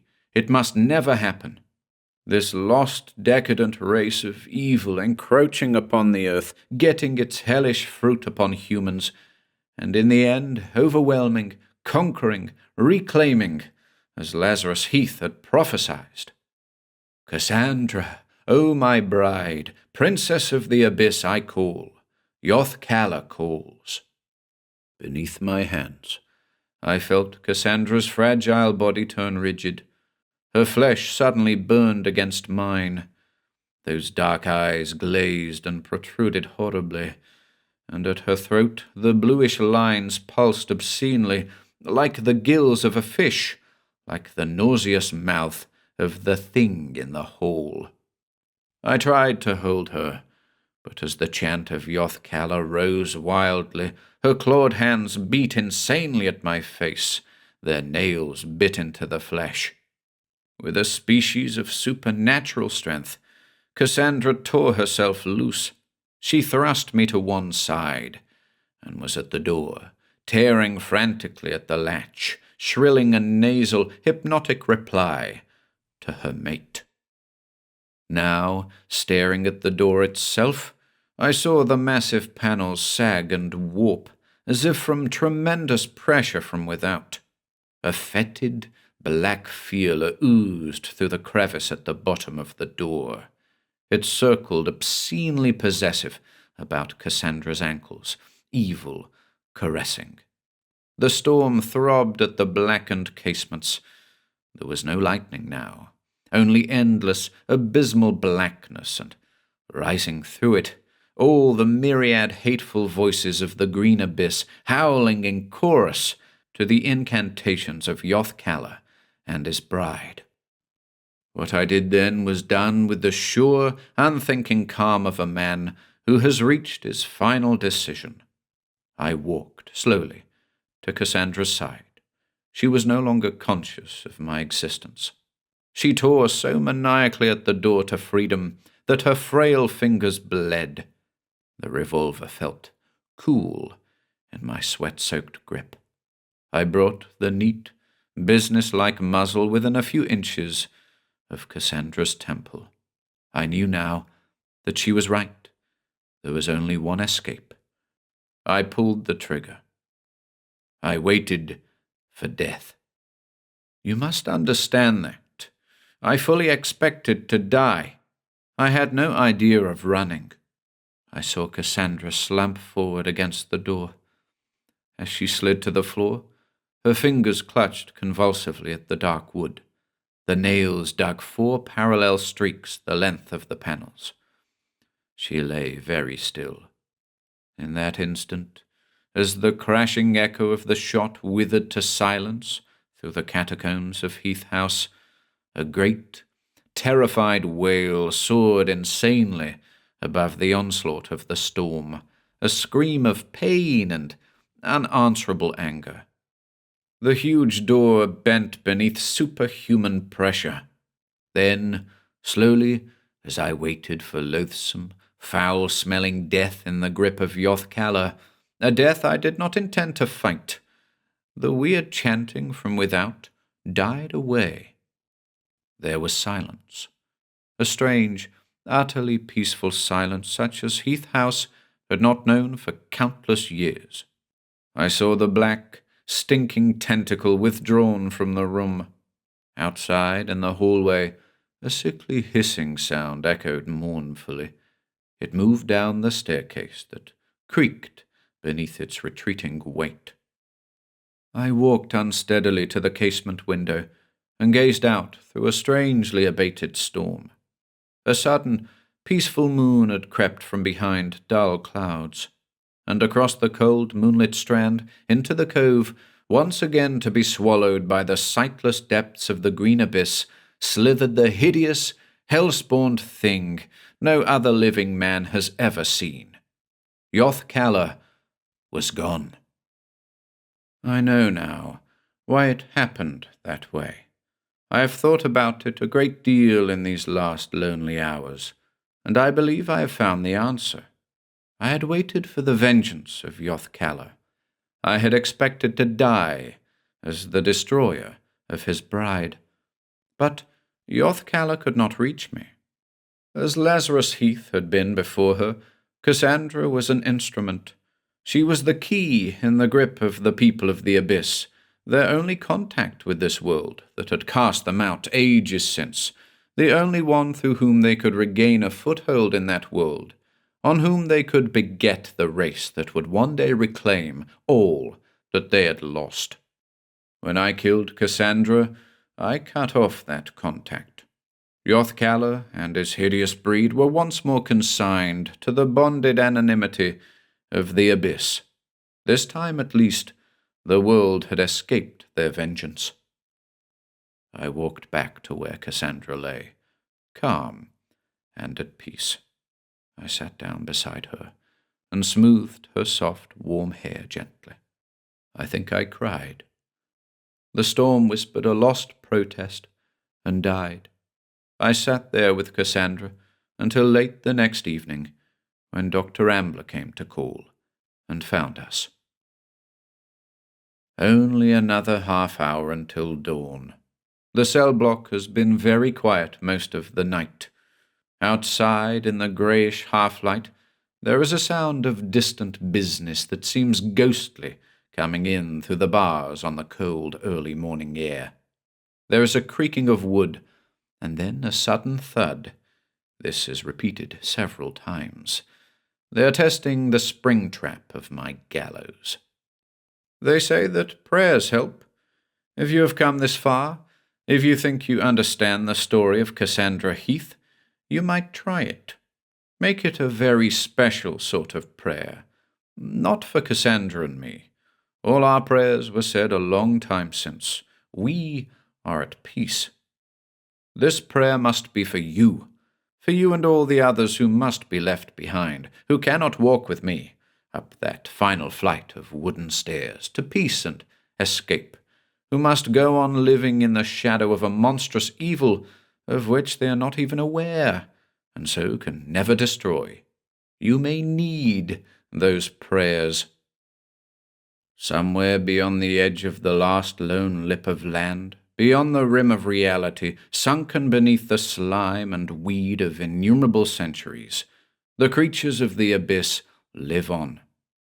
Zoth-Sira still reigns, and the siren songs are still sung. Entombed in their foul, watery empire, they writhe, restless, waiting. This time they have lost their foothold. This time their link with the world of normalcy has been broken, their contact destroyed. This time they have failed. But they will try again and again.